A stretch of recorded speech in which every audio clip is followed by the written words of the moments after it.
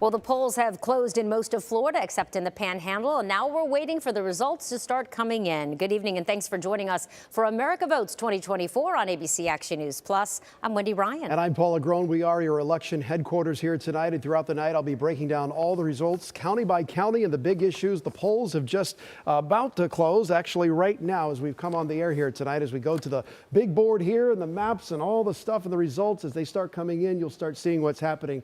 The amendments here, Amendment 1, that's the school board amendment, where basically school board races would be partisan, Democrat, Republican next to the candidate. You see no results yet coming in. Amendment 2 is the amendment that would guarantee hunting and fishing rights in the Constitution of Florida. We'll be walking you through the results as these come in. Amendment 3, of course, the marijuana amendment. Amendment 4, the abortion amendment. And then Amendment 5 is the amendment that would provide a homestead exemption to yearly inflation. Essentially, your homestead exemption would go up as inflation goes up. We'll see how voters vote on that one there tonight. And by the way, all of these need 60% in order to pass and become the new law of the land in Florida. And of course, Amendment 6 is the one that would basically ban public funds from political candidates running for state office. As we get to some of these races, and I just want to explain something, you'll see some of these names here.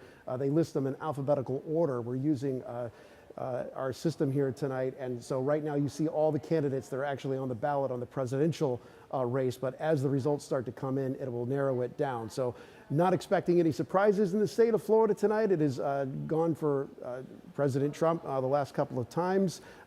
Former President Trump. We'll see what happens here tonight. As we go on to some of the other races, this is the Senate race between former Governor Rick Scott, current Senator Rick Scott, and Debbie Mucarsel-Powell.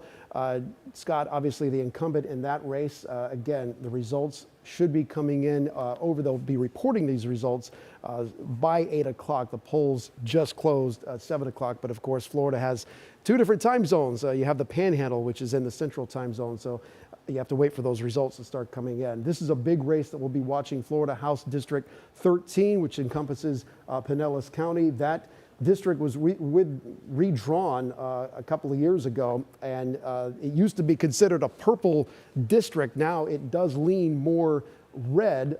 Paulina Luna is the incumbent in that race, but Whitney Fox, former marketing director of the Pinellas Transit Authority, she's a mom. Abortion has been a central issue in this campaign. You've seen a lot of the ads on the air. This is expected to be a competitive race. We'll see how this checks out as the night goes on. I want to move on to some of the state Senate races we're going to be watching. Blaze and Goglia encompasses part of Pasco, Citrus counties up to the north. That's District 11. And then we'll walk you through some of these other state Senate races. And then, of course, the main event here tonight, the presidential race. This essentially is the battleground mode, I'm going to call it. The 7 toss-up states that you see here: Nevada, Arizona, Georgia, North Carolina, Pennsylvania, Michigan, and Wisconsin. Those 7 states is where the race is expected to be won or lost tonight. Of course, the magic number is 270 electoral votes. As you look at the map, basically consider the electoral map as if it's essentially a Rubik's Cube and a chessboard at the same time, because the strategy that goes into play when you're trying to win these states, you've seen that play out over the course of the last several weeks as the campaigns have honed in on these states, especially on the East Coast. But I just want to walk you through something real quick here. As you add up the math, Nevada has 6 electoral votes, Arizona has 11 electoral votes, Georgia with 16, North Carolina with 16, Pennsylvania, the biggest battleground state of them all, 19, Michigan has 15, as I write with my left hand, by the way, and Wisconsin has 10 electoral votes. You add all of that up and you get to 93. 93 is how many electoral votes are up for grabs in these battleground states. Now, that's assuming that all of these states that you see here in the red and the states that you see here in the blue that historically have gone Republican, historically have gone blue, and are not considered to be toss-up states tonight, stay that way. These 7 states, Nevada, Arizona, Georgia, North Carolina, Pennsylvania, Michigan, and Wisconsin, is where you essentially have to get the majority of the 93 to get to 270 and become the next president of the United States. Don't pay too much attention to these numbers right now, because that's going to change as the results start to come in. But there's a bunch of different ways to get to 270 as you carve up this map. And one way that could play out is, as I just walk you through this, Nevada goes, let me take this off real quick. Nevada goes blue. That's 6 votes there. Arizona has been polling more in Donald Trump's favor over the last 24 to 48 hours. I'll give North Carolina, let's just say, goes blue. That's a key battleground state. Let's just say, for argument's sake, that Georgia goes red. Let's leave Pennsylvania out right now. Let's say that Michigan, that Donald Trump perhaps can pull out a Michigan victory and that Kamala Harris can win in Wisconsin. Now that leaves Arizona, or excuse me, that leaves Pennsylvania, the 19 electoral votes. That becomes the must-win state in this situation. And that's why the spotlight is going to be on the Keystone State. Let me introduce you to our table of 3 here tonight, our panel here who's going to be walking us through all the data as it comes in. She is the publisher of Southeast Politics, a must-read if you want to know what's going on in the corridors of power from Tallahassee to Texas and all parts beyond. Janelle Irwin-Taylor here with us tonight, and of course our trusted voice of reason, Dr. Susan McManus, and my partner in all things politics over the years for Full Circle Florida, and of course here at ABC Action News, Dr. Susan McManus. Thank you both for being here with us tonight. So a lot to go through, a lot of ways to carve up this map. I do want to start with Pennsylvania because we just played out that scenario, and of course you could play out 50 different combinations to get to 270 tonight. But Pennsylvania is both where they closed out their campaigns, Trump and Harris. The Harris campaign has been bragging and touting up the fact that they had this ground campaign over the weekend. They knocked on thousands of doors. They had volunteers out there. And they've also been pointing attention to turning out the female vote in Pennsylvania. And I'm just curious, does that necessarily translate into actual votes, especially on Election Day, or is that just too difficult to tell? Well, you wouldn't do it if you didn't think it would be effective. And if it's really, really close and you can even push, 10,000 people in one direction to go vote, or it may be even narrower, then it's worth it. And if it doesn't work, then people will say, well, it wasn't worth doing. Does she have the advantage in the ground game in Pennsylvania, or is Donald Trump counting on the day of vote to eclipse whatever advantage Harris did have? If anybody has a definitive answer to that question, I would love to borrow their crystal ball. I'm asking the hard questions tonight already. So, ground game is very important, but ground game is, it's a trickle, right? You're not going to get huge sums of votes from your ground game. What you're targeting there is people who are on the fence, people who maybe are reluctant to even go to the polls in general. So it is a crucial component of campaigning, especially in close races, regardless of who the candidate is. Pennsylvania is so tricky because it's a place where I feel like we have to manage expectations here tonight for viewers and voters at home who might be wondering, okay, when these results starting to come in and you see one state perhaps go in Kamala Harris's favor or one state go in Donald Trump's favor, we call them red mirages or blue mirages, not in the actual mirage sense that you're in a desert and you see water, but that you think the race is breaking a certain way for a certain candidate. Are there any states that you're going to be watching tonight where that it could warp your perception of how this race is going to go? Is Pennsylvania one of those? I don't think so much Pennsylvania, but where you have areas where there's really large metropolitan, heavy-duty areas where you have large concentrations of young voters and minority voters, persons of color, the urban vote would be something that would be a blue mirage. And since there are more voters coming in from that area, that may give someone an impression that that is going to be a blue state, but then the suburbs come in around it that are redder. So I think that the states that have the biggest metro areas are likely to be more blue mirage. On the flip of that, are there any situations where you could see it could break for Trump, but you have to wait and see overnight? Typically it goes with the blue mirage, right? And it's because of the metropolitan areas. When you look at these electoral maps in these states and you look county by county, you see these giant seas of red, right? And then there's just little tiny pockets of blue. And that's because that's where there's population density. That's where voters tend to lean more on the Democratic side of things. When you have more people, you have more votes to count, the process takes longer. And just from a visual perspective, seeing all of that red, that to somebody who isn't involved in this process on a day-to-day basis like we are might be a little bit intimidating And it just deceiving. But there's something else that's really important here. This is a totally different election year. Pre-election day voting, early voting in person and plus mail, has totally changed the configuration.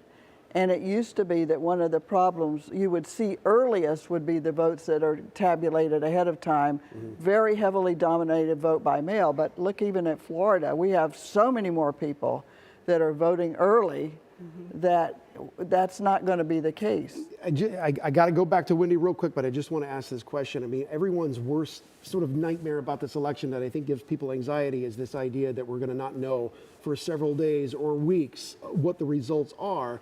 But several states have changed their laws and have added provisions that are supposedly supposed to speed up the counting. Georgia is one of them. Michigan apparently is making a better effort to report earlier. Even Pennsylvania, apparently the counties have committed tonight to not calling it a night, and if it means they count 24 straight hours, to get the results faster. Do you think that perhaps we could see quicker results tonight? Quicker than 2020, I think, is a definite possibility, even a likelihood. I would caution your viewers, though, not to necessarily expect anything tonight. I mean, they're talking about in Pennsylvania, you used as an example, they're talking about having mail ballots tabulated by midnight. Right. So a lot of folks are going to be in bed by then, right? So maybe we wake up in the morning and we know, but I mean, if I were wagering, I wouldn't even bet on morning. And just to be clear, because Pennsylvania still doesn't start counting their mail-in and early votes until after their polls close at 8 o'clock tonight. So they haven't even started counting those votes yet. They have started tabulating the mail ballots. The mail ballots, Yes. okay. All right, so of course, we're waiting for the first bit of results to come in as we send it back to our Wendy Ryan at the desk. Wendy, a lot to go through, and as soon as we get some numbers to talk about, we'll know where we are, at least in the early hours of what is expected to be a long night. Wendy. Oh, yeah, no doubt. And we'll check back with you, Paul, as soon as those numbers start to come in. And now let's move to our local races. We have reporters spread out all across the state. And we begin with our Michael Paluska, who's live in Bonita Springs with Senator Rick Scott's campaign. Michael, he's certainly looking to keep his job for yet another 6 years. Does the campaign feel confident that he will win tonight? Well, you know, I just talked to one of them, and they said they'll be extremely confident when it's over, but they do feel good. Numbers are just coming in, and people in this ballroom here in Bonita Springs, about 600 RSVPs, are watching anxiously. I think he's up, I just saw it come in by a couple of million votes, 30-something% reporting. I got Victor Zuba here. Victor Zuba is a composer. You wrote a MAGA anthem, so you're a Republican. You've got that in your pocket, which is kind of cool. It's called America. You can scan that QR code. We'll give you a shameless plug. Hey, tell me about tonight, man. Tell me about what this means. I love it. Well, the whole thing is why we're here to support Rick Scott. You know, the things that he believes in, like the border situation that we have, you know, voting ID, also the economy. I mean, are we better off 4 years ago than we are now? Right now, no, we're not better off. We're behind, you know, the eight ball. Top issue for you? Immigration. Immigration is, for me, immigration is top because what I see, not only with acquaintances and families that have had issues, but also with what's going on with the crime. Very disturbing. Economy, naturally, is my second. And a world situation. My background is Ukrainian. And what's happening in Ukraine, I was in Ukraine, in Western Ukraine this spring. And it's terrible, you know? And I believe that President Trump, with the support of people like Rick Scott, will make a big difference. So international for you, and the war in Ukraine's a big deal, and all of those other issues. Absolutely. And if they don't win, what happens? What do you think happens if they don't win for you? Real quick. Well, I don't know. I'll move to Costa Rica. No. All right, there's Victor Zuba. No, really. No, listen. I'm an American, and I love this country, and I'm hoping for the best. But look, we're for all Americans, all right?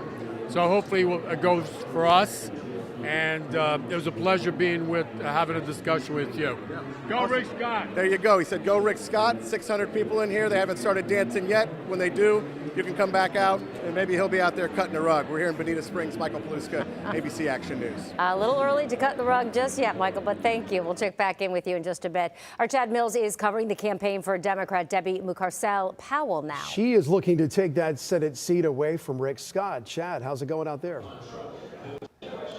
Well, the first numbers that we're getting as Florida pretty quickly counts the votes shows that she is within striking distance of Rick Scott, about 200,000, but that number has changed. About 300,000 votes separate them now. But just in the past couple of minutes, the room has filled up with many of her supporters, perhaps hopeful that this race will be close. They were kind of banking on that. You know, national thinkers, analysts really didn't put too much emphasis on this race. The Democratic Senate Campaign Committee really didn't put a lot of money into this race either.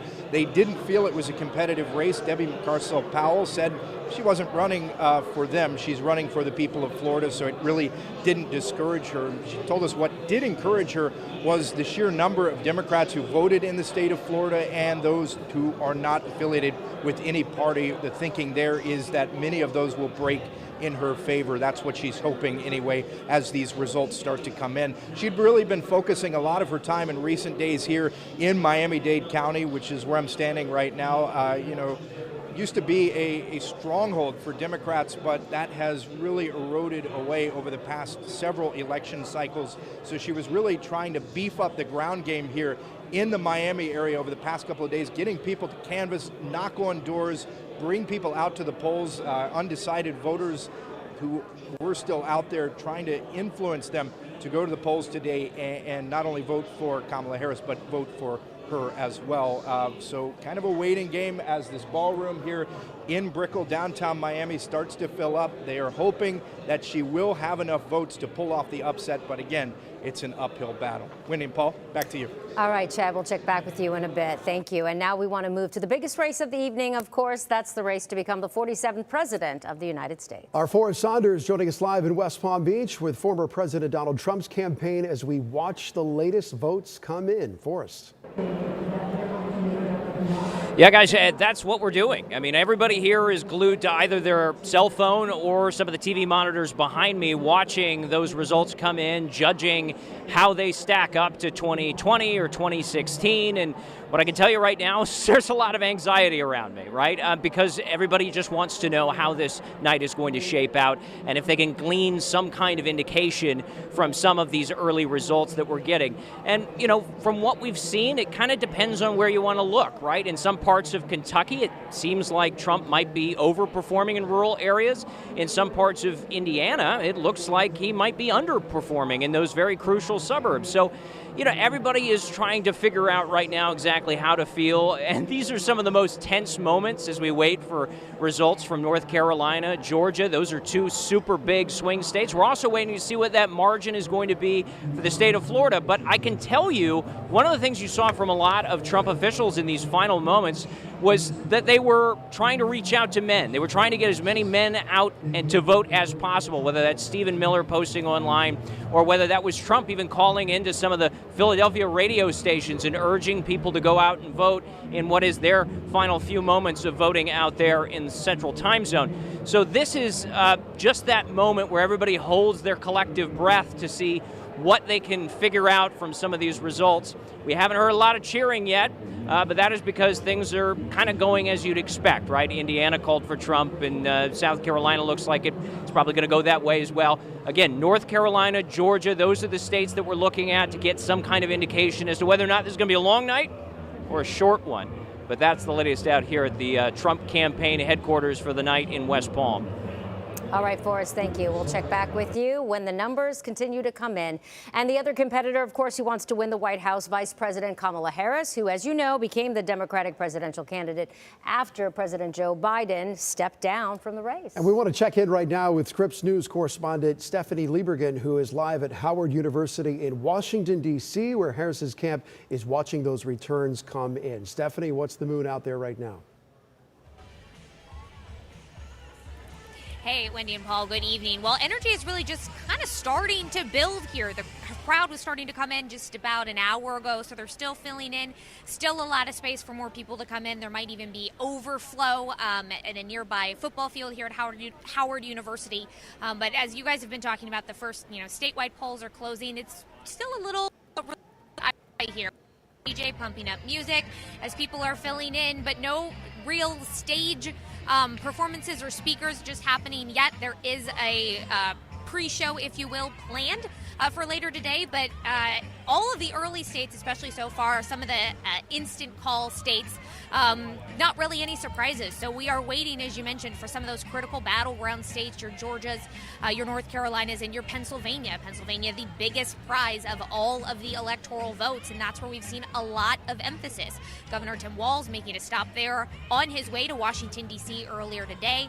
Vice President has been doing a lot of radio interviews today, making sure she was hitting every single one of the battleground states.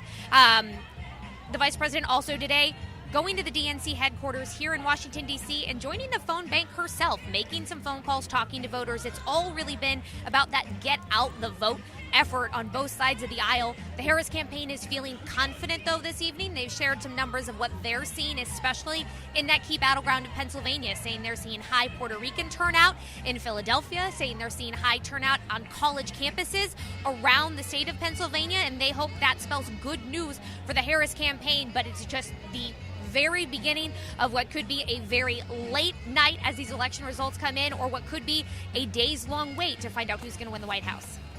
All right, Stephanie, thank you. Meanwhile, let's take a look at the early election results we're starting to see come in slowly. According to Decision Desk HQ, here are the latest numbers. This is for the Constitutional Amendment 1. As you can see, yes votes 53.7% so far, no votes 46%. But keep in mind, this is only with 35% of the precincts reporting. Amendment 1, of course, would allow school board candidates to list a political party. That's what you would be voting for there. Let's run through the state constitutional amendments. Amendment 2, that would give Florida a constitutional right to hunt and fish. Right now, that is in the yes, 66.2%, no, 33.8%, 60% is the threshold. So if it holds the way it's looking, that one would pass. All right, Amendment 3, very controversial, as you know. It would legalize marijuana and make use to recreational. If it passes, again, 60% is needed. 55% say yes, 44% say no. But again, only 37% of the precincts reporting. Amendment 4, this one overturns the state's 6-week abortion ban. 57.5% voting yes right now. Reporting 38%, so still a long way to go, but it does need 60%, about, 2.5% shy of that mark right now. And Amendment 5 adds an annual inflation adjustment to the homestead property tax exemption value. Right now, if we can go to Amendment 5, we're a little slow. There it is. 65% say yes. 34% say no, but again, reporting 36%, so we have 3/4 the way to go before we get a final number there. And finally, Amendment 6, that would repeal public election financing for candidates that are running for statewide campaigns. This one is pretty much split. Again, only 36% of the vote count reporting right now, so way too early to call this. And again, it would need 60% to pass, not a simple majority. That's the way it is with these amendments.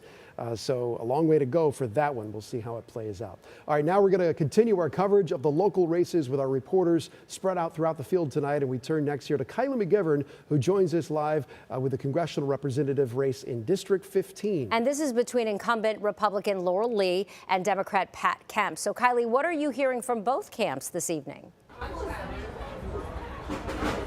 Yes, well, we are at the watch party for Pat Kemp right now. We will be moving over to Laurel Lee's, and we are in Hillsborough County right now. This is a district that covers parts of Hillsborough, Polk, and Pasco County. And just looking right now at Hillsborough, since that's where we're at right now, not counting any results from today, Election Day, but talking about early votes, vote by mail. Pretty close. We're talking about the current incumbent right now, Republican Laurel Lee, has 51.73% of the vote. Pat Kemp, her Democratic challenger, we're looking at 48.27%. That is here in Hillsborough County. And just to give you some background on these candidates, for those who aren't as familiar, Pat Kemp is a longtime Hillsborough County Commissioner, 8 years. And then when we look at Laurel Lee, she is the incumbent, as we noted. She was the Secretary of State prior to being elected in 2022. And this is a race for her to maintain her seat. When we look at purely campaign funding, almost 3 times Laurel Lee has raised what Pat Kemp has. That's just looking at that alone. So we will be switching back and forth between the camps tonight as these results come in. But right now we're about 5 minutes away from one of those other watch parties. So really everyone is just waiting to see whether she will hold on to that seat or whether Democrat Pat Kemp will take over and represent voters in Congress for this District 15. We'll send it back to you. All right, Kylie, thank you. And next, let's turn to ABC Action News reporter Adam Walser. He's watching the race of who will represent Congress for District 14. That race is between incumbent Democrat Kathy Castor and Republican Rocky Rochford. Adam. Well, it looks like Congresswoman Castor has already said that the AP has called the race and is starting to make some remarks here behind me. It looked like, even though that Rochford did make quite an impression here in Hillsborough County and got more than 45% of the vote, that right now the numbers didn't come in its favor, and it looks like that Congresswoman Castor is going to return for a 10th term. Of course, the 14th Congressional District covers the Tampa Bay area on both sides of the bay, Hillsborough and Pinellas County. And this is one of the heaviest Democratic districts here in the Tampa Bay area. So not really a surprise. All of the Ballotpedia put it as a strong or Democratic-leaning district. And right now they're calling this race very early in favor of Congresswoman Castor. So it looks like she's going to be returning for a 10th term in Washington. Reporting live from her watch party, Adam Walser, ABC Action News. All right, Adam, thank you. And don't go anywhere. We'll be right back with more election coverage right after this. Stay with us.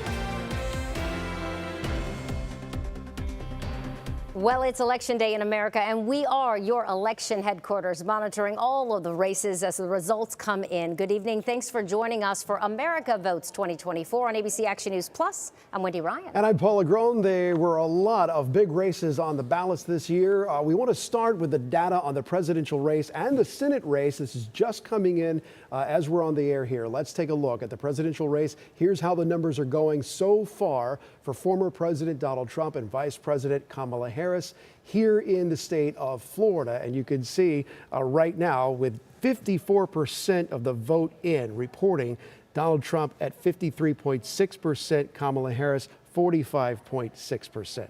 And there's a big race with national implications. We're talking about Republican Senator Rick Scott against Democratic challenger Debbie Mucarsel-Powell. As you can see, Rick Scott with 54%, Powell with 44%, 48% of the precincts reporting. So we still have 50% to go. And moving over to a local race here in Tampa Bay, District 14 in the House of Representatives, which includes Western Hillsborough County and Southeastern Pinellas County. Democratic incumbent Kathy Castor is taking on Republican challenger Rocky Rochford. Right now, with the amount that we've got in at 57%, Kathy Castor is sitting in the lead right now at 55.7% to Rochford's 43.2%. Back out here at the big board, want to walk you through the results that we're seeing right now on some of these amendments. Amendment 1 is the one that would make school board races in the state of Florida partisan.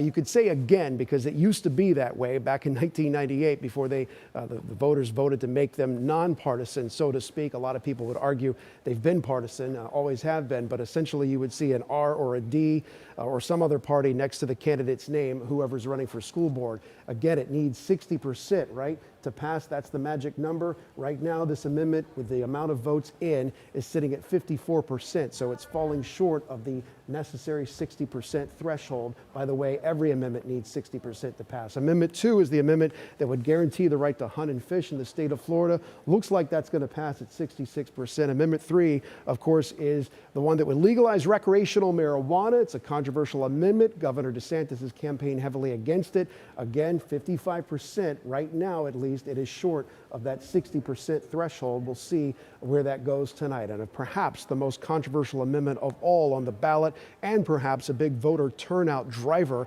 in the polls in Florida, the abortion amendment that would essentially ban the 6-week current abortion ban in the state of Florida. Right now, this is looking pretty tight. 58%, so 2% shy based on the data that we've got reporting in right now.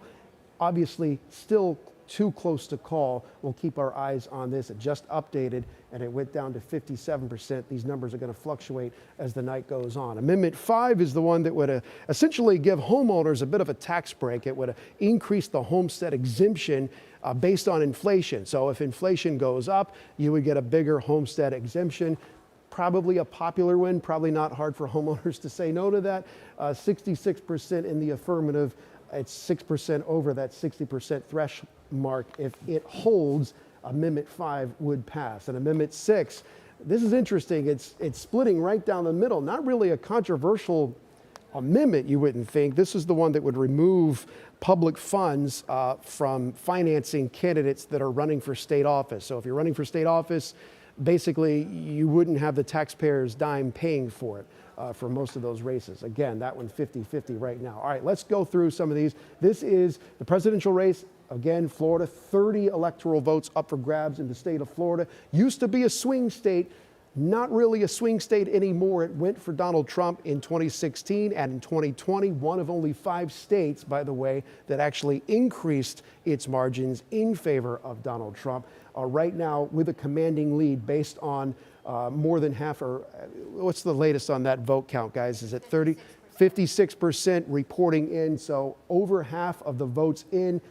And former President Donald Trump right now with a pretty commanding lead in the state of Florida at 66%. We'll keep watching that. And by the way, if you want to make Florida interesting when it comes to the presidential race, you're looking for, are any of these traditional blue counties going to flip red? There's Hillsborough, there's South Florida, and already I'm seeing something interesting because that's Miami-Dade County right there, and it's red. Traditionally, that whole South Florida corridor had been reliably Democratic, so that's something we're going to watch tonight just to see how many more votes, perhaps, does Donald Trump extract from the state of Florida if he ends up winning the state of Florida, as he was favored to do based on polls. Florida not considered a swing state. Let's move through some of these other races we've been reporting on. Governor Rick Scott, former governor of Florida, current senator, the incumbent in this race, going against Debbie Mucarsel-Powell. Mucarsel-Powell, right now, by the way, that's a 44% breakdown, so he's got an 11% lead in this race right now.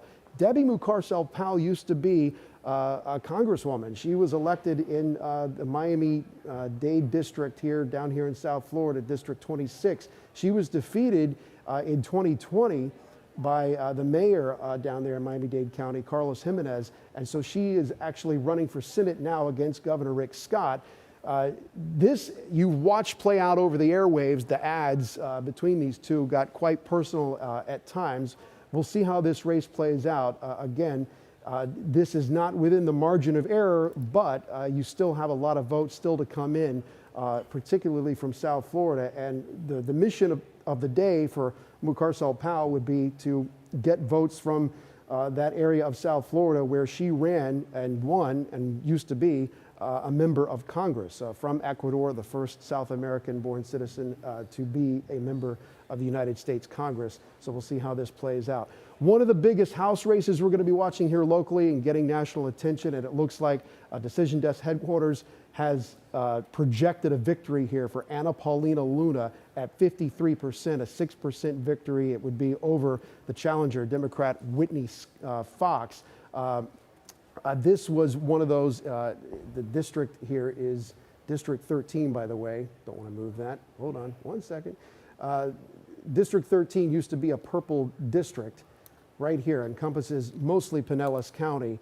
They redrew the boundaries. It favors Republicans, and you can see here tonight it looks like Paulina Luna, who is the incumbent in this race, closely aligned with former President Donald Trump, is going to have another term in office at 53%.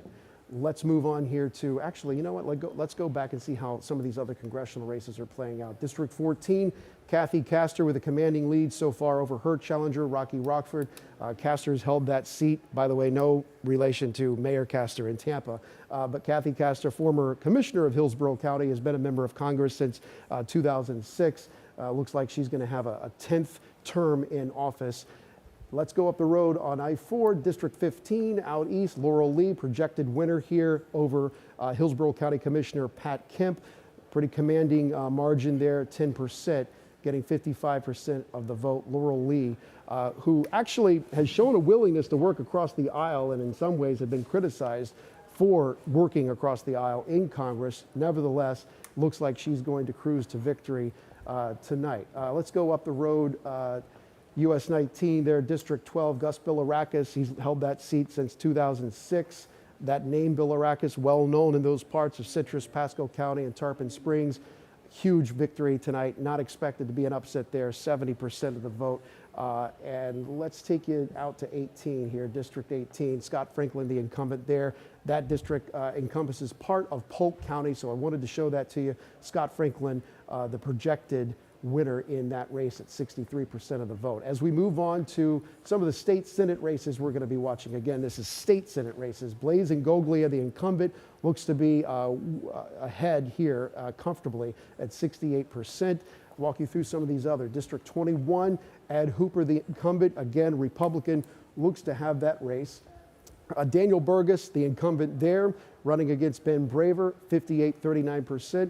District 27, State Senate, Ben Albritton against Philip Carter. That looks to be a pretty one-sided race right now. And then out to District 29, Aaron Grohl running against Randy Aldieri. Pretty commanding victory there. So the state supermajority by the Republicans, by the way, in the state legislature, not really at stake tonight, expected to stay firmly in Republican hands.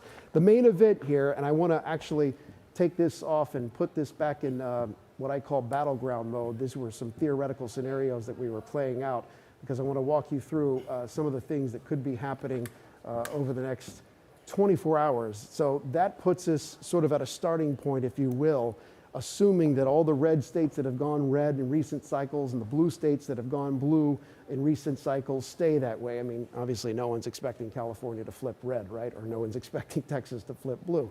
So this is sort of our natural reset. Kamala Harris at 226, Donald Trump at 219 in terms of electoral college votes. And of course, the magic number in this is 270. That's what you need to win, any which way you can, as the famous movie title goes. How do you get there? Well, this is one scenario, and again, the numbers starting to come in, but when it comes to the presidential race, because every state does it differently, that's why it's going to be a long night. You're going to see these results start to trickle in different time zones, of course. But I want to walk you through one thing, because let's just say, for argument's sake, that Nevada goes in Kamala Harris's favor, and Arizona, which has been polling in the favor of Donald Trump recently, goes red. Let's say they split the South. They're both, by the way, 16 electoral votes, Georgia and North Carolina, so it really doesn't matter. Let's say Trump takes North Carolina, and then let's just say, for argument's sake, the so-called blue wall up here in the upper Rust Belt goes in favor of, at least for Wisconsin, Kamala Harris. And then let's go ahead and give Donald Trump Pennsylvania. Under this hypothetical scenario, you can see here 265, 258, and that would make Michigan the must-win state with its 15 electoral votes. It would come down to Michigan to basically decide the presidency of the United States. I'm told that Adam Walser has some updated results on the race with Kathy Castor, representative for District 14. Adam, what are you hearing?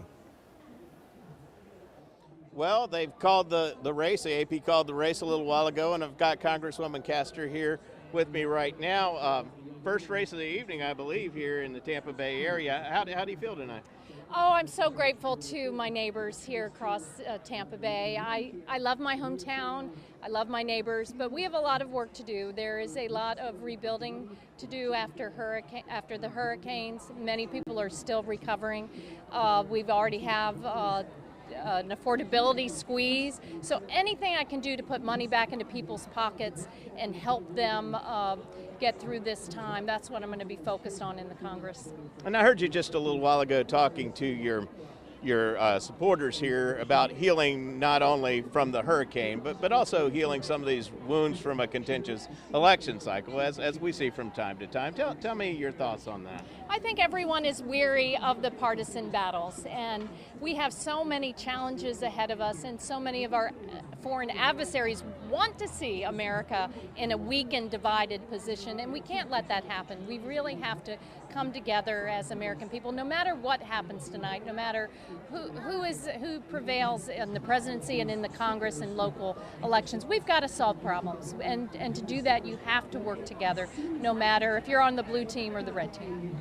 And speaking of which, a lot of people still have no idea what's going on nationwide, right? So you kind of wanted to get your announcement over with to let people watch the results. I did. I'm hopeful for Kamala Harris tonight, but I did, since they called the race, people are so focused on other races, I thought we would I'd be able to thank everyone, thank my neighbors, thank my supporters, thank my family, and then let folks dig in on a lot of the races to come. So this will be a 10th term, right? Or is this a 10th term coming up? Yes, I can't believe that is the case, but like I said, I love my hometown. I'm focused on solutions. We need better housing. We need more housing options. We have to tackle transit. But I think the first course of business going back to Washington is going to be hurricane recovery. Whether it's the MacDill Air Force Base, our water and wastewater systems, cleaning up Tampa Bay, and helping our small businesses get back on their feet, that is going to be job one. And we certainly have seen a lot of challenges here in the Tampa Bay area in the last month or so.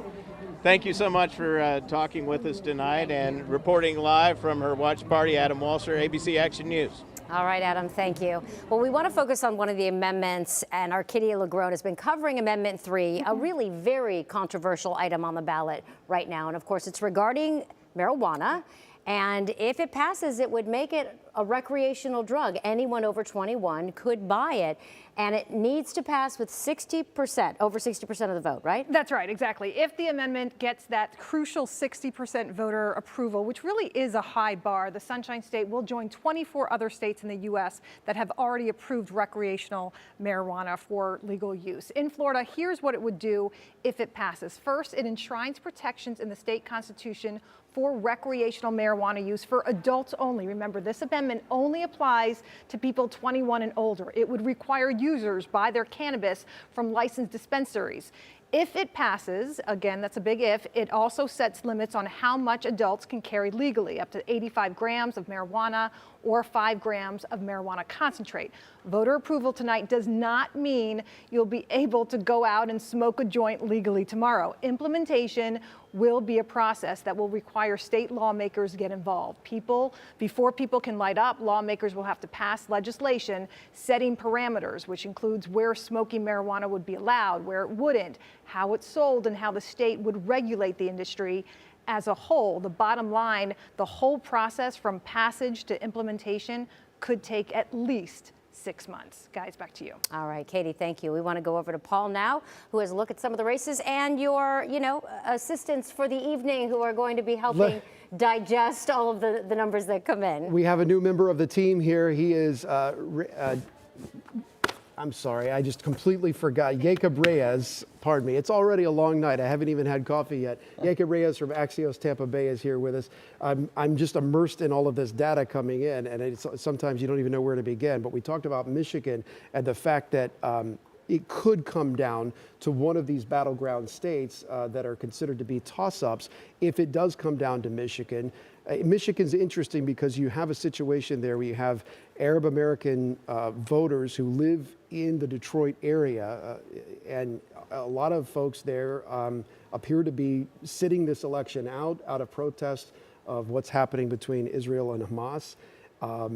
We don't have the exact numbers on that, but it's one of the questions that you wonder if that voting bloc decides not to vote or votes for another candidate that's not Kamala Harris or not Donald Trump.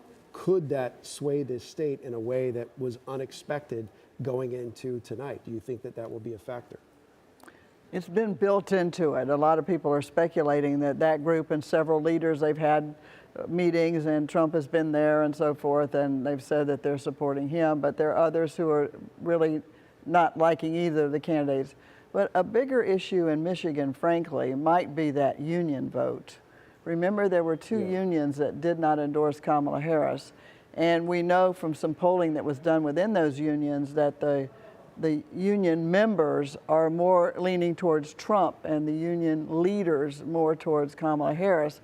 And let's face it, the unions are very strong and powerful in Michigan. So I think that may have a bigger impact than the Arab American vote. Jacob, the whole endorsement game has changed. We've seen how major newspapers are refusing to endorse a particular candidate, and unions, as Dr. McManus pointed out, traditionally have been more Democratic leaning, have either said, we're not going to do this time around, or in some cases have indicated they might go for Trump. I mean, the traditions that we've grown up watching play out in the political world seem to be changing before our very eyes. I think the world that we live in is very different. I think a lot of leaders, whether of newspapers or otherwise, they're afraid of this polarizing climate, and they're trying to benefit from whatever the outcome is tonight. So I think that's what we're seeing here, and I think that a lot of people are kind of perturbed by this.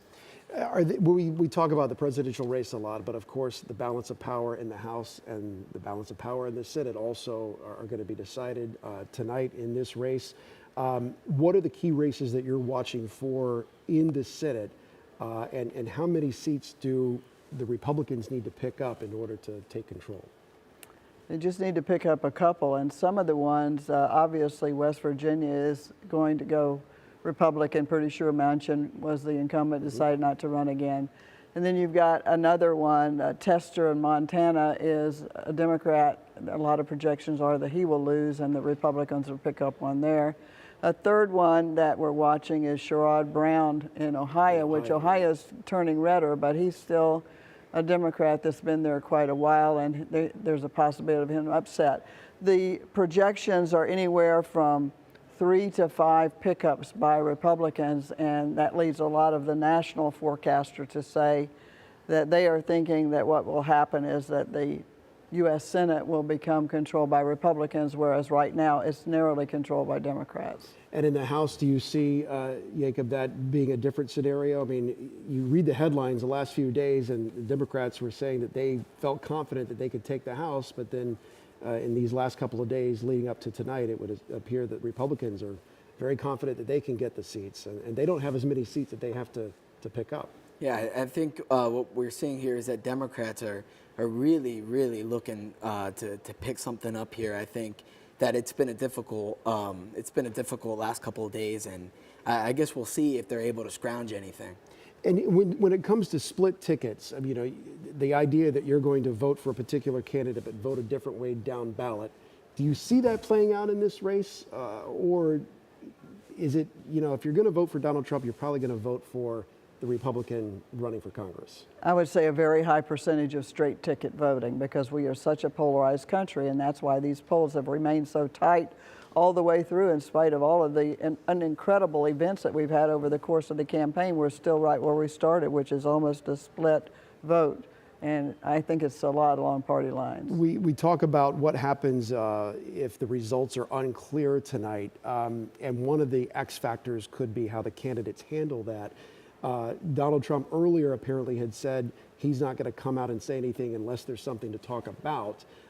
There were many that had sort of put out there, what if he declares victory early, and how would that impact things? Do you see that happening tonight, or do you think he just waits until he knows one way or the other? I mean, I think we've already seen like the breadcrumbs spread out. I think he seems on track if things aren't going the way he'd like to. He seems on track to follow a similar pattern that he did in 2020. I think that's not necessarily something that I wouldn't be expecting.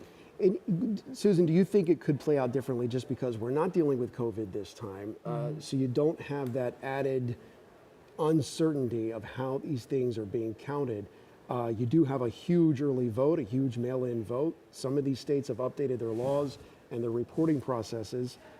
Could it be smoother than perhaps we think in terms of the results coming in on time, or maybe a day or two? Let me tell you one thing we're sure of. The average American really crosses their finger and hopes that's the case. There's bound to be some controversies, machines not working, a tight race here, delays. That happens when you have elections. They're not perfect, neither the machinery or the people that run the elections. I don't think we're going to see as much conspiratorial kinds of commentary that we saw in previous year. I'm hoping. America doesn't like sequels. We tend to do things differently. We don't do things the same exactly every time. All right, Jacob Reyes, Dr. Susan McManus, thanks for being with me. We'll be here throughout the night walking you through all the results as we send it back to Wendy. All right, Paul, we'll check back with you. Well, we want to take a look at the race for Hillsborough County State Attorney between incumbent Susie Lopez and Andrew Warren. Here are the latest numbers. Susie Lopez getting 50% of the vote, Andrew Warren with 49% of the vote. I doesn't see where the precincts reporting what percentage that is, but it is definitely a very close race. Let's go out to Julie Solomon live for us covering both campaigns this evening. Julie? Yeah, Wendy, I thought the same thing, a very close race, but again, we're waiting to see just exactly how many precincts reporting. We are at the Susie Lopez watch party. I'm told Andrew Warren is watching the results come in with his family at home. Now, the current Hillsborough County State Attorney, Susie Lopez, she was born and raised here in Hillsborough County. She became Hillsborough County's first female state attorney when Governor Ron DeSantis appointed her in 2022 after suspending Andrew Warren. Hillsborough County Sheriff Chad Cronister has endorsed Susie Lopez for state attorney. Her opponent, Andrew Warren, was first elected as Hillsborough County's top prosecutor in 2016 and then again in 2020. But again, in 2022, DeSantis suspended Warren for neglect of duty and for refusing to enforce Florida's state law regarding abortion. So then Warren sued the governor, and he's been in a lengthy court battle ever since. So again, we continue to watch some of the numbers come in after the polls closed at 7 p.m. That is the very latest live here in Tampa. Julie Solomon, ABC Action News. All right, Julie, thank you. And don't go anywhere. We will be right back with more election coverage right after this.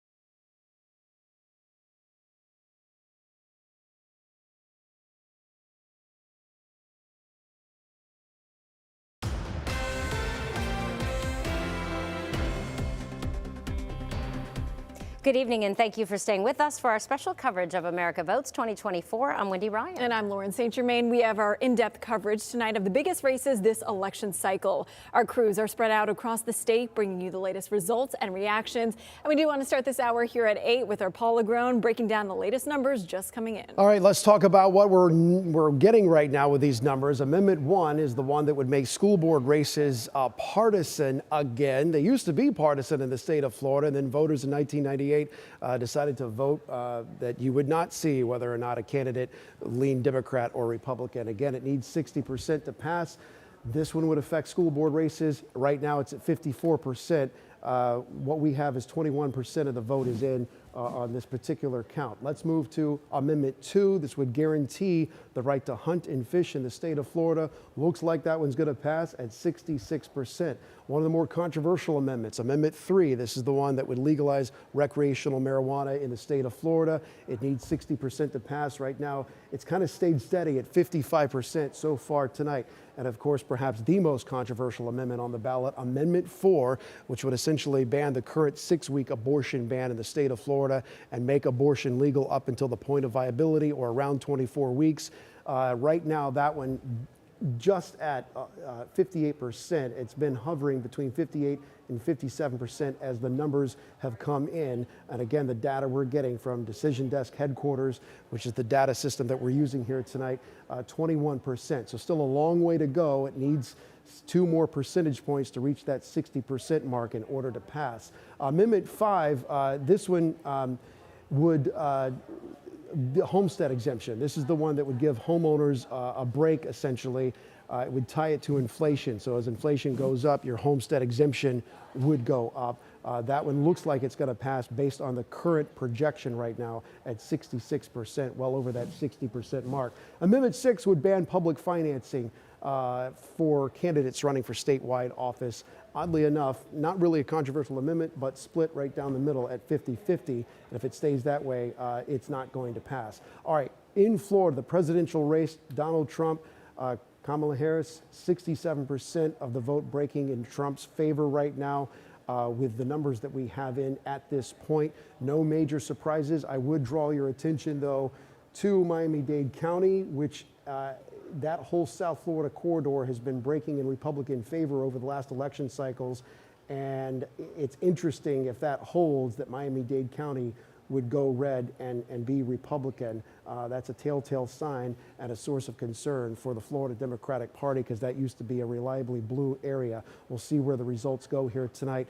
Not expected to be a swing state, 30 electoral votes up for grabs. It is a very valuable state politically, but in the last 2 election cycles, it has gone in the favor of Donald Trump. In fact, one of only 5 states where Trump actually increased his margins from 2016 to 2020. Another big high-profile race, former governor of Florida, current Senator Rick Scott running against Debbie Mucarsel-Powell, former congresswoman from South Florida. Right now, with the vote count, again, long way to go here tonight, but Rick Scott at 55%. To Debbie Mucarsel-Powell's 44%. And again, just to point your attention, where they're getting these votes is interesting. Again, Miami-Dade County, once reliably blue, now becoming reliably red. Perhaps it had been reported that more of the Latino vote was breaking in the Republican favor, and Rick Scott had been polling well among that voter bloc. We'll see how that plays out. This has been already projected, and this is some of the House district races here for Congress, the House of Representatives. Scott Franklin, that's District 18, which covers part of Polk County. Franklin's the incumbent. He's projected to win this race comfortably. Let me take you to another high-profile race. Paulina Luna, the projected winner here at 53%. Over Democratic challenger Whitney Fox. This is District 13, which encompasses what used to be a purple area of Pinellas County. They redrew the boundaries. It now favors Republican, and you're seeing that show up in the race tonight. I did get some breaking news just in, my producer telling me in my ear that the Scott race has been projected, that he will be the projected winner in that race. Given the numbers, given the margins here, no surprise there. Those numbers are expected to hold, and Rick Scott will see another term as the United States Senator representing Florida, along with Marco Rubio. Let's go through, let me go back here. I just want to run you through some of the races that we're getting in results here. Gus Bilirakis, no surprise there. He's the incumbent, well-known name in Citrus and Pasco County and Tarpon Springs, easily cruising to victory.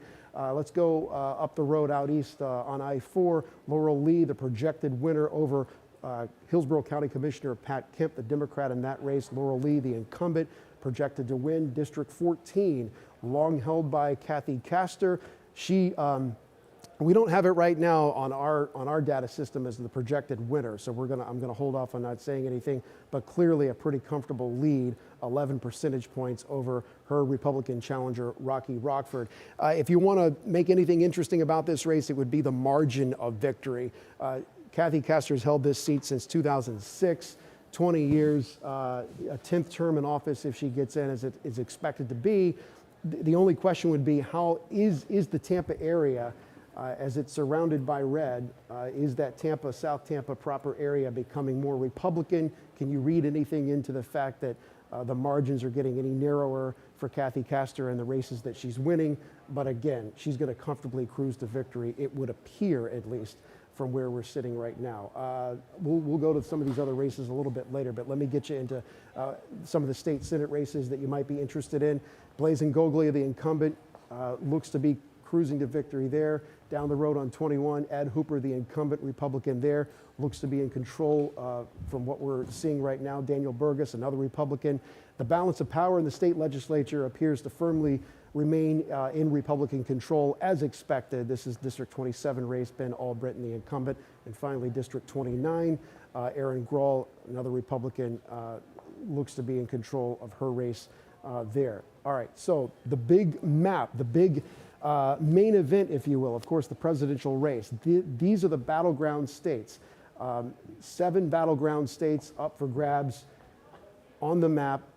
Nevada has 6 electoral college votes. Arizona has 11, 16 in Georgia, 16 in North Carolina, the big granddaddy of them all, 19 in Pennsylvania, 15 in Michigan, and 10 in the Badger State of Wisconsin. When you add it all up, you get the magic number of 93 electoral votes that either one of these candidates needs to eat into and get a majority of in order to get to the real magic number, which is 270. There's a lot of different ways that this can play out. One in particular would be that Kamala Harris could win Nevada. They could split the West. Donald Trump could win Arizona, perhaps. They could split the South. Donald Trump could win Georgia. Perhaps Kamala Harris could flip North Carolina blue. You could make the argument that Donald Trump could take Wisconsin. How much of this blue wall is going to hold tonight? Will it crumble? That gets Donald Trump over the 270 mark. If you take 2 out of the 3 in the upper Rust Belt trio, if you give it to Kamala Harris, you still have a race, and then it all comes down, once again, the keys to the kingdom, the Keystone State, and the 19 electoral votes, Pennsylvania. And that is where you've seen the battle play out in the closing days of the campaign. Walk with me a little bit, because as this plays out over the next 24 to 48 hours, I want to bring in one of my other panel guests here tonight, Janae Thomas, who is our legal expert, joining us here. Thank you for coming by. I appreciate it.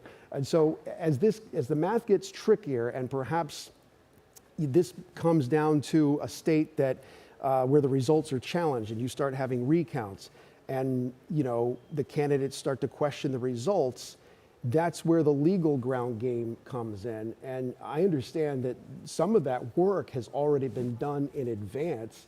They're not waiting until the morning after or 2 days after to get that sort of game underway, if you will. What are you hearing about that? That's absolutely correct. So right now we already have over 130 pending lawsuits involving election, even before the election results have even been announced. What we anticipate is if there are any more lawsuits, it's going to come from the states certifying their votes. So we anticipate some of these races will be really close, and the states are going to have to certify the votes, and that's where the lawsuits are going to come in. However, Congress, in anticipation of this, has already passed legislation to make sure the electoral process is a lot more stable and a lot more transparent. Yeah, and this is where you get into the timetable. I know we're getting a little bit ahead of ourselves, but that timetable after Election Day and into December, when the states have to certify the results, and then, of course, to Inauguration Day in January, a lot can happen in that legal sort of strategy. That's where we've seen in the past in these close races that you've seen things work, and at least in 2000, I remember covering that. It worked all the way up to the United States Supreme Court. So the timetable, is it that 90, or I'm not even doing that right. We're talking about November, January. So we're talking about, 60-day, 50-day time frame there between Election Day and Inauguration Day, where all of this has to be sorted out if it's as close as what we anticipate it might be. Absolutely. That's what we're going to see. If the election is close, we're going to see people working very hard. Both campaigns have already put a substantial amount into their legal campaigns in order to make sure that the election results are fair and are just. So the next 60 to 90 days are going to be crucial for both campaigns from the legal perspective. And it could wind up, ultimately, it would be up to the United States Supreme Court if it keeps getting appealed up the ladder. Absolutely. That's what you saw, as you discussed in 2000. The Bush-Gore election was decided ultimately by the Supreme Court. Yeah, 24 years ago, right? 2000. That was, I remember being in Tallahassee the night that the Supreme Court called the election, and I've never seen a group of happier people go out to every bar in Tallahassee, and let's just say they had a good time because they didn't know when that was going to end. Hopefully it won't go that way this time, Bo, but we'll see, of course. That's why they have the race. Janae Thomas, thank you for being here to help us understand some of the legal groundwork that could be going on. Wendy, we'll send it back to you. All right, thank you, Paul. We want to focus now on a controversial amendment. That's Amendment 3, which would have legalized recreational marijuana, but it looks like it did not pass. You can see there it needs 60%, but 55.7% said yes. 44% said no. Right now, we have the 79% of the precincts reporting, so we're not calling that one just yet. And Amendment 4, another big talker. This one overturns the state's 6-week abortion ban. It would legalize abortion up to the point of fetal viability. Decision Desk HQ has yet to project a result for this amendment. Right now, you're seeing yes votes sits at about 58%, no 42%, about 61% of precincts reporting. Meanwhile, our Eric Waxler is covering the campaign for incumbent Paulina Luna for District 13, which mainly covers Pinellas County. Yeah, and he just spoke with Paulina Luna after Decision Desk headquarters projected her win.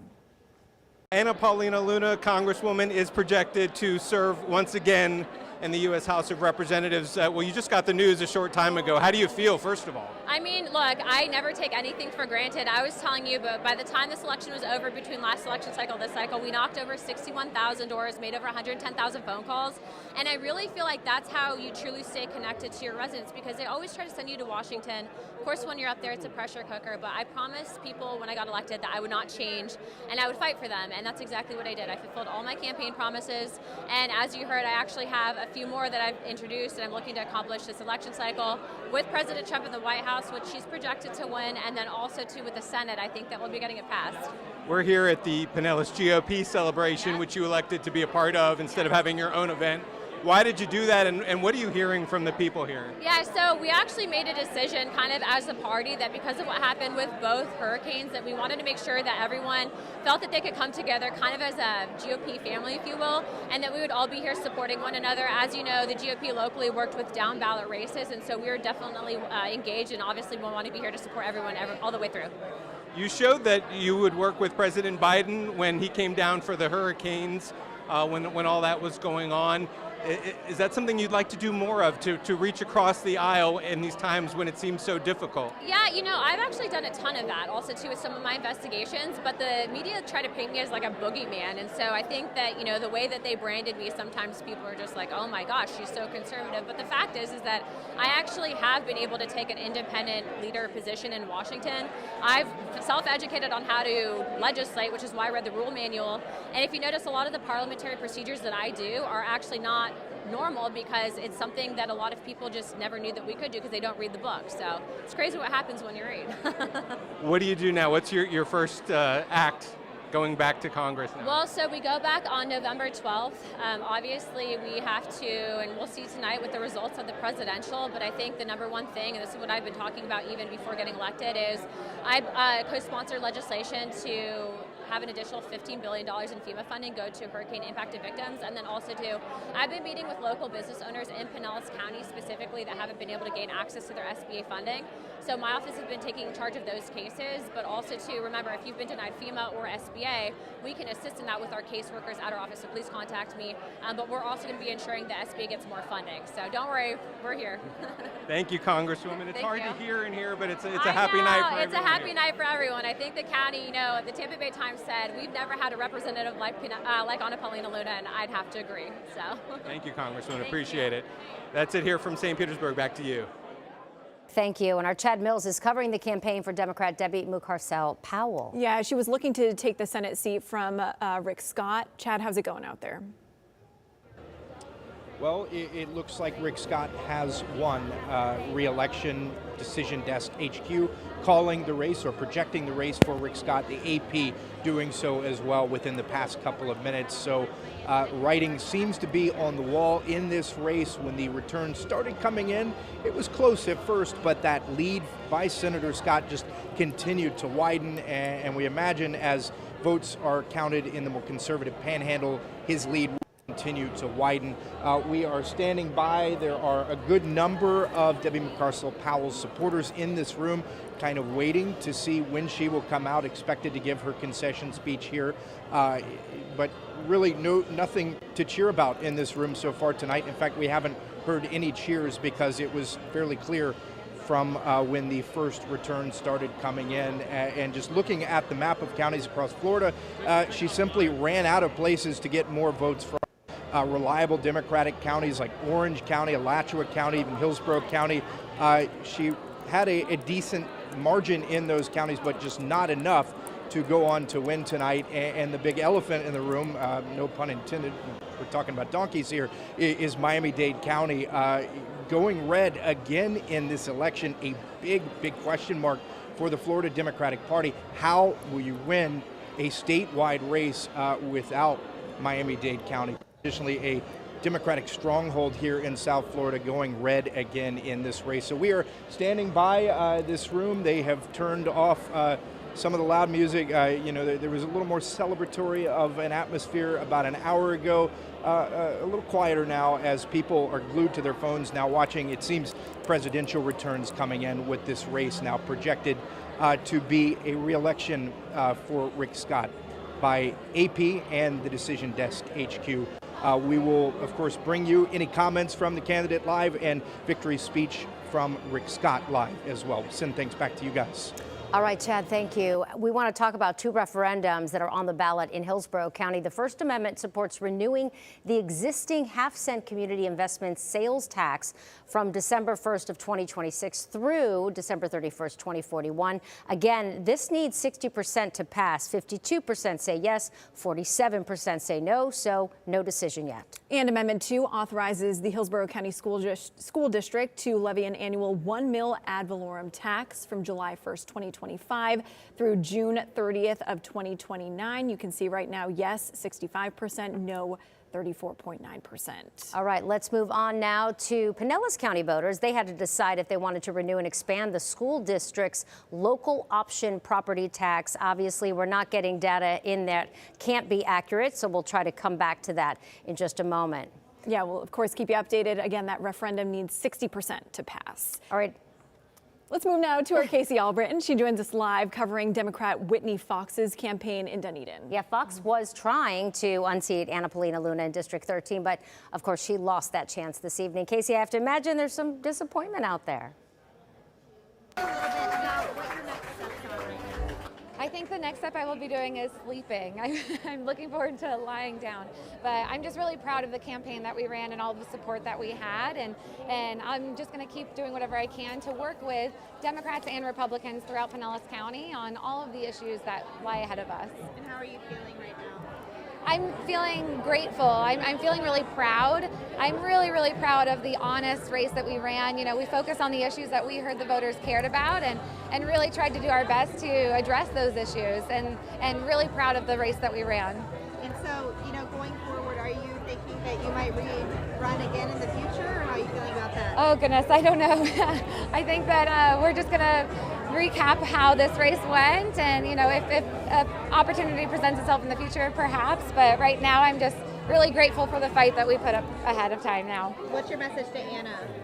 I'm just hopeful that she continues on in her next term to really address the issues here in Pinellas County. And if she ever wants to talk about how we might be able to work together, I would love the opportunity to bring a different perspective and make sure that everyone is included when she does represent Pinellas County. I know there hasn't been a lot of time for self-reflection as everything's Sure. calmed down, but is there anything that you maybe would have done differently as far as your campaign? Oh gosh, I don't think so. I'm really proud of the race that we ran. You know, we had very honest messaging. We were very clear in the things that we said. We made sure to research and fact check all of our statements that we said in our race. And I think that we had a great ground game and a lot of volunteers, and we gave a lot of people hope in Pinellas County. So I'm really proud of the race that we ran. Whitney, it was so touching to hear you talk about your daughters and the fight.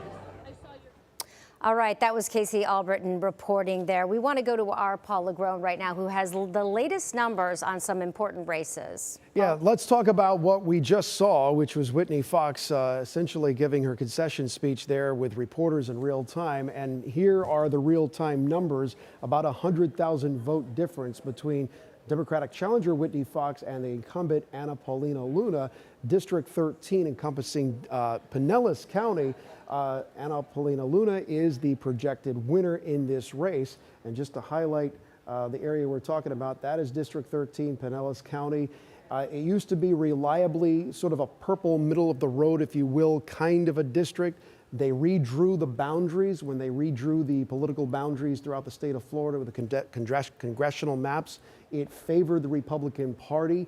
I think if you talk to folks out there, they would still say, look, we're not loyal to one party or the other. We're still considered, middle of the road kind of folks if you talk to them. But clearly what we've seen in the last couple of cycles is that the Republican candidate has had the message that has won the day in that particular district. Let's work backwards here and go and show you another projected winner.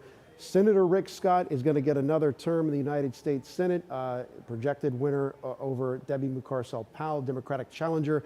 And I think one of the headlines of the night is South Florida, because if you click on where he got some of his votes, a 10% victory in Miami-Dade County. There was a time when this area of South Florida was all blue, and it was a reliable voting bloc that the Democrats could bank on to get enough votes to win a statewide race. That is no longer the case. We have seen it time and time again, and in particular, Miami-Dade County breaking in Republicans' favor, and in particular, the Latino vote going in the favor of the Republican candidate, which is interesting because Debbie Mucarsel-Powell, a former congresswoman from that same Miami-Dade area and was born in Ecuador, but that not translating into actual votes tonight in her favor. Rick Scott will be in the United States Senate for another term. All right, snapshot here of the presidential race in Florida. No major surprises here. Donald Trump, the projected winner in the state of Florida, the state worth 30 electoral votes, so very valuable for whoever does win.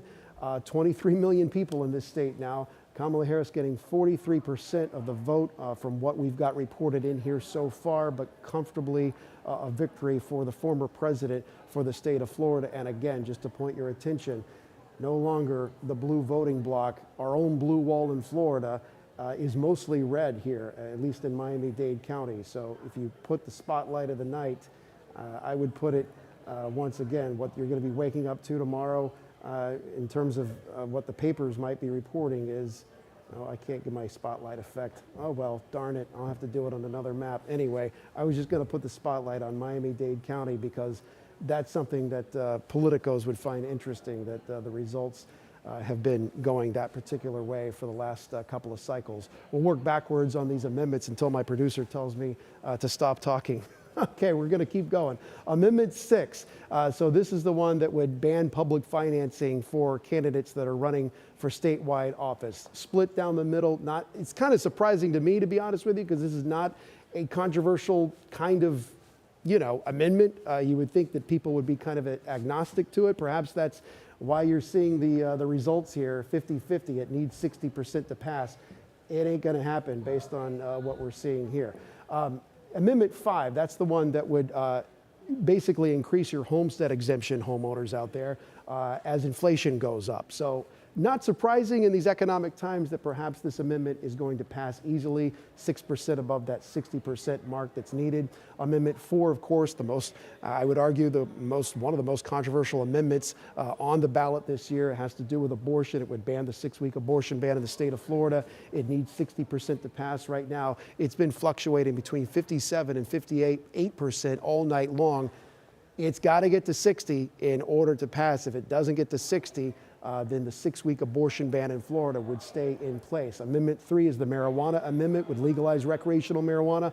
Again, it's hovering just below that 60% threshold. It needs to get to 60 or recreational marijuana will not be legal in the state of Florida. So far, it doesn't look to be getting there. Amendment 2 is the one that would guarantee the right to hunt and fish in the state of Florida, easily passing at 67%. And Amendment 1 would make state school board races, your local school board race, you would have the ability to see what party or what political leaning the candidate is. So if candidate A and candidate B are running, you would see candidate A is a Republican, candidate B is a Democrat. It would have that information, which, by the way, Florida used to do that 20 years ago, or 1998, I think, is when voters ended up changing that in this state. They used to be considered partisan races. So that's where we stand right now. And again, the main event, if you will, the presidential race, obviously way too early to call. These are the 7 toss-up states: Nevada, Arizona, Georgia, North Carolina, Pennsylvania, Michigan, and Wisconsin. That's where the race will be, won or lost tonight. I'm going to stop talking now and let someone else finish up. Guys, back to you.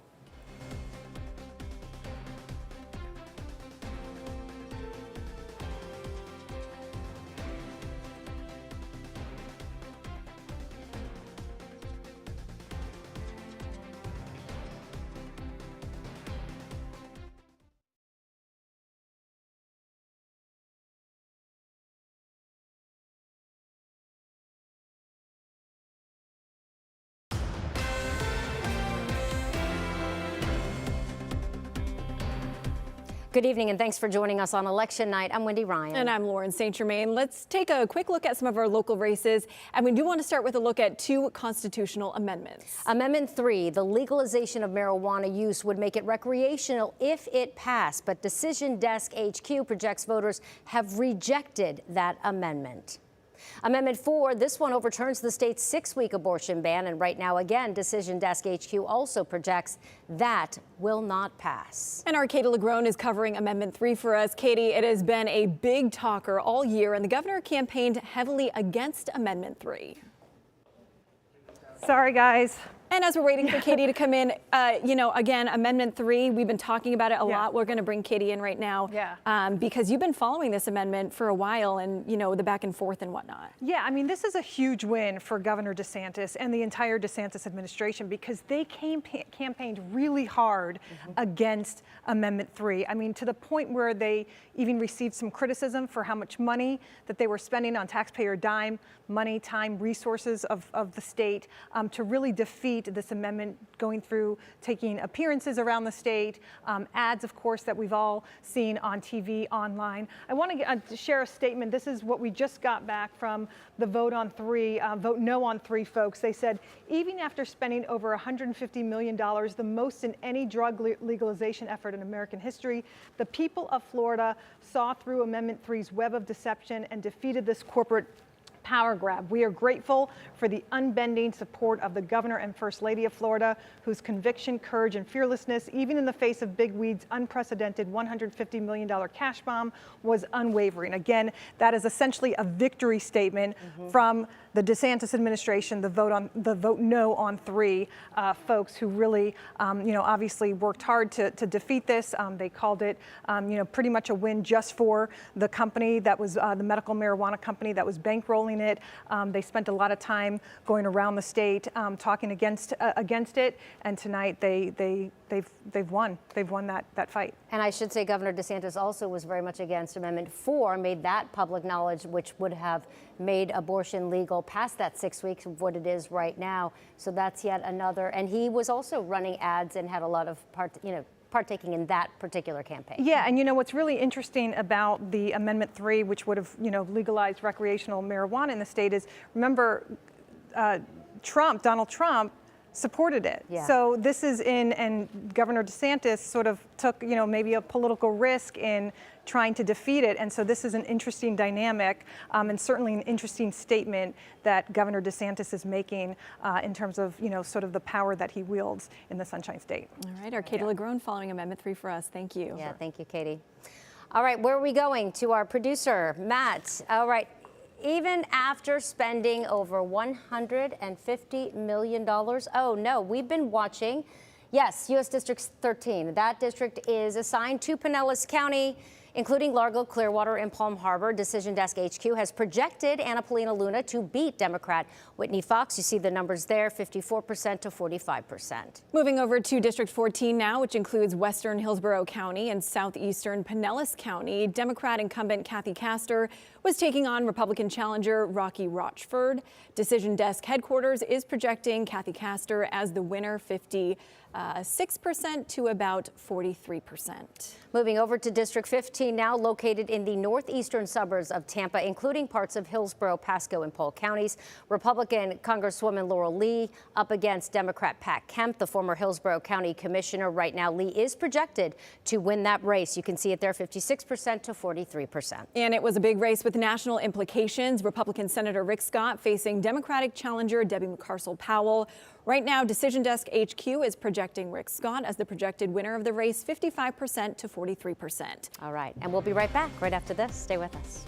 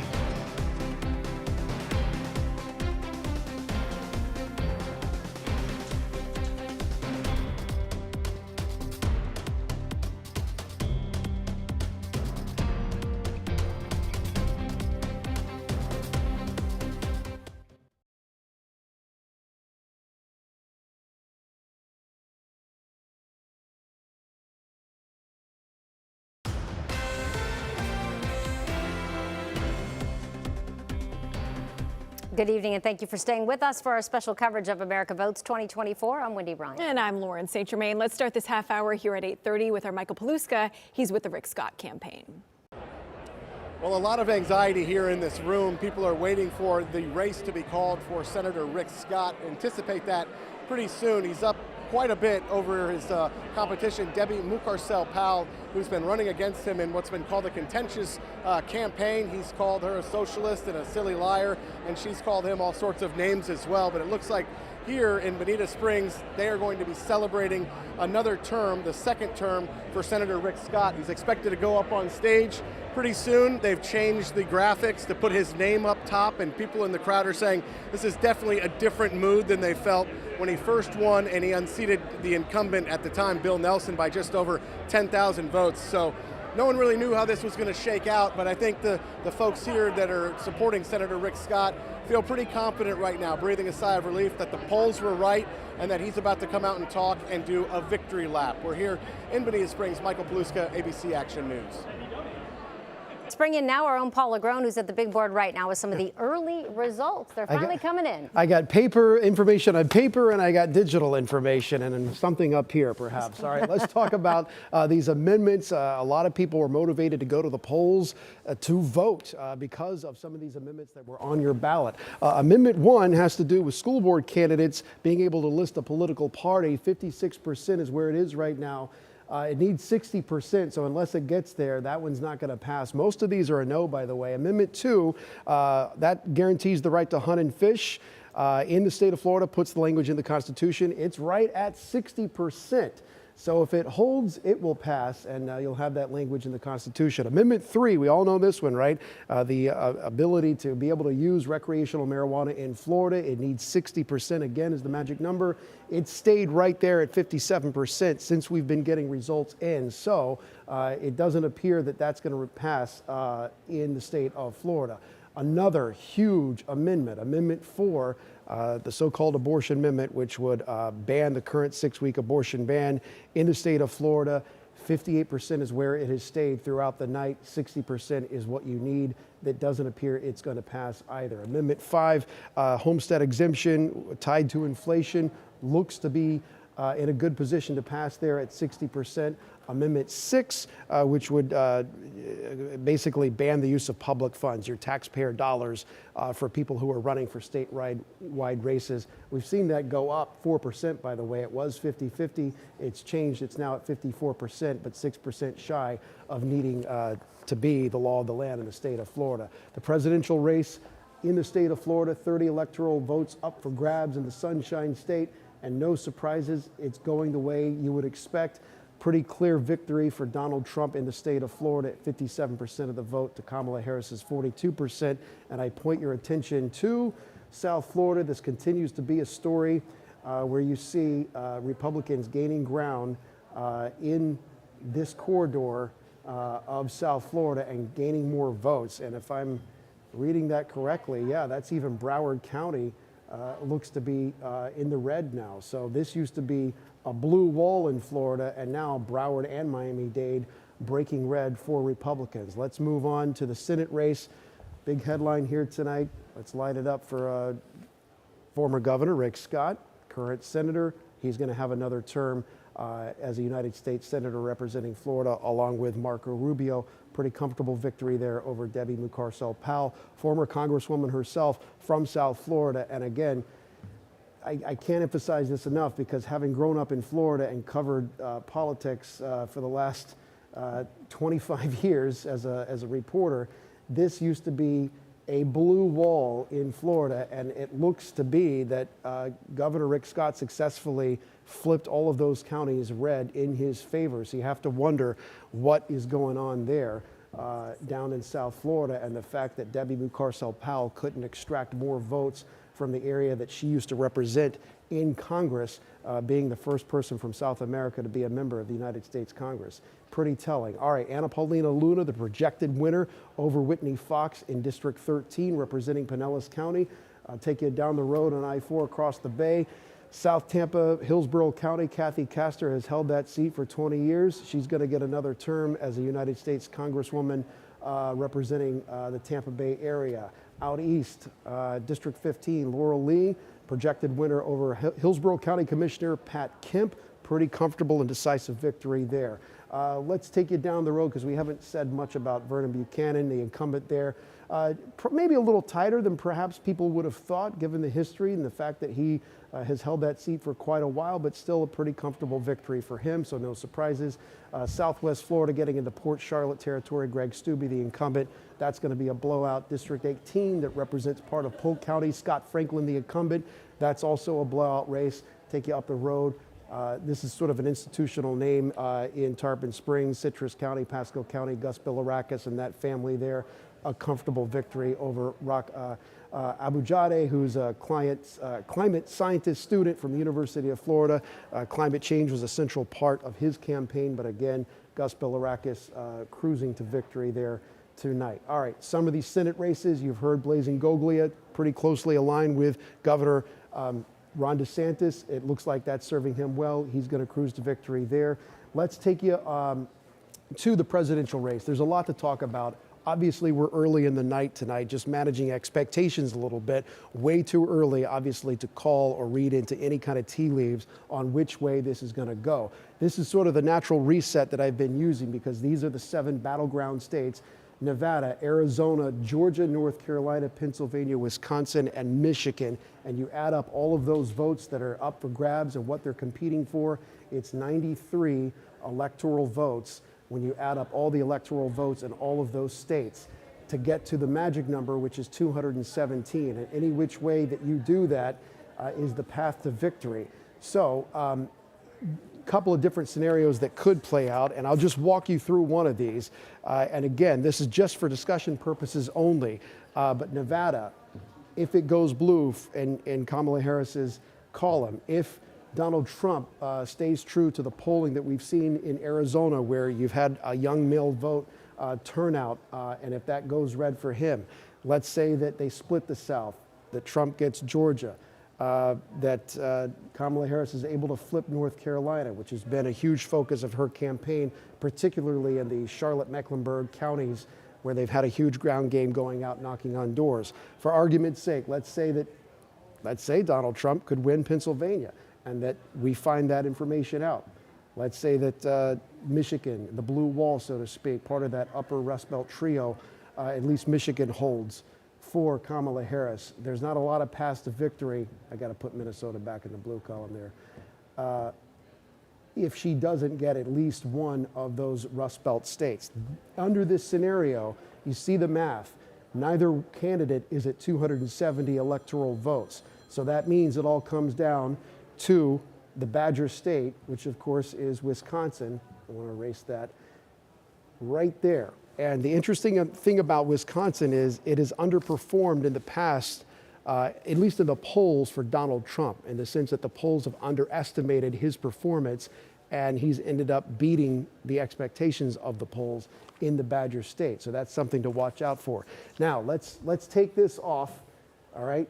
And let's just say that this ends up going, let's take Wisconsin and give it back to Kamala Harris. There's the blue wall for the exception of Pennsylvania. And let's say that North Carolina is too close to call. Another situation where it would come down to one state, the Tar Heel state, 265 for Trump, 257 for Kamala Harris. That does not get you to 270. So now it comes down to what's happening in North Carolina. Again, these are just theoretical scenarios, but I want to discuss this with our panel. Let me bring you back over to our table here as we bring in Janelle Irwin-Taylor from Southeast Politics, the publisher. If you want an overall comprehensive view of everything going on, you can cover a wide, huge territory, not just the state of Florida, the entire Southeast, southeastpolitics.com. Janelle, thank you for being here. And of course, our trusted voice of reason, Dr. Susan McManus. You've seen so many different elections play out over the years. What is it about this particular race that's captivated your attention? As we stand here tonight, it is 8:41. About a dozen states are about to drop their results in the eastern part of the United States. What are you watching right now? I wish that I could see turnout figures because I think that will explain a whole lot of the differences that we've seen in the states where they've already been called. We talk about North Carolina, Janelle, and the Tar Heel state, I used to live there. It's an interesting place in the western part where the mountains are. It tends to be kind of reliably red, but then you have these pockets like Wake County and Raleigh, the Research Triangle area, and of course Charlotte, that have been dominantly blue.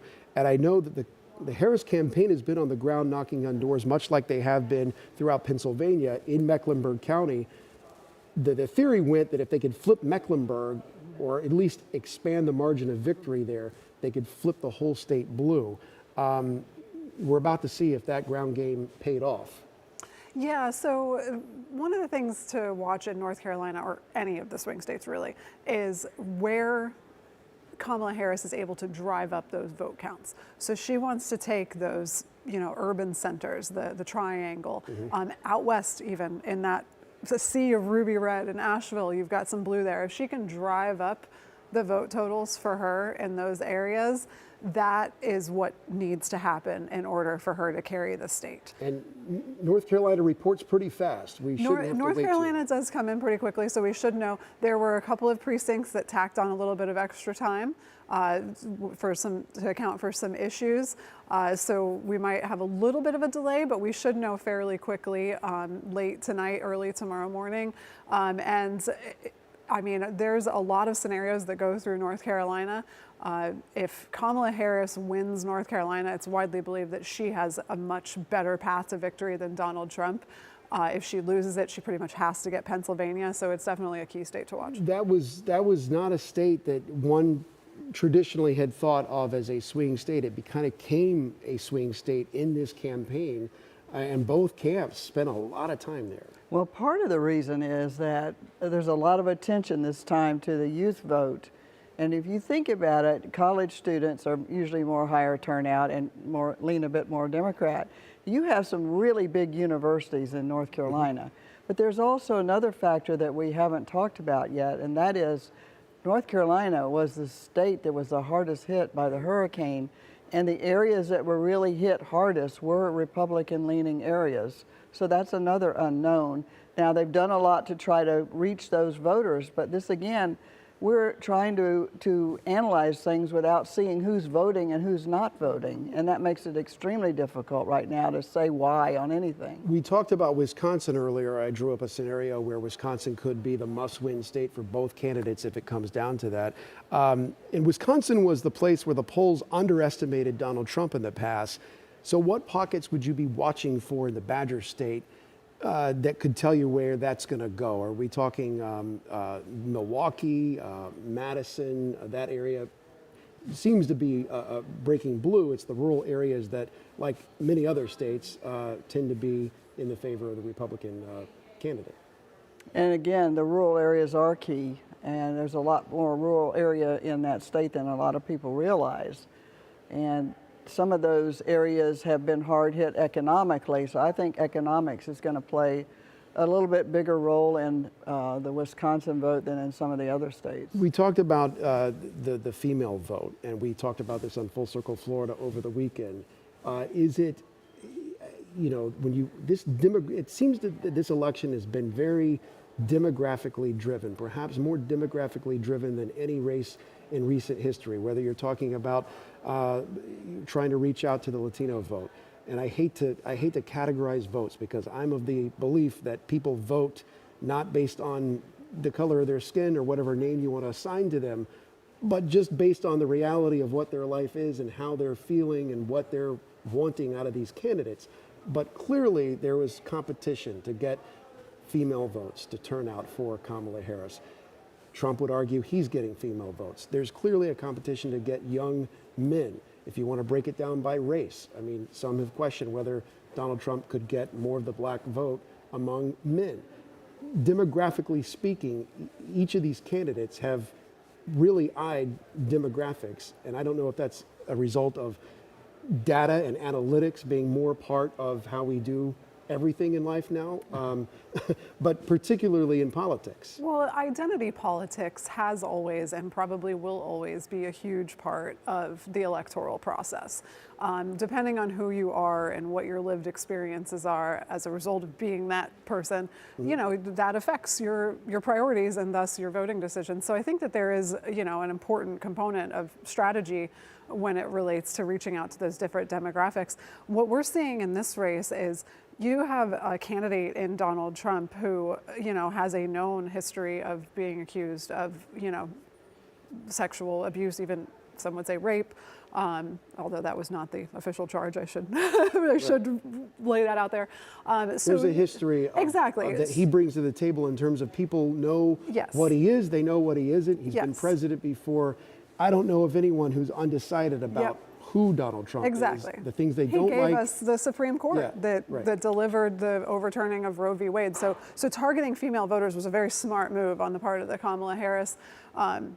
campaign, but likewise, it was really smart of the Trump campaign to kind of go in and put a dent in coalitions that have historically and reliably voted blue, targeting those young male African-American voters and trying to peel off even just a percent of those voters makes all the difference in the world in close races. We've seen it play out in South Florida tonight, that the idea that you can take any voter for granted just because historically they have voted Democratic. The Republicans have taught the Florida Democratic Party a lesson time and time again in these elections that just because they voted your way in the past does not mean they're going to vote your way now. I think when we really peel down, we're going to see another really low turnout for Democrats, very similar to what we saw in 2022. But let's go back to women, because one of the biggest mistakes people can make is to say the woman's vote. There's never been a woman's vote. Women are not cohesive. Their issues differ. We're seeing a clear difference between sort of the working women, working class versus the highly educated women. And even in Florida, as we've talked about before, right now, there's only 2% difference in terms of registered, 1% difference in registered Republican women versus registered Democratic women, and the rest of them, 25%, are no party affiliation. They don't vote the same. They don't have the same priorities. They're not moved by the same messages of the candidates. And we're seeing that play out as well. Dr. Susan McManus, Janelle Irwin-Taylor, appreciate it. Let's go back to Wendy and Lauren at the desk. All right, thank you, Paul. Let's look at now some county commission races for Hillsborough County District 2. Republican Ken Hagan is trying to hold off Democratic challenger Patricia Alonso. Here are the results. Ken Hagan with 55% of the vote, Patricia Alonso with 44% of the vote, still 68% of the precinct reporting. And in Hillsborough County District 4, Democrat Nicole Payne trying to defeat Republican incumbent Christine Miller. As you can see, Christine Miller sitting with 58% of the vote, while Payne is sitting with about 36% of the vote, 73% of the precincts reporting. And in Hillsborough County District 6, it's Republican Chris Bowles versus Sean Shaw. Both are looking to replace Pat Kemp, who is running for Congress in District 15. Here are the latest numbers. It looks like 52% is going to Chris Bowles, with 47.9% going to Sean Shaw, but that is still a slight margin with 71% of the vote, so we cannot call that one just yet. And we want to move now to Pinellas County Commission in District 1. Joanne Cookie Kennedy and Chris Shearer are looking to replace Janet Long. Shearer sitting with 52%, Joanne Kennedy 48%, and only about 45% of the precincts reporting for this race. And Pinellas County in that district, 3 incumbents. Charlie Justice is facing Republican challenger Vince Nowicki. Here are the results there. Vince Nowicki with 50% of the vote, Charlie Justice with 49%, only 50% of the precincts reporting. Meanwhile, Kelly McGivern joins us now with the congressional representative race in District 15. Yeah, and this race was between incumbent Republican Laurel Lee and Democrat Pat Kemp. Kylie? Yes, we are at Laurel Lee's watch party right now, where there is certainly a celebration, and a message that Lee had to voters is, look, whether you voted for me or whether you did not vote for me, I am here to represent the district, and really spoke to something that she has heard from so many people across the board, and that is talking about affordability, talking about housing, people's ability to just pay their grocery bill every week. And she said she wants to really focus as well on security at the border, making the area safer, human trafficking. These are issues she spoke to. And remember, this is someone who was a federal prosecutor, who served as a judge, and now is entering her second term in Congress, saying that, look, I'm going in with more experience in this way than I did 2 years ago, and we are ready to get back to work, saying that tonight is celebration and tomorrow they are back to work. So we'll send it back to you. All right, Kylie, thank you. We want to take a look at more of the results so far. In Manatee County, 4 county commission seats are on the line this evening. District 1, Republican Carol Ann Feltz, Democrat Glenn Pearson, and no party candidate Jen Lynn Hammy. You see the results there. Carol Feltz with a very strong lead, 64%, compared to Pearson with just 26%. And we have 3 more candidates running for the District 3 seat. There's write-in candidate Jeffrey Gray, who you don't see there, Democrat Diana Shoemaker, and Republican Tal Sadiq. Sadiq sitting with about 61%, Shoemaker about 40%, and a significant amount of precincts reporting there 94%. In District 5, Republican Robert McCann taking on no party affiliate Joseph D. Bartolomea. You can see McCann with a strong lead at 72% compared to Joseph with 27%. With 92% of the precincts reporting, I'd say that's probably a done deal there with McCann taking that District 5. Finally, in District 7, Republican George Cruz going against Democrat Sari Lindros-Valmicki. You can see there George Cruz sitting at about 67%, Sari Lindros-Valmicki about 33% with 76% reporting there. And 3 seats are up for grabs on the St. Pete City Council. First District 3, Pete Bolin, Mike Harding facing off there. Very close, too close to call certainly here. Mike Harding with 50% and Pete Bolin with almost 50%, 49.6. 66% of the precincts reporting, so it's still a nail biter. Yeah, that is very close there. Looking now at the race for District 5 seat tonight, Tori Jaswan is challenging Deborah Figgs Sanders for her seat. Figgs Sanders sitting on top with 65%, Jaswan about 36%. And finally, District 7, Corey Givens Jr. running against former St. Pete Council member and Florida House Representative Wenge Newton. Again, this is very close. Givens with 51.8%, Wenge Newton with 48.2%, 71% of the precincts reporting for the city of St. Pete. And don't go anywhere. We're going to prepare for our TV audience, and we'll be right back in just a moment.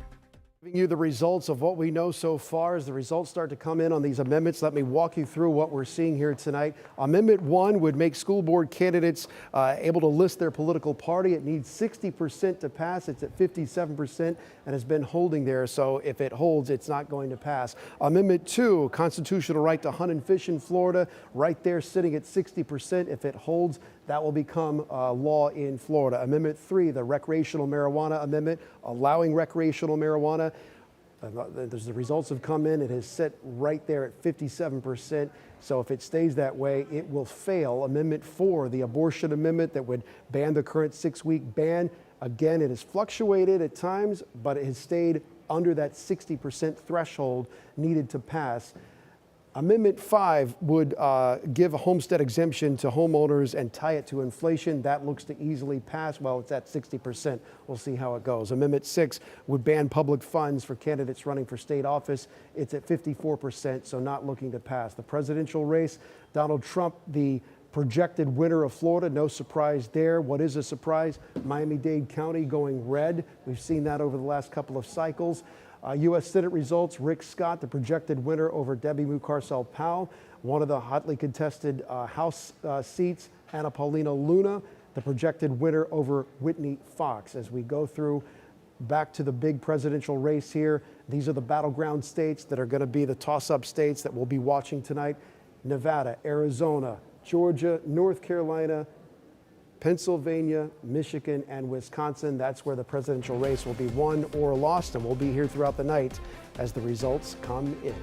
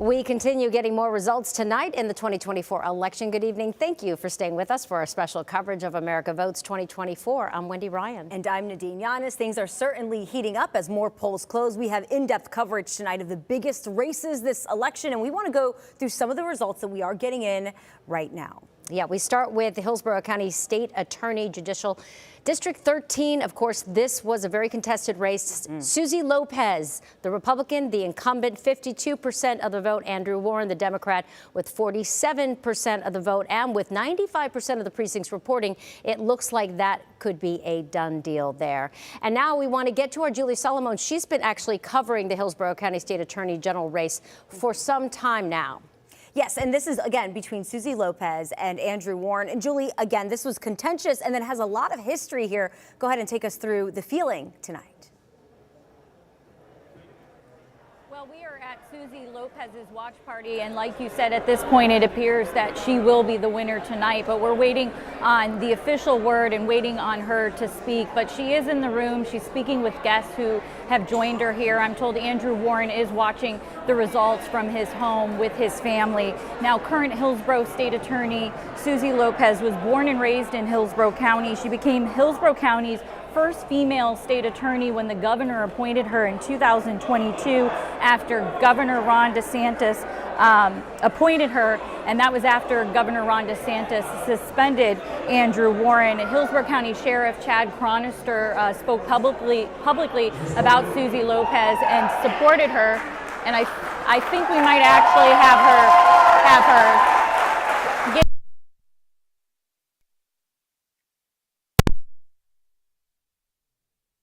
Good evening, everyone. I know a lot of you, but my name is Gary Weissman. I'm the Chief of Staff at the State Attorney's Office. Just a moment ago, Andrew Warren called Susie Lopez to concede.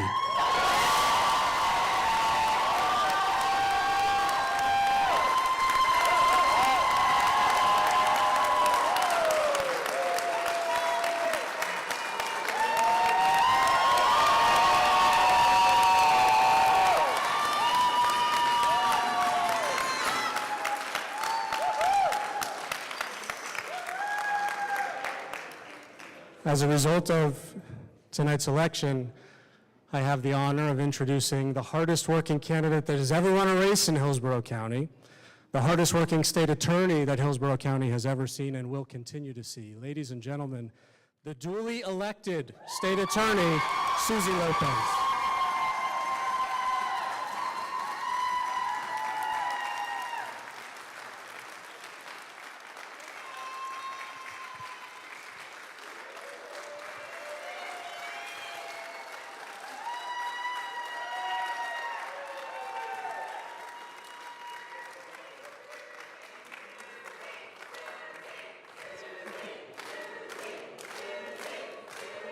Thank you, thank you, thank you. Thank you. Those are the only two words that can come into my mind right now. Thank you to every person who's been here with me over the last 27 months since I had the honor of taking over as the state attorney in my hometown. This has been the greatest honor of my life, and I'm so grateful for each and every one of you. I'm sorry, y'all know I'm a crier. I'm just so honored to be standing in front of you as Hillsborough County's first female duly elected state attorney.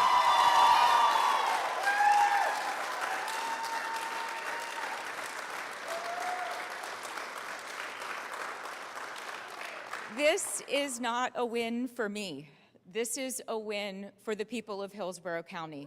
This is a win for our law enforcement community. And I'm looking at a couple of my favorites, a few of my favorites who are in the room right now, and we are blessed to have you. And know that my team and I will continue to work so hard with you as we keep Hillsborough County safe. Because when law enforcement feels supported, our community is a safer place. I want to thank my team. There are so many people to thank, and I will eventually write thank you notes. I'm so grateful for each and every one of you. I'm grateful for my team, my law enforcement brothers and sisters, my brothers and sisters across the aisle. Thank you. And we will continue to do what we've done for the past 27 months, which is, hi guys, which is work hand in hand with our community partners, our law enforcement partners, and we will continue to give a voice to victims. Tonight, I am wearing a bracelet. It is in honor of Harrison Boonstapple, who 1 year and 1 week ago lost his life in Ybor City. And it's been my honor for my team and I to represent and get justice for him. And so this bracelet represents just one of the many families who have been so brave to come forward and to work with us, because we give a voice to victims and their families, and it's our honor, and we will continue to do that. To my team, thank you. I love everybody right now, really. Thank you all very much. Chief Brian Dugan is here. He's been with me literally from day one.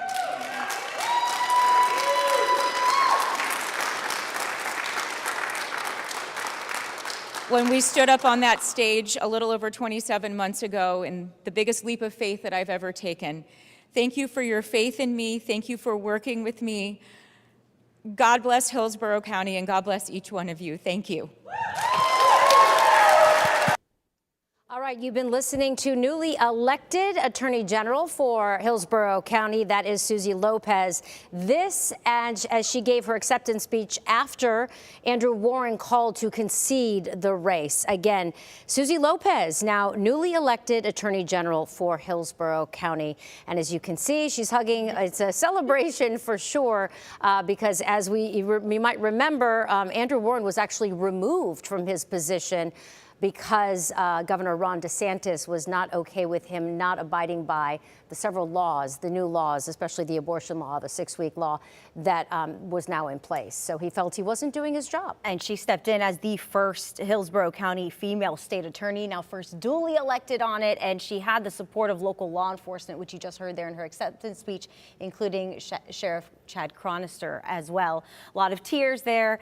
And again, congratulations to Susie Lopez, who has won that election. We want to move on now to a next race. The Decision Desk headquarters just predicted the Hillsborough County School District annual 1 mil ad valorem tax will actually pass. You see it there. It needed over 66%.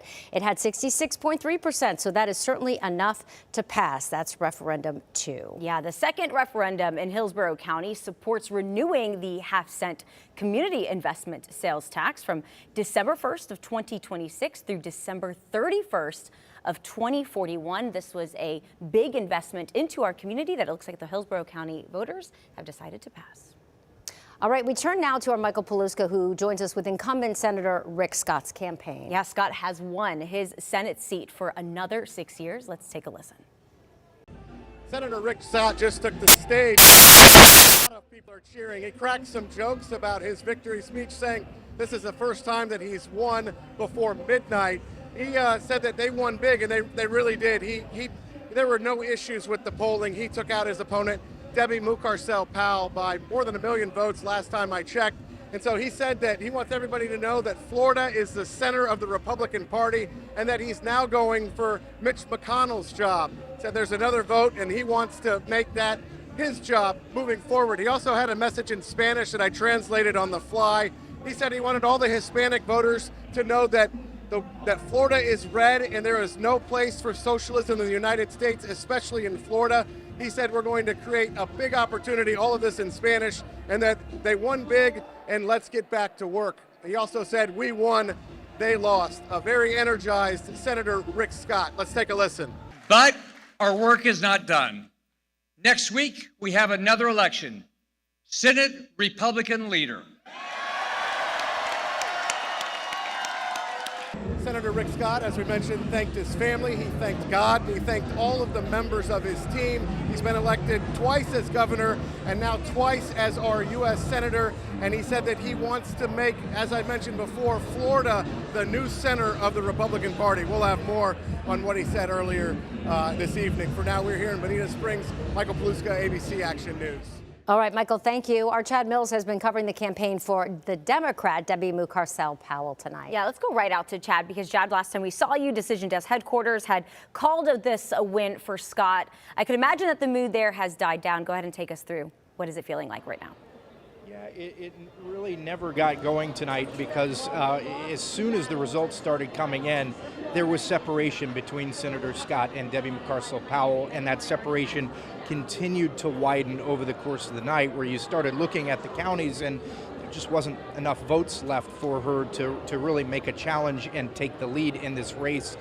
She gave a concession speech just a short while ago. She said, even though the race is over, the fight is not over. She's going to continue to champion the issues that her voters care about. And, you know, the big story of the night is Miami-Dade County, of course, flipping red in a presidential race for the first time in more than 30 years. She was able to rake in votes from places like Orange County, Orlando, Alachua County, Gainesville area, Tampa as well.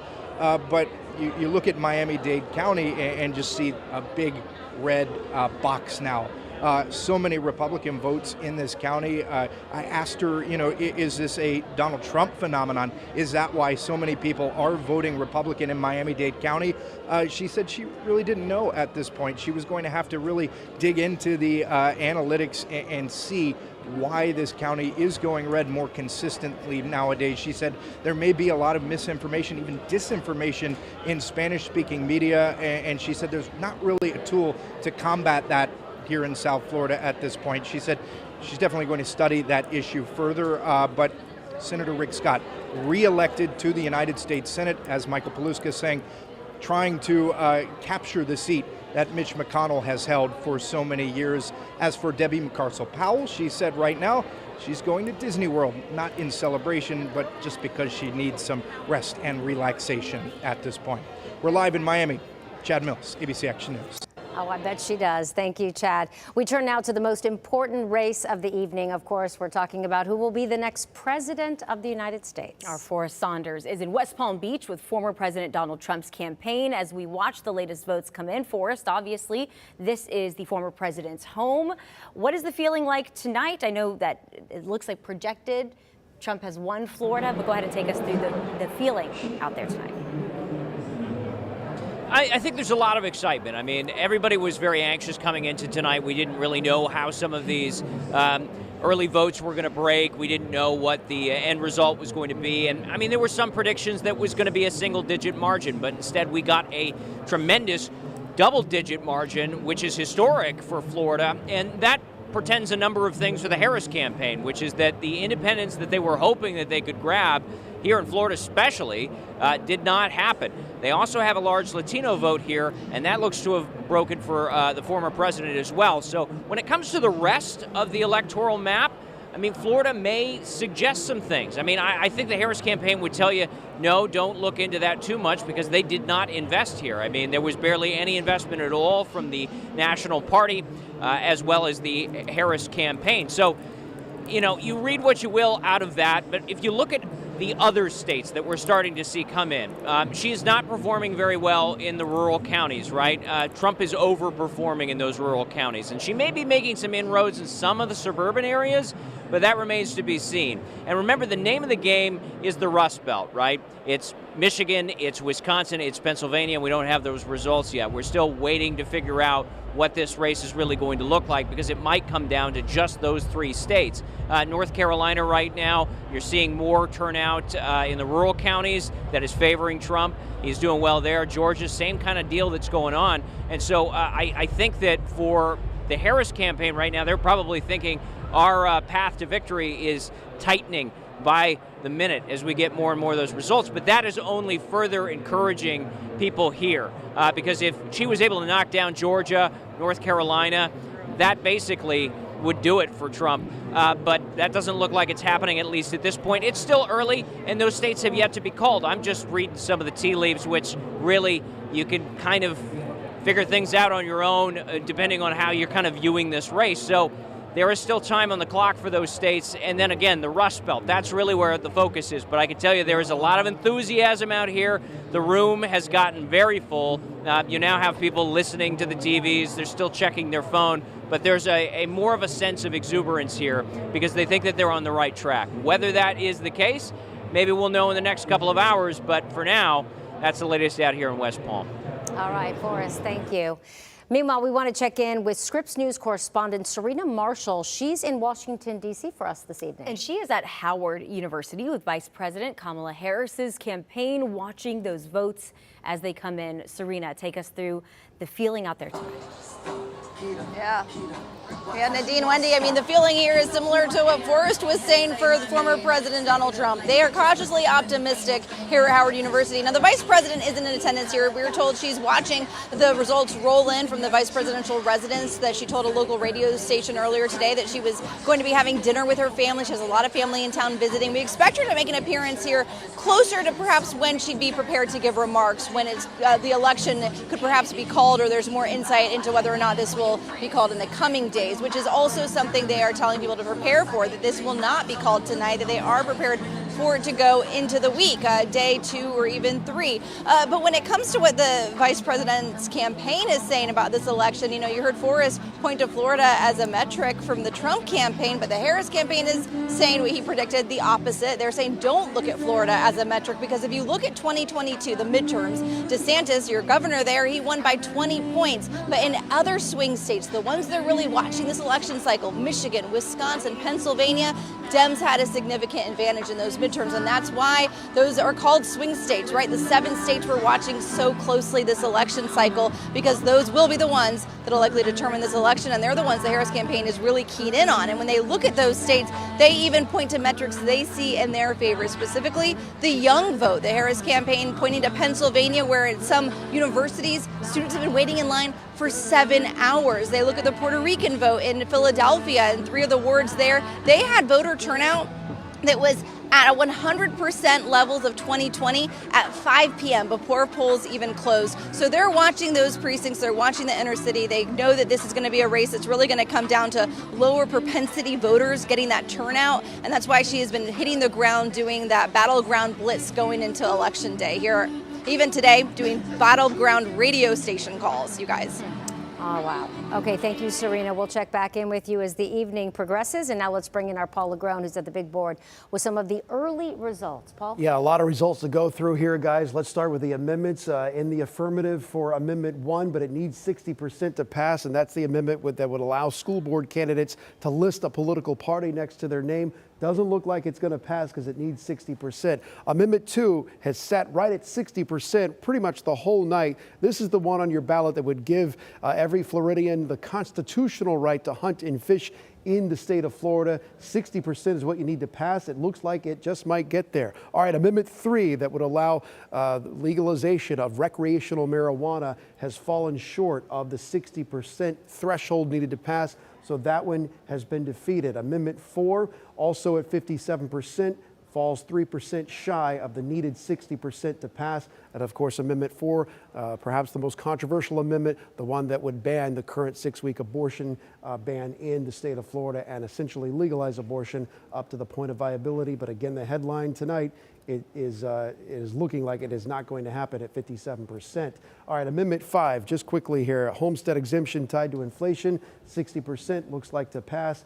And Amendment 6, banning public funds for candidates running for state office. Let's get you through to another big race, obviously, in Florida. No surprise that it's going to go in Donald Trump's column tonight, the state of Florida. But if I point your attention to South Florida, once again, Miami-Dade, a headline there, the fact that that county and that area of Florida has broken red in recent election cycles. But Donald Trump cruising to victory, at least in Florida tonight. We talked about Rick Scott easily beating Debbie Mucarsel-Powell for another term in the United States Senate. One of the biggest races nationally here in our area, Paulina Luna getting the victory in District 13 for the U.S. House. And I want to get you the state Senate races here. Blazing Goglia will easily win his seat there, state Senate seat in District 11. That brings us to, again, the main event here tonight. These are the 7 toss-up states in gray. You need 270 votes to win. There are scenarios that, I'll walk you through later where you could actually have a tie, or it could come down to any one of these 7 states being the deciding factor here tonight. How much time do I got, guys? Because I quickly want to go over something. I got a minute, all right? A hot minute. Come on over to the panel here. Janae Thomas here with us tonight, former state prosecutor and our legal expert, and of course, Jacob Reyes from Axios Tampa Bay. Talk about the legal ground game that's already underway right now. They're not waiting to figure this out. Both camps have their legal briefs in place if it goes there. Absolutely. We already have over 130 pending lawsuits with the different courts throughout the United States. So they already have laid the groundwork for what they're going to contest. And that's both candidates. Correct, correct. And Jacob, Amendment 3, Amendment 4 look to be defeated. The governor, he campaigned hard against those amendments. Your thoughts on that tonight? I mean, I think we saw Governor Ron DeSantis' legacy on the line tonight. I think he approached it with that level of seriousness, and we saw an amount of government intervention that we've not seen before.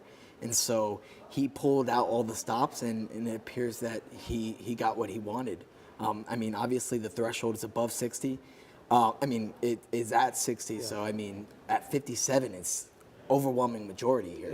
And the governor probably saw it as perhaps a statement of his political viability in the state of Florida to get those amendments defeated. All right, stay with us, everyone.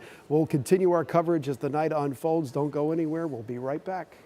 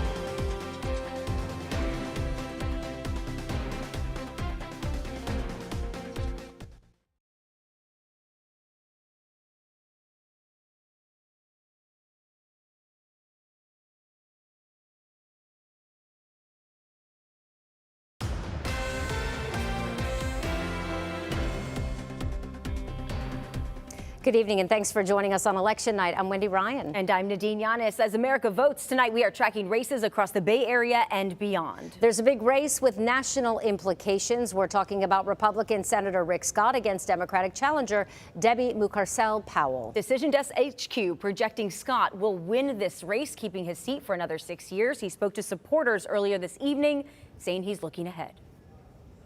But our work is not done. Next week, we have another election. Senate Republican leader.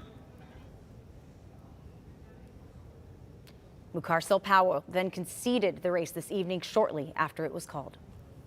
I am so fortunate and privileged to have had this incredible opportunity to be the nominee representing the Democratic Party here in the state of Florida, to give Florida a new view on what we could do together.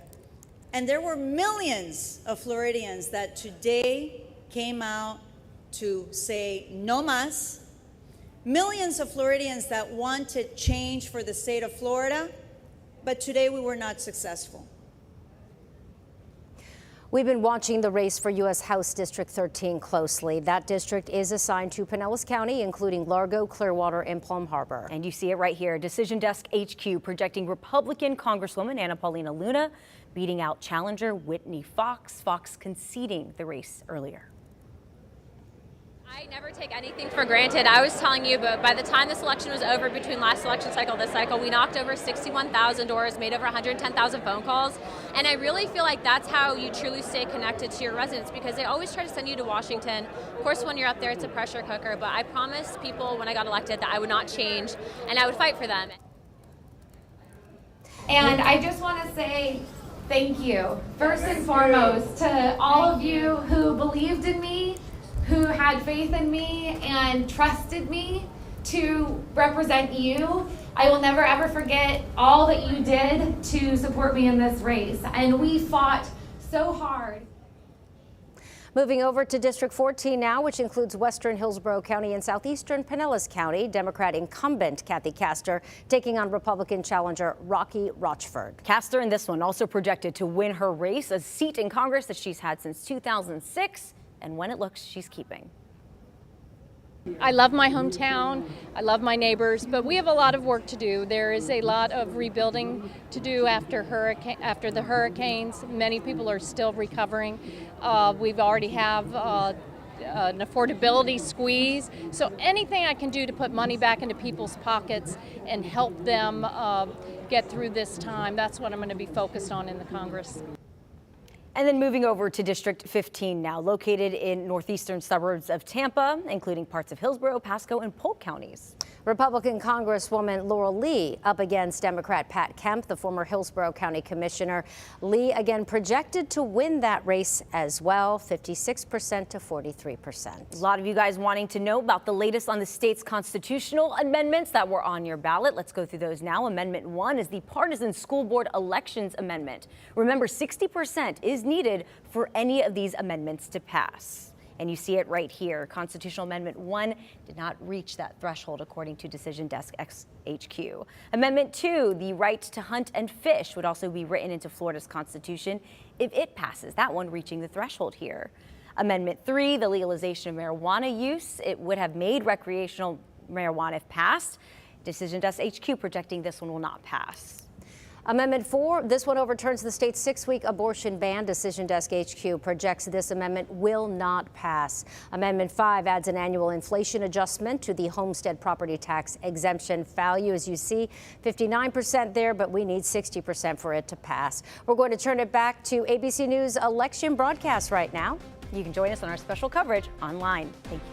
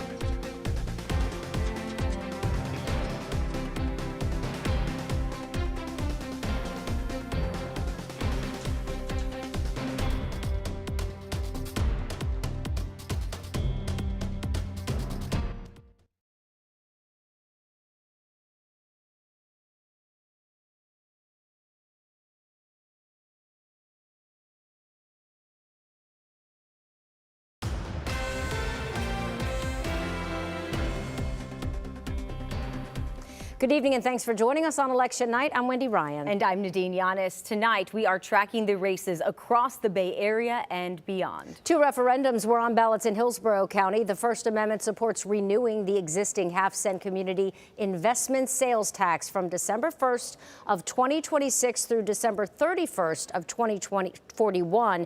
As you can see, 51% said yes, 48% said no, but this needed 60% to pass. So it's a no on referendum 1. And then Amendment 2 authorizes the Hillsborough County School District to levy an annual 1 mil ad valorem tax from July 1st, 2025 through June 30th of 2029. This one, you can see, at 66% did reach that threshold of 60%.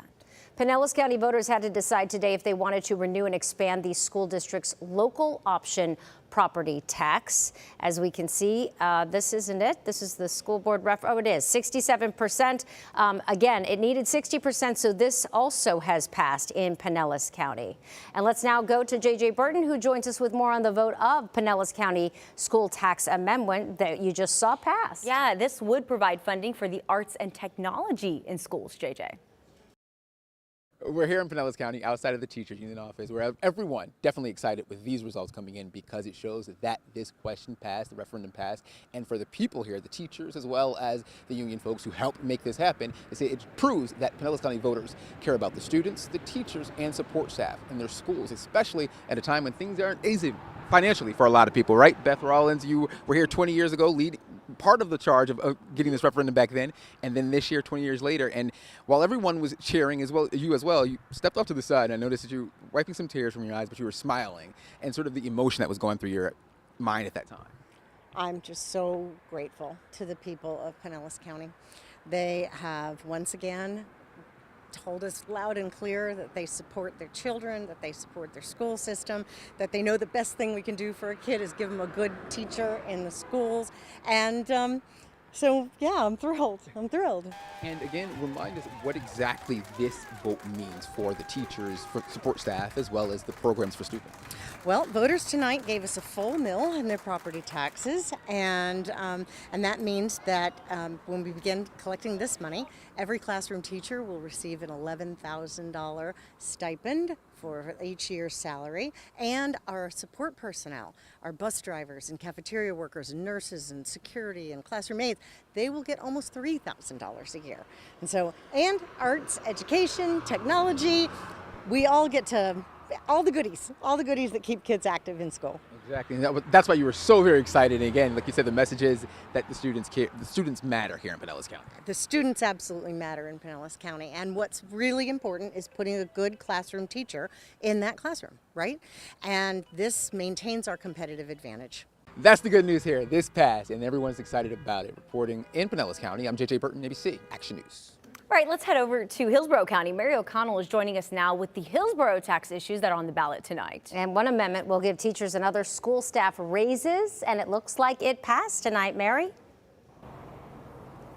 Hey, that's exactly it. It has the majority and it looks like it's going to pass. And we heard from the Hillsborough County School Superintendent not too long ago. He said this is a big day for Hillsborough County Public Schools. As you remember, if you live in Hillsborough County and you've been here for a minute, just 2 years ago, a similar measure failed, but by a very slim margin. And the superintendent here tonight, he said that the overwhelming support that they've seen for this referendum that, like you've mentioned, would support funding pay increases for teachers, for people like bus drivers and cafeteria workers, for the teachers that work so hard here in the district. That support means the world to them so that they can have a competitive edge to the surrounding counties that already have a millage referendum like this in place. And they said that this was something that was contributing to teacher shortages here in the district and that they weren't able to recruit and retain teachers. And now that they have this overwhelming support for this millage referendum, they believe that they're going to be able to provide students here in the county that classroom experience that all students should get. We'll send it back to you. All right, thank you. Meanwhile, our Adam Walser is covering the race for representative in Congress District 14. Yeah, it's between incumbent Democrat Kathy Castor and Republican Rocky Rockford. Adam, go ahead and take us through. I think you're at Rockford's camp tonight, is that right? Well, we're over here at Kathy Castor's watch party tonight, and this has been a solid or safe Democratic district according to Ballotpedia and most of those services that rate these races, and 2024 was certainly no exception. In fact, Congresswoman Kathy Castor was giving a victory speech within about 30 minutes of the polls closing tonight, thanking her supporters.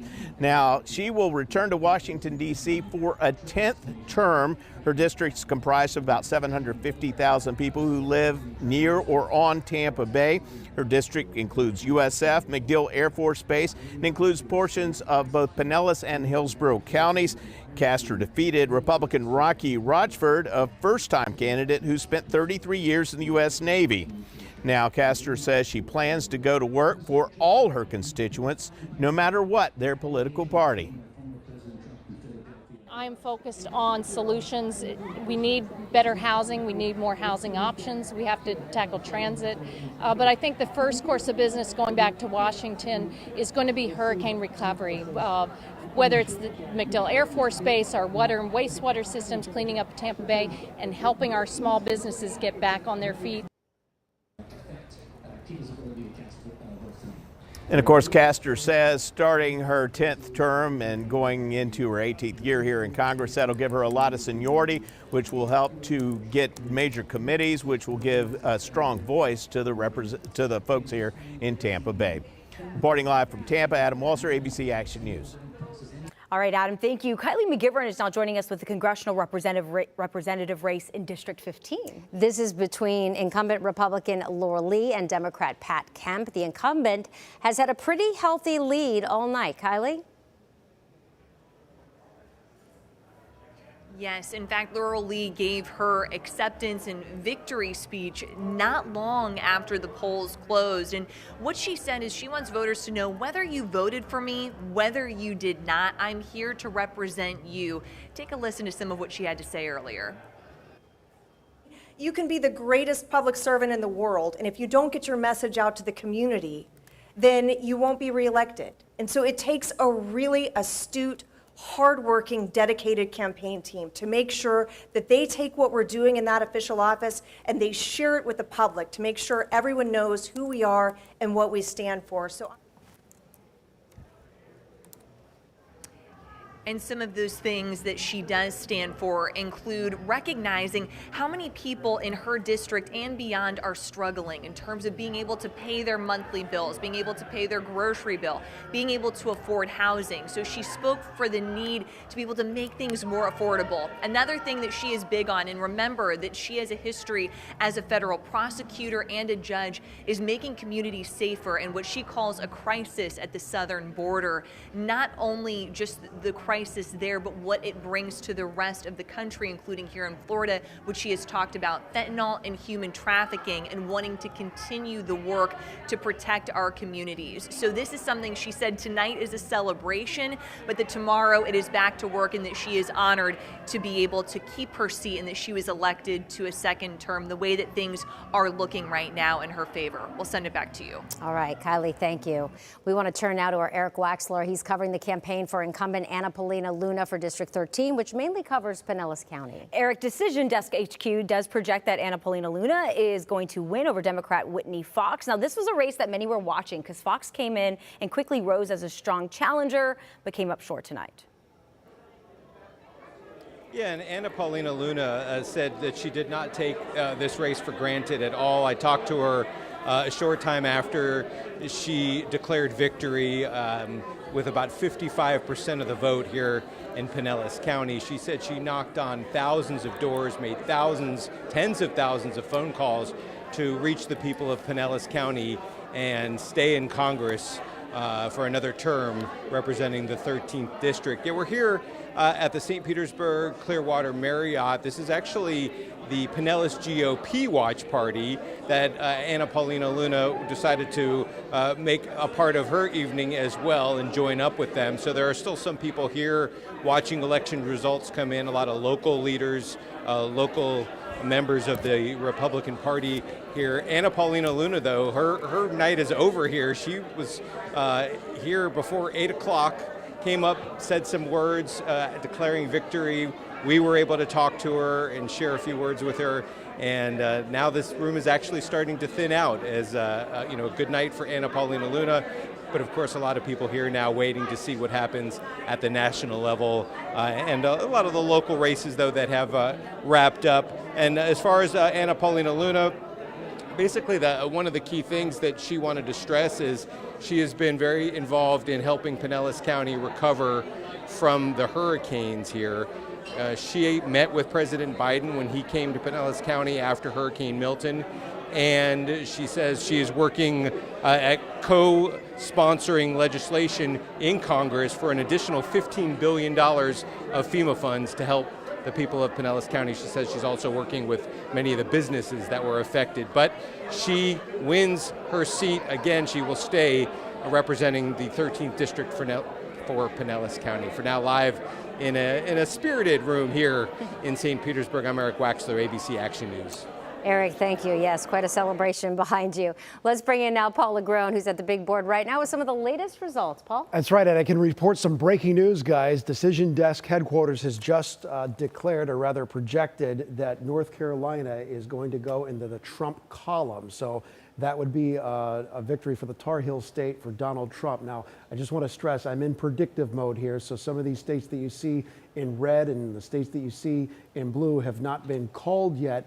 This is based on the way it's expected to go. Obviously, California and the entire Pacific coast there has usually been blue territory. No one's going to dispute that that's probably going to be the case tonight. So the states that you see here, not official, but we use this to draw out different scenarios. But again, DDHQ, Decision Desk Headquarters, just calling North Carolina in favor of Donald Trump. I'll walk you through some scenarios again in predictive mode a little bit later. I want to work backwards, though, and tell you about some of the other things that are going on. Florida State Senate District results. This is District 11. Blaise Ingoglia, the incumbent there, easily winning his seat again. District 21, Ed Hooper, the incumbent. These are all Republican victories here tonight. I can share with you that. Daniel Burgess, all of these incumbents, all of the Republicans holding their seats. This was Ben Albritton against Philip Carter. These are all clear victories on the state Senate side of things, which make up obviously half of the state legislature in Tallahassee that passed state laws firmly in Republican control. Another big headline tonight, Paulina Luna, the projected winner in House District 13 that encompasses Pinellas County. As we go further up the road on I-4, so to speak, District 14 encompassing most of South Tampa and Hillsborough County in that area. Kathy Castor looks to be winning there. She is the projected winner, so she'll be reelected to another term in office, easily beating Rocky Rochford. District 15, Laurel Lee, the projected winner in that district. She is comfortably beating Pat Kemp, County Commissioner in Hillsborough County.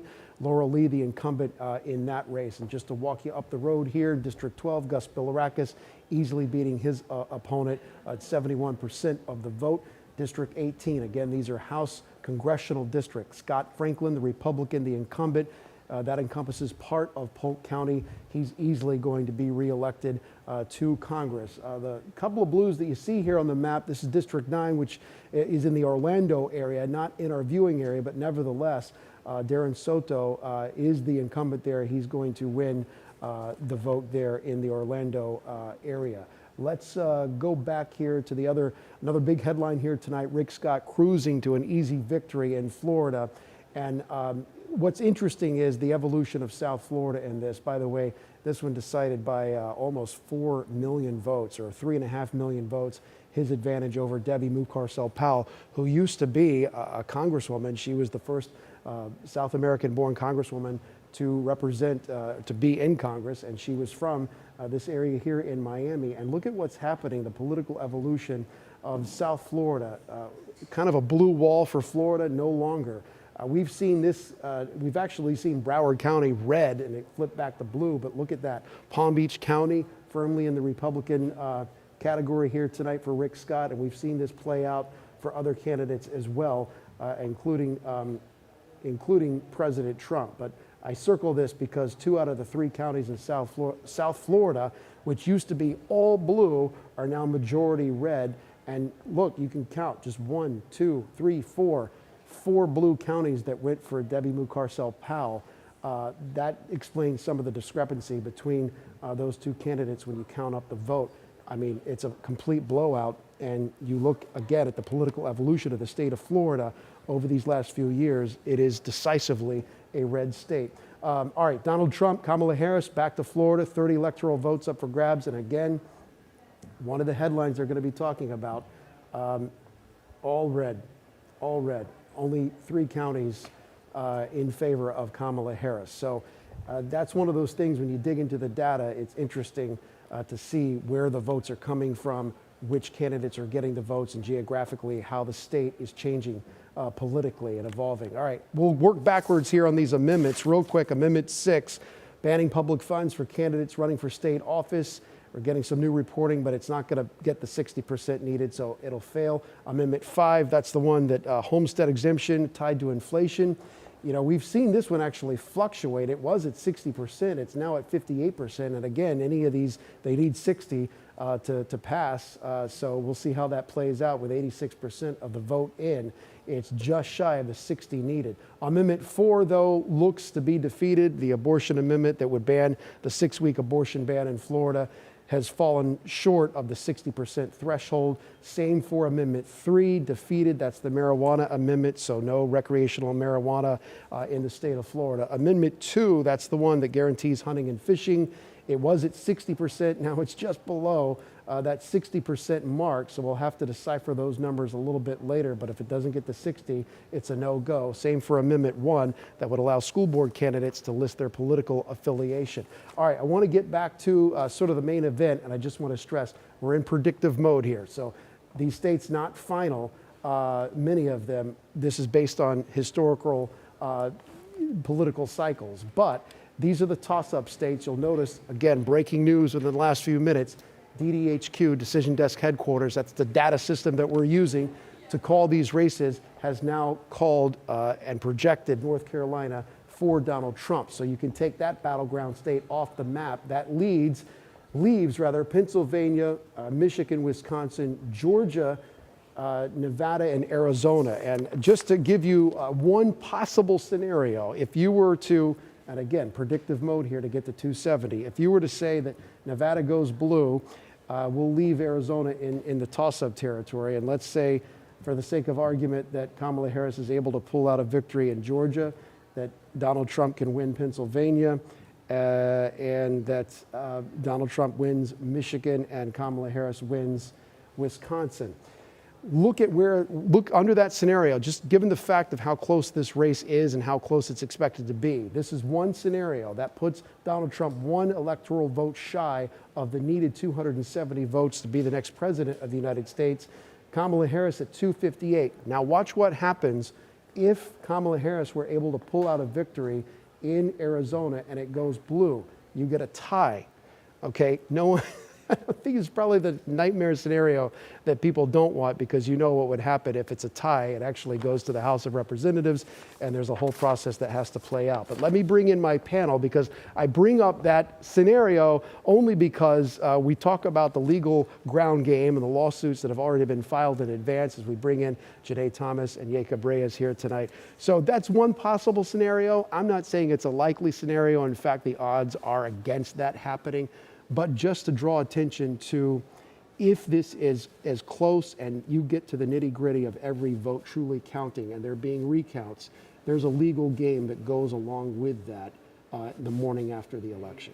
Absolutely. And we have already anticipated that this could happen after the 2020 election. So Congress has taken measures against it with the election reform law that has been passed since the last election, dealing with certifying elections in each state. That's what we're going to be fighting over, is when they're going to call each of these states.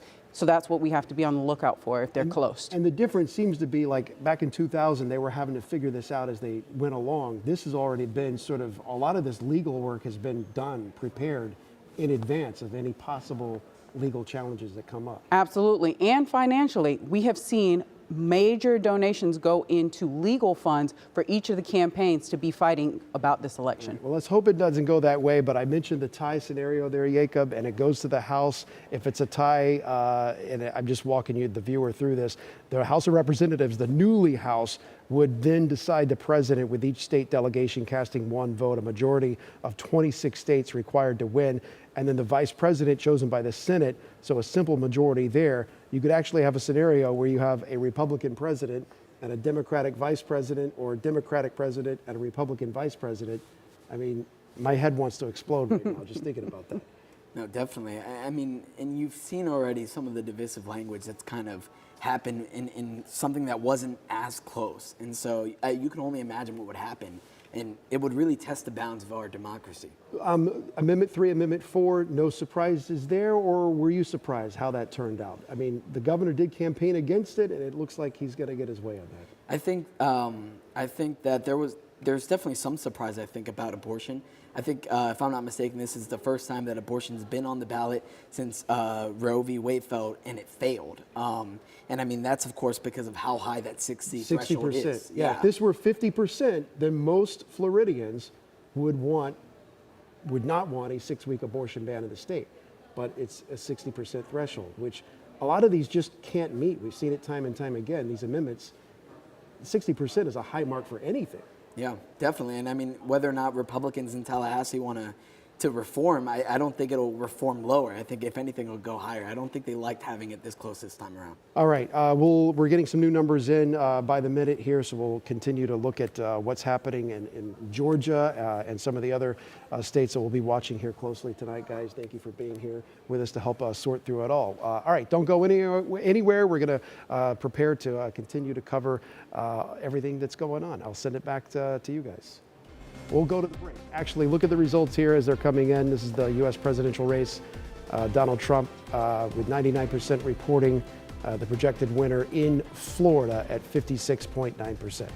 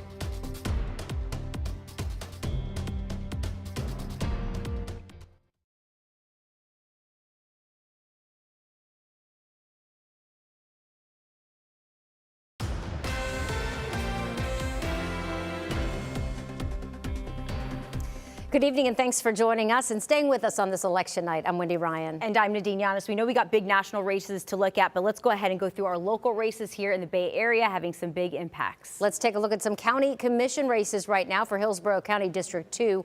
Republican Ken Hagan is trying to hold off Democratic challenger Patricia Alonso.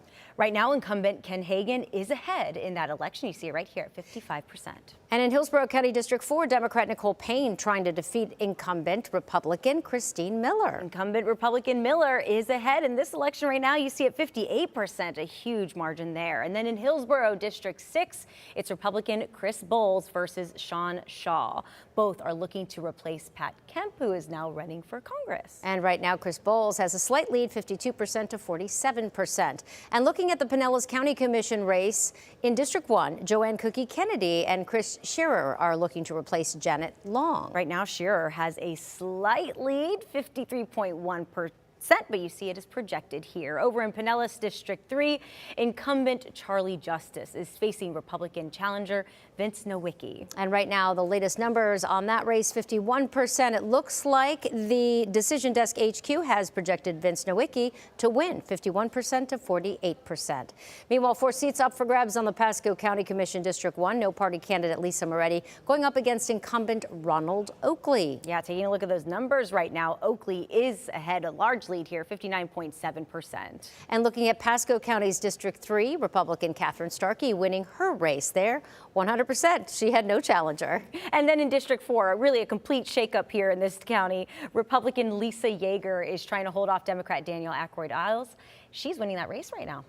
Looks like they've been projected. And finally, in District 5, we have incumbent Republican Jack Mariano, again against no party candidate Thomas Saloto. And Mariano, Wendy is ahead in this one. And voters in Polk County only have one county commission race to decide. Democrat Kay Klemko, write-in candidate Judy New, and Republican Becky Troutman are all running. Right now, Troutman, as you see right here, is ahead. All right, and we turn it back to ABC News and their election coverage this evening. You can stay with us on our special coverage on Over the Air.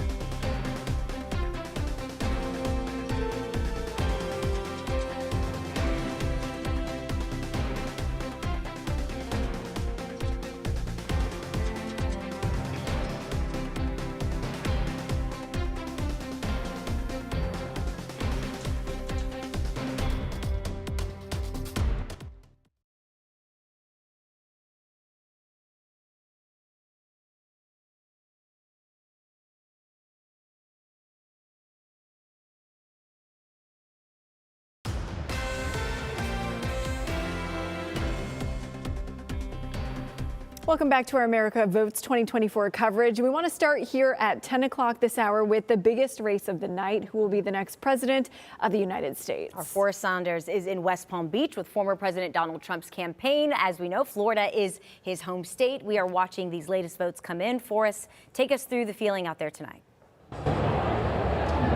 Yeah, I think the excitement has only continued to ramp up as we've gone through the night. There's a lot of expectation and hope that North Carolina is going to fall for Donald Trump. That is a traditionally Republican state, but we have seen it move more towards the left in recent election cycles. There was some hope that Kamala Harris might be able to pull off a win. I'm checking over my shoulders right now to see what the latest numbers are coming in from CNN. But it looks like right now, Donald Trump is ahead in Georgia, ahead in North Carolina. Those are states that he has to win if he wants to secure 270. And we're looking at Virginia right now. That shows a slight uptick for Donald Trump as well. Some have actually predicted that is going to be a Harris win when it's all shaken out. But there is a lot of excitement here tonight. I mean, the mood was sort of anxious when we started getting going, but this room is filled up. You've got a lot of people here who are very excited to see the large margin that Florida had for Donald Trump. It was about 12, 13 points, maybe when we all have it all said and done. That's a large margin. That's a historic margin. It was a 3.4 margin for Joe Biden back in 2020, right? And so this is a huge shift to the right. But that's also partly because Republicans were able to register so many new voters. They have now about 1 million active voter registration lead over Democrats. They also were able to secure a large number of those NPAs. So this is right now a very optimistic crowd. But again, this race may come down to those 3 states up north, Michigan, Pennsylvania, and Wisconsin, and we're still waiting to see what happens there. Harris looks like she's performing better in suburbs, but those rural counties might be turning out in large enough numbers to swamp the difference that she's seeing in some of those suburban areas. So again, we're still waiting to find out what happens, but the polling suggested this was going to be a tight race. Guess what? Looks like it's a tight race. Guys? Yeah, Forrest, I actually had a question. I know earlier in the night you were wondering whether or not the former president was going to come out to speak, knowing that it was such a large margin here in the state of Florida. Any word that he might be coming out, seeing that excitement build up behind you? Yeah, we haven't gotten any official word yet, but I mean, the expectation is that he is going to be here just because he has something to talk about. It looks like any thoughts of a massive blue wave, they haven't materialized, right? So unless something dramatic happens here in the next couple of hours, we're probably not going to see anything close to a landslide on either side. It's going to be a tight race. And so because of that, there's a very good chance that the former president will come out and speak. Again, haven't confirmed that, but that's something that's getting more and more expected as we move deeper into the night. All right, Forrest Saunders live for us in West Palm Beach tonight. Thank you so much. We want to move now to our Michael Paluska. He joins us with incumbent Senator Rick Scott's campaign. Scott has won his Senate seat for another 6 years, as our Decision Desk HQ has now projected that. Let's go out to Paluska live now. I'm Michael Paluska. The confetti is on the floor, and now two-term Senator Rick Scott is out here shaking hands with supporters just on the other side, and there was a sign that said Latinos for Scott. He's having a night that he said is just absolutely incredible. He thanked his team, he thanked God, and he said some words in Spanish saying that Florida is a red state and that there's no place here for socialism. And also one thing he's doing is, now that he's won a second term, he said earlier that he's now trying to go for Mitch McConnell's job and go for the top job for the GOP, Senate Majority Leader. We're here in Bonita Springs. Michael Paluska, ABC Action News.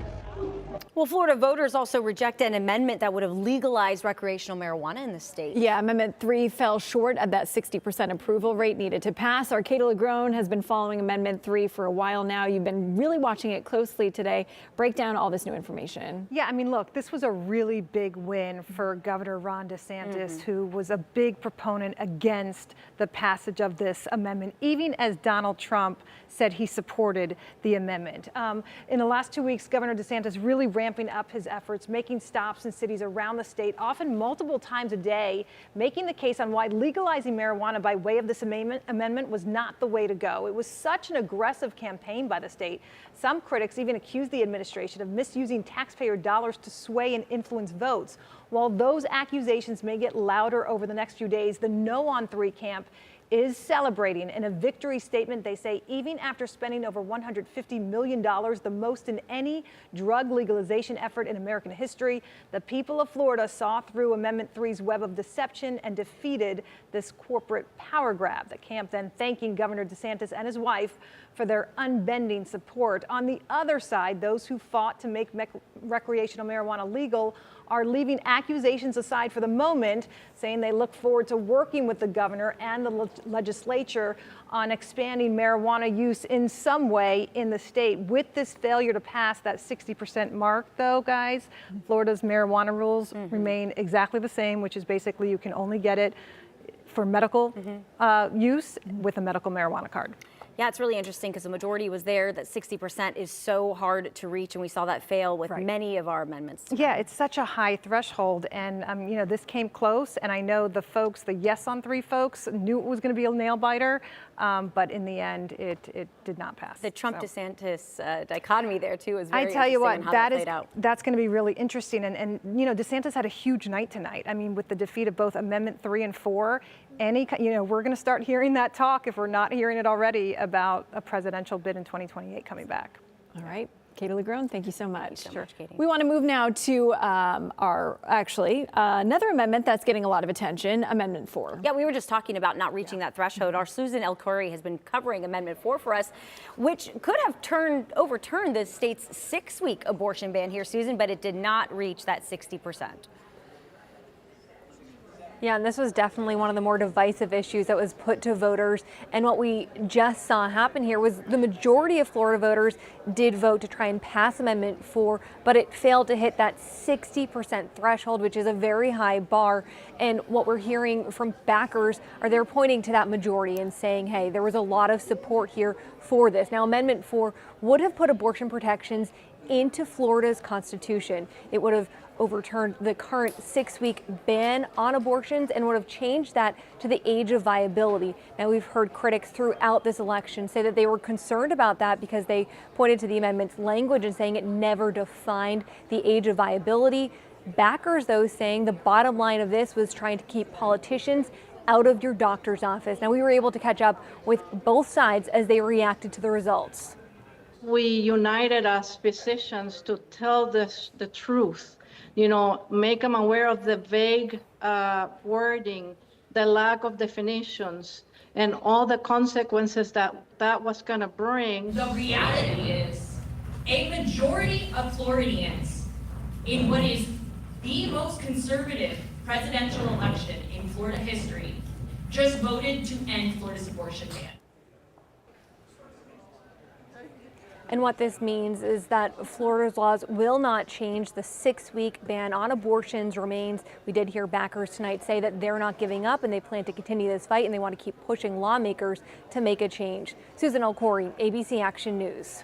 All right, Susan, those two amendments, two of our biggest talkers. Now we do want to bring in our Paul LeGrone at the big board right now. Paul, a lot of results coming in. You're talking about the amendments first. Yeah, the picture's starting to get a little bit clearer, guys. So let's take a look here on the board. Amendment 1 is the one that would make school board candidates be able to list their political party. It looks like it's going to fall short of the 60% mark needed, so that one would fail. Amendment 2 is the amendment that would guarantee the right to hunt and fish. This one was at 60%. It went back down to 58%. Again, all these amendments need 60% in order to become the law of the land and to pass. 56% for Amendment 3. We've talked about the recreational marijuana amendment. It failed. Amendment 4, the abortion amendment, banning the 6-week abortion ban that currently is the law of the land in the state of Florida. That one also failed. So those are two key victories for Governor Ron DeSantis, who campaigned essentially heavily against the marijuana amendment and the abortion amendment. Amendment 5 is the amendment that would tie your homestead exemption to inflation. We saw this get to 60%, and as the night has gone on, it went back down with 87% of the vote reporting. And then finally, Amendment 6, that would remove a provision that uses public funds for candidates who are running for state races.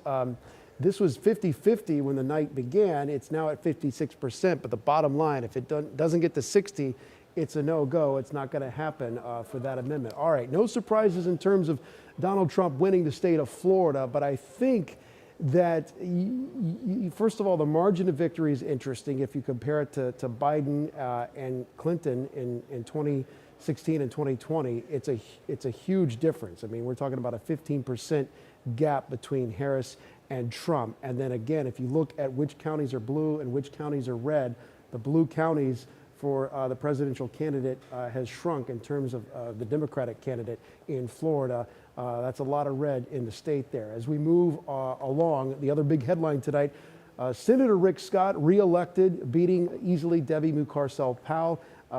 Doing the quick math here, that's about, well, close to 2 million votes, maybe 1.5 million votes. The difference there, 18%. And again, I point your attention to South Florida, because Debbie Mucarsel-Powell was a congresswoman elected in Miami-Dade. She was defeated by the mayor down there, but 2 out of the 3 counties in South Florida are now red counties in terms of how they're voting politically, and that's been pretty consistent over the last couple of cycles. Paulina Luna cruising to victory tonight over Whitney Fox in District 13. This district was one of those districts that was redrawn a few years back. It was purple, Pinellas County. It's been pretty consistently red since Paulina Luna was elected into office. It's going to stay that way. Let's move on to, actually, you know what? Back up. Let me walk you through just for results' sake to show you if you're curious. Kathy Castor, easily reelected in District 14. District 12, Gus Bilirakis, again, easily reelected at 71%. District 15, Laurel Lee, the projected winner there over Pat Kemp. She's a commissioner in Hillsborough County. I know I'm going through these quickly. But District 18, Scott Franklin, the incumbent Republican, cruising to victory there with 65%. Vern Buchanan, reelected once again with 60% of the vote.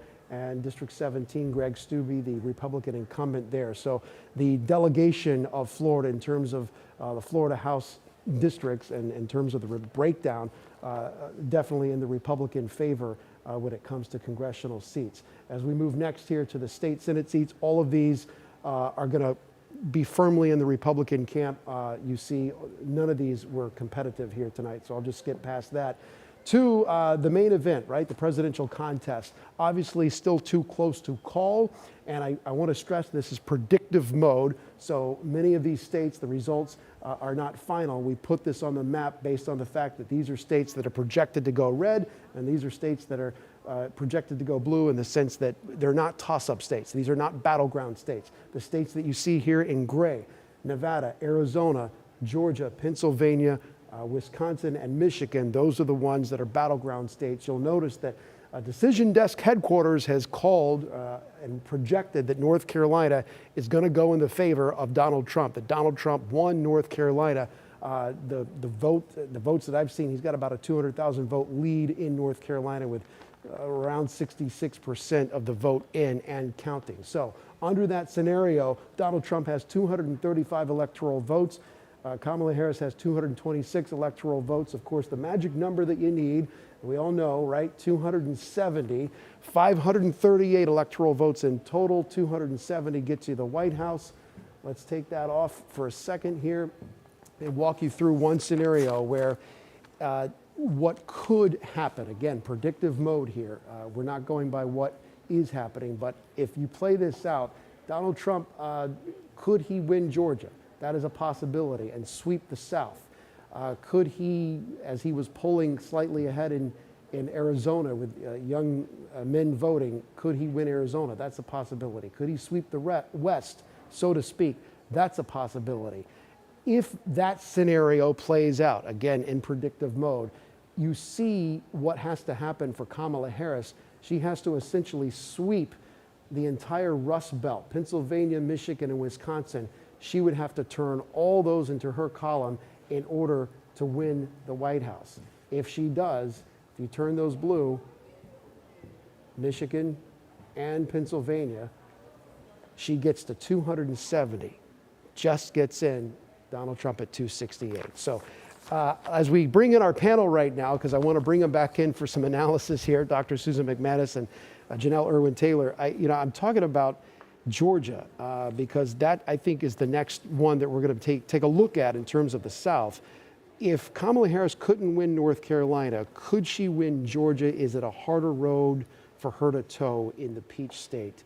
Any numbers that would suggest North Carolina and Georgia vote in similar ways, much like Michigan and Pennsylvania do? I've been working up some. You have, some I chicken, see that. Some chicken scratch here. So I actually, based on the numbers that we're looking at right now, and I want to make it crystal clear that this could change. Yeah. It could have already changed in the time that I've been standing here. But based on the numbers that I was just looking at just a little while ago, it actually looks more likely that Georgia would go to Trump and North Carolina go to Harris if there's going to be a splitting of the two states. And what I did was I compared the vote totals from 2020 with Biden to what Harris has so far collected. So in Georgia, we're looking at some places where it's pretty neck and neck. DeKalb County, which is right around Atlanta, she's at 82% with 64% of votes counted. Biden finished that county with 83% of the votes, so pretty close right there. But if you go into the area around Macon, which is Macon County and Bibb County, it looks like she might be underperforming there. So in 2020, Biden secured 61% of the vote in Macon County. She's at 54% right now with 73% of the vote counted. So if she doesn't make that up, it depends on where the votes are. Right. If she doesn't make that up, that underperformance could cost her Georgia. And Dr. McManus, this gets into, I mean, real granular kind of detail, ground game, door knocking kind of a thing. And perhaps for Trump, his version of knocking on doors is holding these rallies where he gets people to come to him and participate. And you just, it's hard to know exactly who's going to win out in these different scenarios. Yeah, but I will say one thing about Georgia. Georgia has had an influx. Their population demographics don't look like they did in 2020. You've had a lot of in-migration, for example, Latinos, they're watching the Latino vote there. And obviously the young black male vote, this is what Trump is looking at, trying to take advantage of some of those shifts. So we really don't know, but it's not exactly the same state. And the areas that have gained the most of the newcomers have been sort of the southern part of the state, at least as I see it. Those counties, yeah, in and around Atlanta, those metro counties is where I guess the real battle is playing out, those suburban counties where Harris is hoping to get more blue in her column and Trump red. Georgia, it did go for Biden in 2020 by the infamous 11,000 votes. Remember the phone call that Trump made. So if it gets down to that kind of margin, would that not trigger a recount or some sort of contest in that state if it's going to be that tight? I think it's important to note, and this goes for any of the battlegrounds, or if we have some surprises out there tonight. You know, if a state goes to Harris, there's a very real possibility that the Trump campaign is going to immediately contest those results. And I would say I'm pretty certain that that's what would happen. And the groundwork has already been laid. He's already been, you know, kind of putting out on his Truth Social some speculation about some election shenanigans, that it's clear that he's laying that foundation. So yes, absolutely. Let's talk about the amendments real quick, because I know that the governor and the first lady campaigned heavily against 3 and 4. What does this say about Governor Ron DeSantis, the fact that these both were defeated and he was successful tonight in his messaging on those amendments? Well, first of all, it just says that there's 1 million more registered Republicans than Democrats, and that's a really big part of that.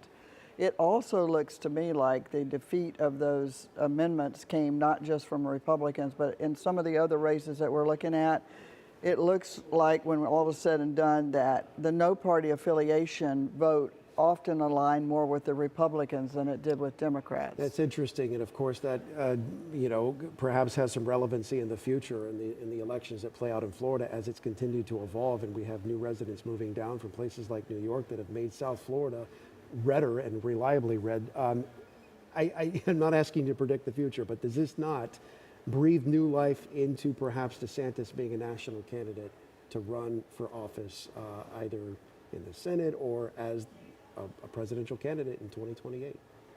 You know, There was an interesting piece, I believe it was in Politico this week, that was talking about, if Trump loses this election, where does the MAGA movement go from here? Who becomes the new Trump in that movement? And there wasn't a definitive answer. A lot of people who are behind the president, full-throated, they just couldn't name somebody, and DeSantis hardly ever even came up. So, nevertheless, a good night for DeSantis, right? Oh, absolutely, especially heading into a legislative session not that far from now. All right, guys, thank you for being here. We'll go to break. We'll continue to cover the election as it unfolds. Stay with us.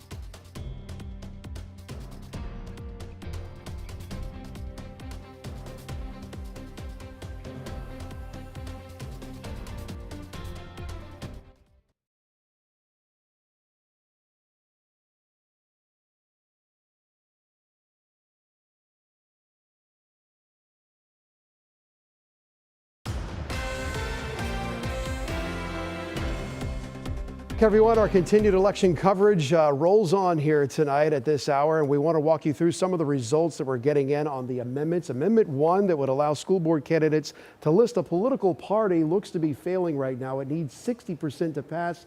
It's at 56%, really hasn't budged much, so Amendment 1 looks to fail. Amendment 2, getting much closer. That's the one that would guarantee the right to hunt and fish in Florida, put the language in the Constitution. It was at 60%, actually above 60. Now it's right at 59%, 1% below the required margin in order to become the law of the land. Amendment 3, marijuana amendment, legalizing recreational marijuana in Florida. That one is going to fail, as is Amendment 4, which would essentially ban the current 6-week abortion ban in the state of Florida and allow abortion up to point of viability. Doesn't look like that's going to be an issue at 50%. It's a no-go. Amendment 4 fails. Those are two big victories for Governor Ron DeSantis, who campaigned against those amendments. Amendment 5, the homestead exemption tied to inflation. It would give homeowners a bit of a break. Looks like it's going to fall just short of the 60% threshold to pass. Amendment 6, that would remove public funds for candidates running for state office, also looks to be failing. Let's move on to the presidential race, at least in Florida. Donald Trump easily projected to win Florida and even getting some votes from Miami-Dade County, the Latino vote, and voters from other parts of this country that moved to South Florida, changing the electoral map in the state further into the red column tonight for the president. Rick Scott easily cruising to victory over Debbie Mucarsel-Powell, and U.S. House Senate District 17 easily going to the incumbent Greg Steube, and the one that we were watching, Paulina Luna in Pinellas County, cruising to victory over the challenger Whitney Fox from the Democratic Party. The state Senate seats all going in the Republicans' favor. And then to the big map here, the toss-ups continue to be Nevada, Arizona, Georgia, Pennsylvania, Michigan, and Wisconsin.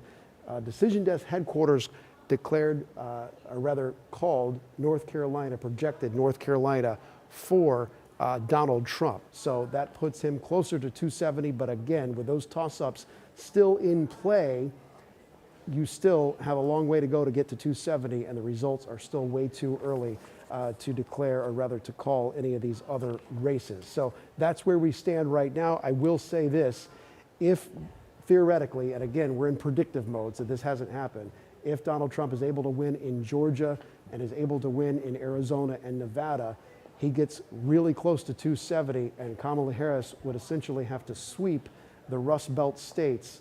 Didn't want to do that. The Rust Belt states up here in Michigan, Wisconsin, and Pennsylvania, and those results could take a while to sort out. That's just one scenario that could play out. But again, this is all early at this hour. Here we are at 10:27 in the evening, and we're still waiting on results from some of these key states to get to the 270 mark. So we'll keep you up to date as we do get those results that come in. And stay with us here on ABC Action News throughout the night. We'll make sure that we've got the up-to-date results. But again, the amendments in the affirmative, in the no column, I should say, for Amendment 1, no for Amendment 2, no for Amendment 3, and no for Amendment 4.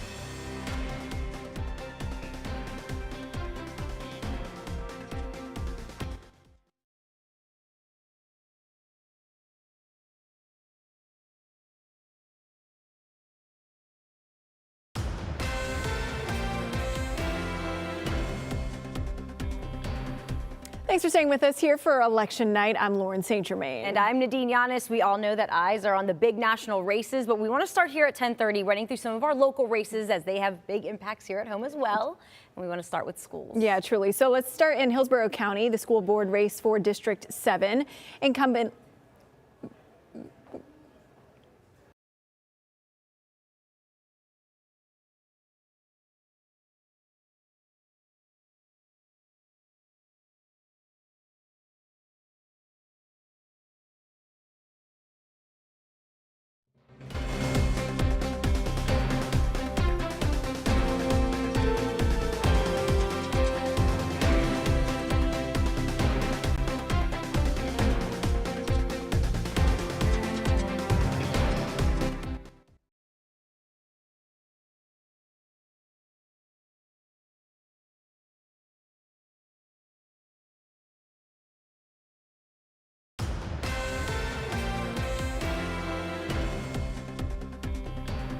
Thanks for staying with us here for election night. I'm Lauren St. Germain. And I'm Nadine Yanis. We know all eyes are on big national races, but let's start here at 10:30, running through some of the local races, because Lauren, as we know, they have big impacts here at home as well. We're going to start with schools. Let's start in Hillsborough County. The school board race for District 7. Lynn Gray is trying to hold off challenger Karen Bendorf. And as you can see, this is a very tight race in Hillsborough County. Gray with about 50.8%, Bendorf 49.2%. 95% precincts reporting there. Over in Pinellas County, one school board seat is up for grabs tonight. Stacy Geyer and Katie Blacksburg are both looking to represent District 5 there. You can see it here, Katie Blacksburg with the lead there, and there's a check mark there, so it looks like Decision Desk HQ is projecting Katie Blacksburg will win this one. And Pasco County voters are deciding who will replace Kurt Browning as public school superintendent. It was no party candidate Chris Dunning taking on John Legg, a former Republican state lawmaker. And as you can see, Decision Desk HQ has projected John Legg as the winner of the superintendent of schools in Pasco County. Over in Manatee County, 2 seats are up for grabs on the Manatee County School Board there. In District 1, Heather Felton is facing off with Mark Stanek. Heather Felton with the lead right now. This is a sizable lead, 57.5%. And in District 3, John Lynch is running against Charlie Kennedy, and Charlie Kennedy with 57.5%, Lynch with just about 43% there. We want to go now to 2 referendums that were on the ballots in Hillsborough County. This first one supports renewing the existing half-cent community investment sales tax from December 1st of 2026 through December 31st of 2041. This one needed a majority here. You see it, 51%. That is a 15-year commitment into our schools. And Referendum 2 authorizes the Hillsborough County School District to levy an annual 1 mil ad valorem tax from July 1st, 2025 through June 30th of 2029. This also needed a majority with 66.4% of people voting yes there. Pinellas County voters had to decide today if they wanted to renew and expand its school district's local option property tax. You see this here with the check mark, 67.8% with the voters investing again back into the schools. Down in Manatee County now, 4 county commission seats are on the line tonight. District 1, Republican Carol Ann Feltz and Democrat Glenn Pearson. Also, there was no party candidate Jen Lynn Hamey. Right now, Feltz is sitting with 64% of the vote, Pearson only about 27% of the vote, and 93% precincts reporting. And 3 more candidates running for the District 3 seat, write-in candidate Jeffrey Gray, Democrat Diana Shoemaker, and Republican Tal Siddiqui. And you can see Tal getting a sizable lead here with that projected win there at 60%. And in District 5 now, Republican Robert McCann taking on no party affiliate Joseph DiBartolomeo, and McCann is being projected as the winner from Decision Desk HQ with 72% of the vote there. And then finally in District 7, Republican George Cruz going against Democrat Sari Lindros Valimiki, and you see it right here, the incumbent getting that sizable win, 66.8% in the lead at this point. No projection on this race. And 3 seats are up for grabs on St. Pete City Council. First, District 3, Pete Boland and Mike Harding are facing off. Mike Harding with 50.4% of the vote there, 100% of precincts reporting. Looking now at the race for District 5 seat there, Tori Jasuwan is challenging Deborah Figgs Saunders for her seat here, but you see Sanders keeping her seat. It looks like that's a projected win here, 64.8%. And finally, District 7, Corey Givens Jr. running against former St. Pete City Council member and Florida Representative Wen Gain Newton, and Decision Desk HQ has projected Corey Givens Jr. as the winner for Council District 7. All right, moving now to where Adam Walser is covering the race for the representative in Congress in District 14. We know that these congressional seats are very important. It's between incumbent Democrat Kathy Castor and Republican Rocky Rochford. Adam, it looks like Kathy Castor will be keeping her seat, a seat that she's had since 2006. That's right. This is a solid or safe Democratic seat. In fact, one of the most solid Democratic seats in the Tampa Bay area. In fact, Kathy Castor gave her victory speech within about half an hour of the polls closing tonight. She will go on to serve her 10th term in the U.S. Congress. Now, her district is composed of about 750,000 people who live on or around Tampa Bay in Pinellas and Hillsborough counties. Her district includes USF as well as MacDill Air Force Base. And Castor defeated Republican Rocky Rochford, a first-time candidate who spent 33 years in the U.S. Navy. Now, Castor says she plans to go to work for all of her constituents, no matter their political party. I love my hometown, I love my neighbors, but we have a lot of work to do. There is a lot of rebuilding to do after the hurricanes. Many people are still recovering. We've already have an affordability squeeze. So anything I can do to put money back into people's pockets and help them get through this time, that's what I'm going to be focused on in the Congress.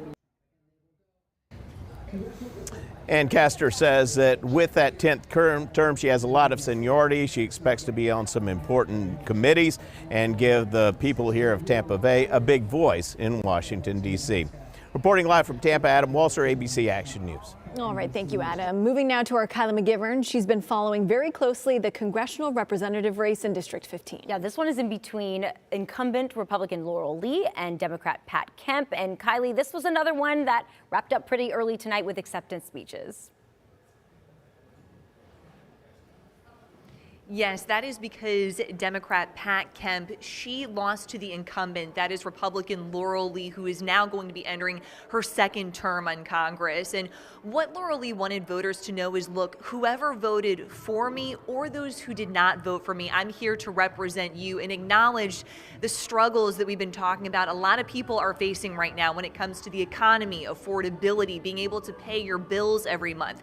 She also talked about safety and keeping communities safe as well. Here's what she had to say about her term and what she looks ahead to.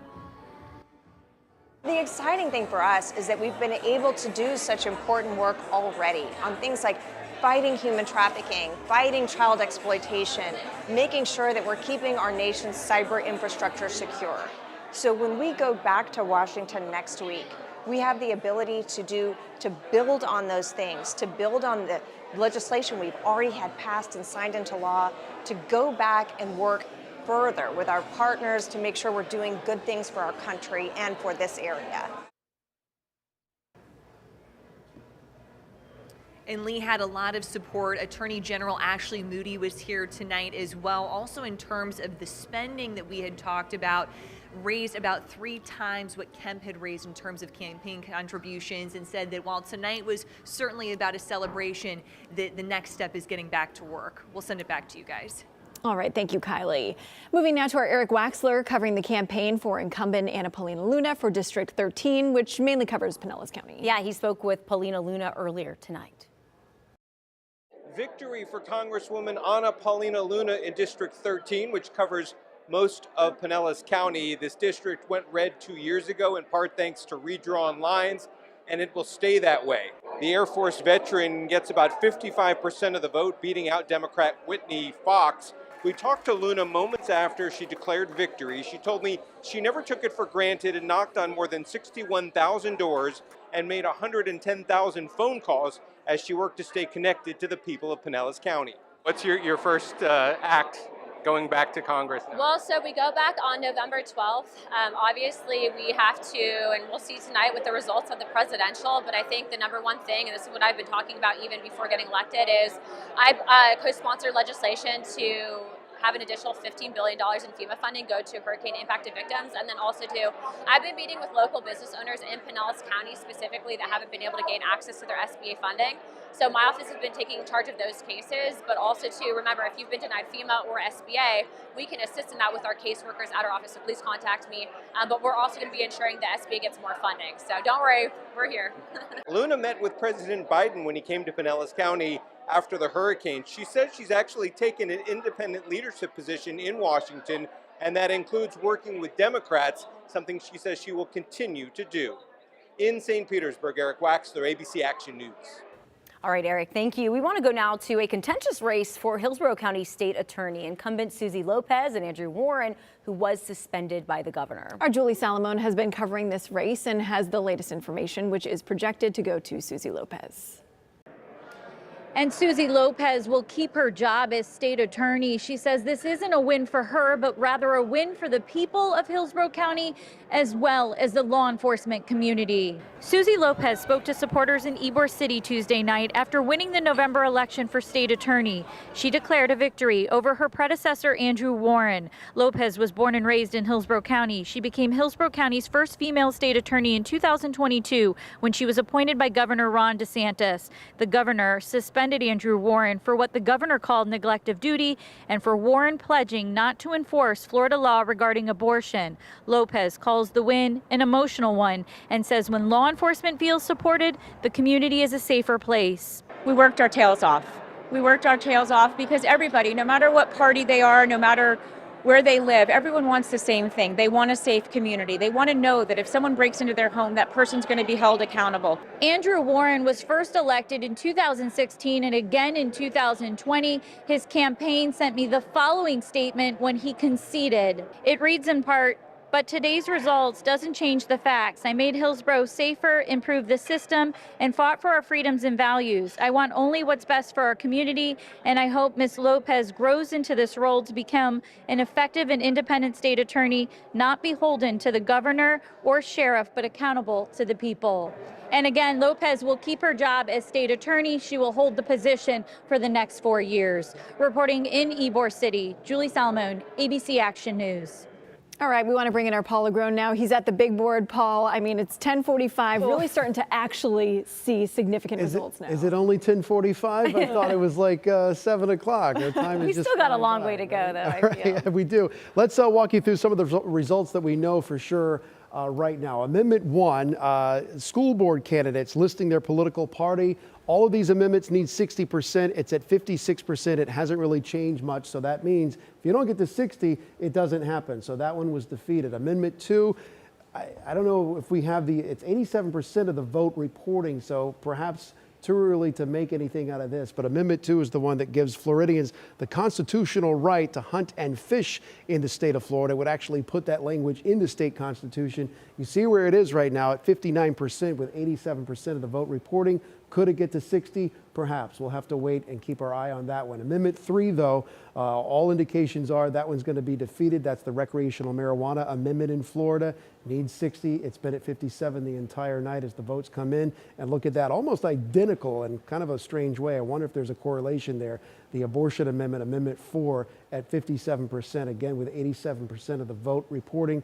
That's not expected to get to 60%. So the abortion amendment, the one that would essentially legalize abortion up to the point of viability in Florida, looks to be defeated. And in defeat, that's a victory for Governor Ron DeSantis, who campaigned against those amendments. Amendment 5 is the amendment that would tie your homestead exemption, if you're a homeowner, to inflation. So as inflation goes up, so does essentially your tax break with your homestead exemption at 58%. So it's falling short of the 60% threshold. Doesn't look like it's going to get there in time. And Amendment 6 is the one that would remove taxpayer funds from people who are running for public office. So politicians running for state office getting taxpayer money to help in part fund their campaigns for state office. 56% is where it is. It needs 60. And again, 60% is the magic number. So if it doesn't get there, it's a no-go. All right, Donald Trump in Florida, 30 electoral votes up for grabs. I'll point your attention to not only the gap here, which is around 13%. It was up to 15% if some of these numbers have come in. So a pretty decisive victory, which was expected in Florida. Florida is not considered a swing state anymore, but perhaps a surprise is just how big that gap is, as some of the numbers have been updating. It's about 1.5 million votes, the advantage going for Donald Trump. And this has been flipping a lot from red to blue, but I think the story of the night for Republicans continues to be the votes that they're extracting out of South Florida, which used to be Florida's own blue wall, so to speak, is no longer reliably Democrat territory no more.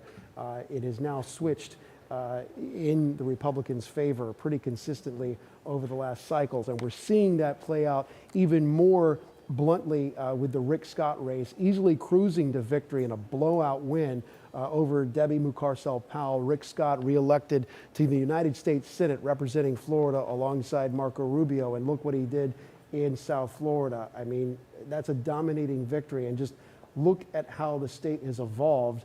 Palm Beach, the only blue county there, that's Alachua County, that's Gainesville, where the University of Florida is, so you have a youth vote there, and then 2 counties up in the Panhandle, which aren't heavily populated. So pretty decisive victory for Senator Rick Scott, former governor of Florida. Paulina Luna cruising to victory over Democratic challenger Whitney Fox. Paulina Luna is the incumbent Republican in that race, has a pretty good working relationship with Donald Trump, got his endorsement. It served her well. As we move up I-4 across the bay, Kathy Castor held that seat for 20 years. She's going to be reelected to the United States House of Representatives, easily beating her opponent. And then District 15, Laurel Lee, the projected winner over Hillsborough County Commissioner Pat Kemp. Laurel Lee, the Republican incumbent in that race. District 12, just to walk you through some of these quickly. Gus Bilirakis, well-known name, almost a household name in the parts that he represents, that family name.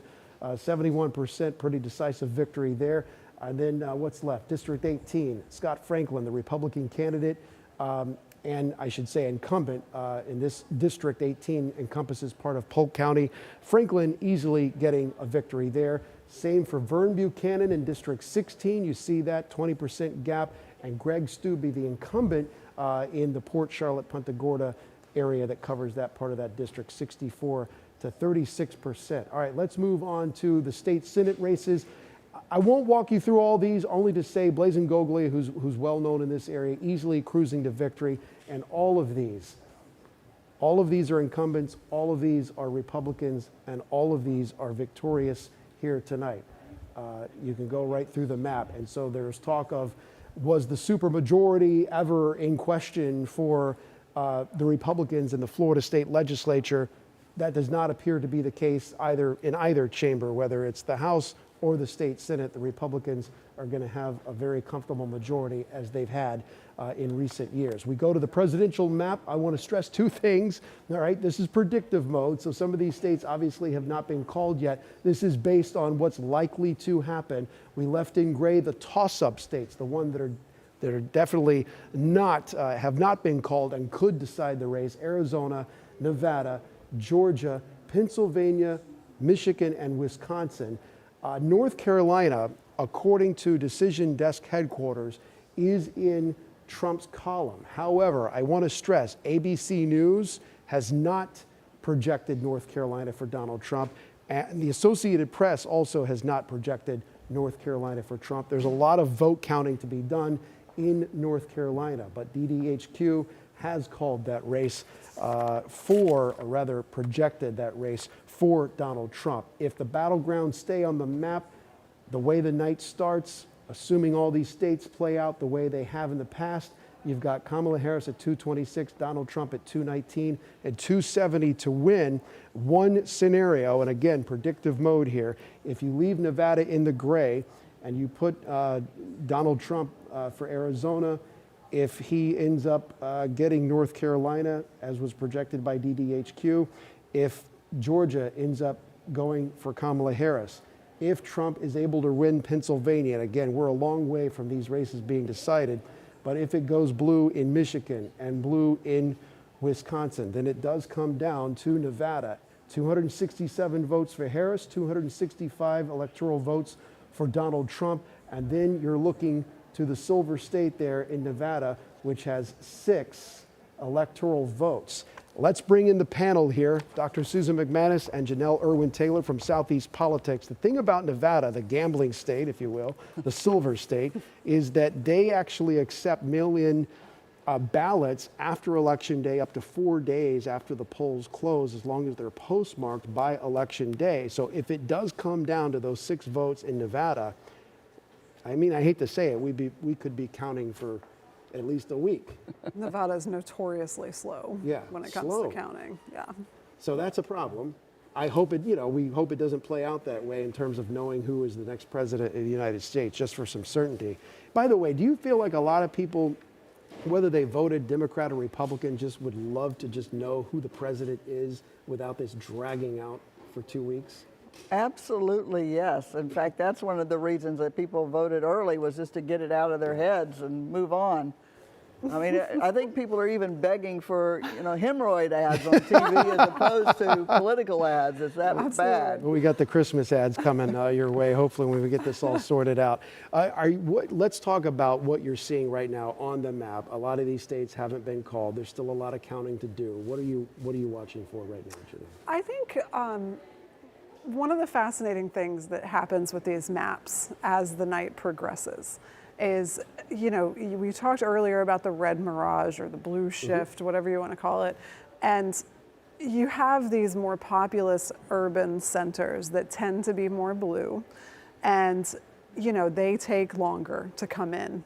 It's just numbers. There's more votes to count. So when you're looking at these red areas are mostly done and these blue areas are still counting, it looks like there's a lead for a Republican candidate, and then you start to see the vote totals shift. That's why you're not seeing some of these states called just yet, even if there's a pretty decent sized lead. I know people might have a short memory because Florida has had its history with close calls. I mean, we all remember 2000 and the hanging chad and all that. But since then, we have been one of these states that gets the results in. Everyone sees 7 o'clock, the polls close. Florida's kind of decided. We don't have to wait around, at least for Florida, to know what's going to happen. We have excellent supervisors of elections. The Florida Supervisors of Election group, they get together 2 or 3 times a year. They have training sessions. They go through all of the scenarios.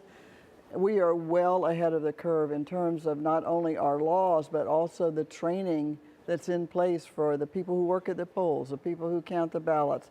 All of that is covered so well by our supervisors of election. I voted. I didn't even see any painfully long lines, and the early voting is probably a big part. We were an early adopter of vote by mail with no questions asked, absentee balloting, and that kind of set us apart from other states, a while back. So I think that probably helps a little bit. And we also count those ballots early. And some states in 2020 didn't do that. You saw that change a lot, except for Wisconsin and Pennsylvania, which is why we might see some longer counting in those states. Right. Much has been made about the abortion issue on the ballot in several states. Obviously, it looks like it's going down in defeat here in Florida. Amendment 4.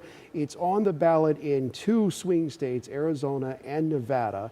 And there's always been this sort of question is that driving out the vote in favor of Kamala Harris?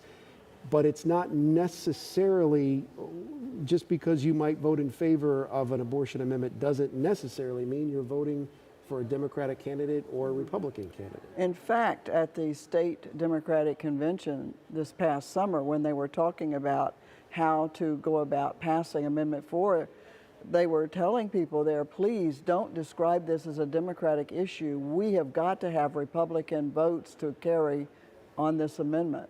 Now, a pattern on the amendments that I've been watching, there's an old saying that if you don't know much about the amendments, you vote no. Now, historically, Florida of late has voted yes, but this pattern that we're seeing tonight reflects the old pattern of where people are, well, I don't know much about it, so I'm just going to vote no. It's very interesting. We don't know that that's what's happening, but it's certainly something to think about. Especially some of those that are worded a little tricky and you don't really know what you're voting for when you vote. And that 60% threshold, that is a hard bar. That is a hard bar. I got a text message from somebody just a little bit ago who thought that it passed because it was well above 50%. And I was like, no, 60% is the number to watch. And in other states it is, right? Yeah. Just a simple majority. Not all, but some a lot it's 55, of states. and some it is 60. And some But one of the problems with Amendment 4, and we have to be realistic, I know people have very strong feelings about it, but when you look back, and it's always easy, hindsight's 2020, but if you look back, it was never ranked among the top 2 issues. It was always around number 4 in what people said was their preferences and their priorities, and it was always around 11%. And so the idea that someone would use that as the only reason to vote, and that they would use that as the way that they chose who were they going to vote for president, That didn't come to fruition. You've always said it comes down to the economy and how people feel in their personal circumstances in life, how their life is doing economically. And that's the lesson perhaps that we'll see when the dust settles on the presidential race. There's a famous quote in here somewhere. The economy, yeah. I always hate saying that quote out loud because I always think You're calling people stupid. I'm not calling you stupid. That's what the guy said all those years ago. But when we talk about how this could play out, and I know I've worked through all the scenarios, do you guys think that it is going to come down to the Rust Belt, to Pennsylvania, Michigan, Wisconsin, and not North Carolina, Georgia, and some of these states out It just depends on how the math shakes out. So obviously winning, winning Pennsylvania is the biggest prize of all of the swing states.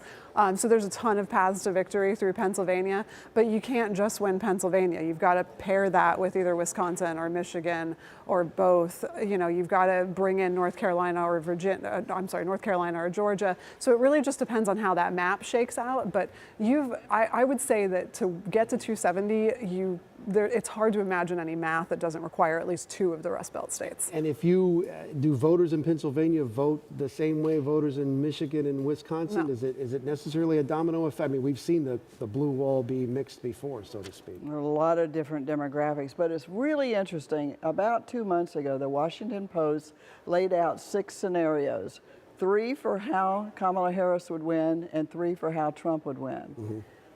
If she wins those 3 Rust Belt states and wins the presidency, that was the #1 pick.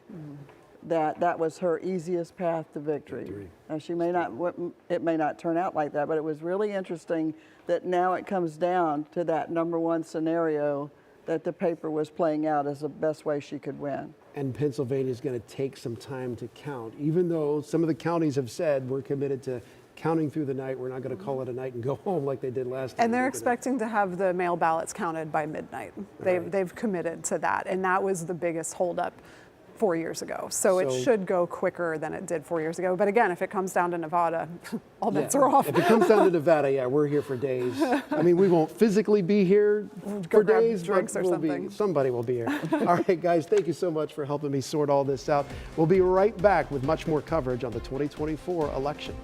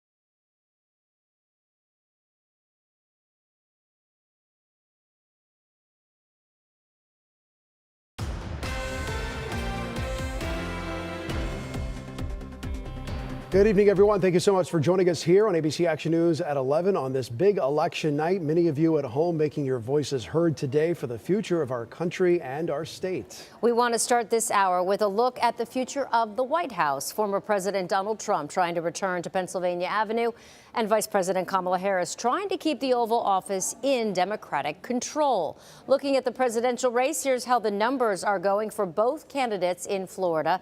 Decision Desk HQ has projected Donald Trump to win Florida, just as the last polls closed in the state. Our Forrest Saunders has been live in West Palm Beach all night with Trump supporters watching the votes as they come in. Forrest, how's the mood right now?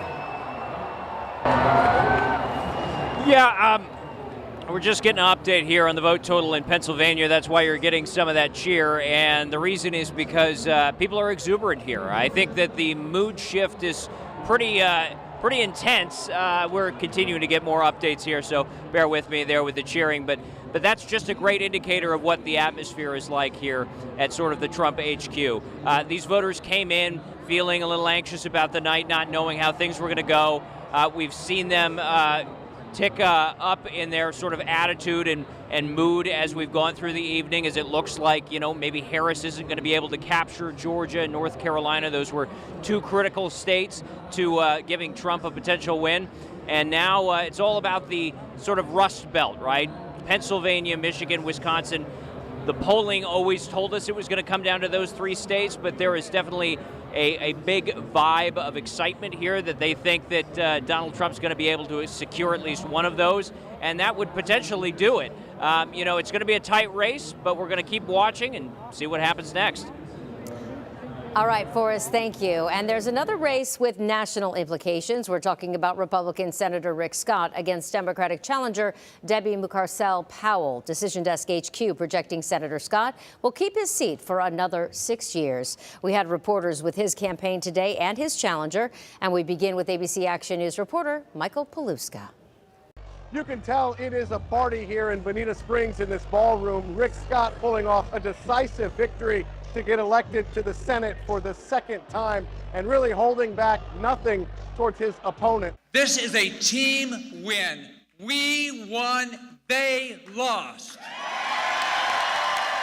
All smiles for Senator Rick Scott. He went around shaking hands, thanked his family, thanked all of his supporters, thanked God. He even did a little bit of Spanish in which he said, and I'll translate for you, that Florida is not socialist. He believes that Florida is the new center of the Republican Party, and he's going for the top job of Senate Majority Leader. So 2 years ago, I challenged Mitch McConnell because I know there has to be a change. We have a great Republican Party all across this country. We need a Republican Party in D.C. We need a Republican Party to start solving the problems of this country, and we have a significant number of problems. Florida is the center of the Republican Party of this country. Washington could learn a hell of a lot from what we've done right here in this great state. It wasn't a very long speech, but it was a speech that really showed that Senator Rick Scott has established himself as the guy to beat. He even cracked a joke about previous elections where he was nominated as the senator for the first time and the governor twice, saying at least they finished this one before midnight. We're here in Bonita Springs. Michael Paluska, ABC Action News. The race is over, but the fight is not. Those are words from Debbie Mucarsel-Powell in her concession speech. Senator Rick Scott winning re-election. Mucarsel-Powell hoping this race would be a close one. She said the polls looked dead even, at least some of them, but that isn't what panned out as the results started coming in. Fair amount of Democratic votes coming in from places like Orange County, Orlando, Alachua County, Gainesville, some from Tampa as well. But the big story, Miami-Dade County flipping red for the first time in a presidential election in more than 30 years. I asked the candidate about that flip. Here's what she had to say. There has been a lot of strange things happening in Miami-Dade. I think that there has been disinformation, which I've talked about for a long time. There's no infrastructure to be talking to our voters. I think that that's been a disservice for our voters here in the state of Florida. But I would need to analyze to answer those questions. She did say that she will continue to champion the issues that she holds dear. Right now, she said she's headed to Disney World, not to celebrate, but for some rest and relaxation. In Miami, I'm Chad Mills reporting. Chad, thank you. Meanwhile, voters today deciding on 6 amendments across the state, all needing 60% approval in order to pass. The most high-profile amendments concern marijuana and abortion. Both failed to hit that 60% mark. We start with reaction with our Susan L. Corey. This was one of the most divisive issues put to voters, and we just saw it get the majority of support from voters, but it failed to hit that 60% threshold, which it needed to pass in the state. Amendment 4 would have put abortion protections into the state constitution. Currently, Florida has a 6-week ban on abortions. This amendment would have rolled it to the age of viability, largely considered 24 weeks. Now, through this election, we heard critics saying the wording was too vague, making it dangerous. From backers, we heard them say it boils down to keeping politicians out of your doctor's office. We checked in with both sides to get their reaction as they learned the results. We united as physicians to tell the truth, make them aware of the vague wording, the lack of definitions, and all the consequences that was going to bring. The reality is, a majority of Floridians in what is the most conservative presidential election in Florida history just voted to end Florida's abortion ban. What this means is that Florida's abortion laws will not change. That 6-week ban remains in effect. Backers saying that they're not giving up and they want to keep pushing lawmakers to make a change. Susan L. Corey, ABC Action News. I'm Katie LeGrone. Florida voters reject an amendment that would have legalized recreational marijuana in the state. Amendment 3 falling short of the 60% approval rate needed to pass. The defeat a big victory, though, for Governor Ron DeSantis, who really became the face of the No on 3 movement, even as Donald Trump said he supported the amendment. In the last 2 weeks, Governor DeSantis ramping up those efforts, making stops in cities around the state, often multiple times a day, making the case on why legalizing marijuana by way of this amendment was not the way to go. His wife also on the trail, along with department officials of some of the state's biggest and most influential government agencies, who also sponsored commercials against the amendment. It was such an aggressive campaign by the state, some critics accused the administration of misusing taxpayer dollars to sway and influence votes. While those accusations may get louder over the next few days, the No on 3 camp is celebrating. In a victory statement, they say even after spending over $100 million, the most in any drug legalization effort in American history, the people of Florida saw through Amendment 3's web of deception and defeated this corporate power grab. On the other side, those who fought to make recreational marijuana legal are leaving accusations aside for the moment, stating while the results of Amendment 3 did not clear the 60% threshold, we are eager to work with the governor and legislative leaders who agree with us on decriminalizing recreational marijuana for adults. With this failure to pass that 60% mark, Florida's marijuana rules stay the same for now, limited to medical marijuana if you have a medical marijuana card. I'm Katie LeGrone reporting. Katie, thank you. And there was a sales tax on the ballot this year in Hillsborough County. This one supports renewing the existing half-cent community investment sales tax from December 1st of 2026 through December 31st, 2041. Decision Desk HQ projects this referendum will pass. And that was not the only tax on the ballot today. Voters in Hillsborough and Pinellas counties making decisions on taxes for their respective school districts. And ABC Action News reporters Mary O'Connell and our JJ Burton following those votes for us this evening. Simply put, the Hillsborough County School Superintendent said this is a big day for the district, with the community showing overwhelming support for their millage referendum.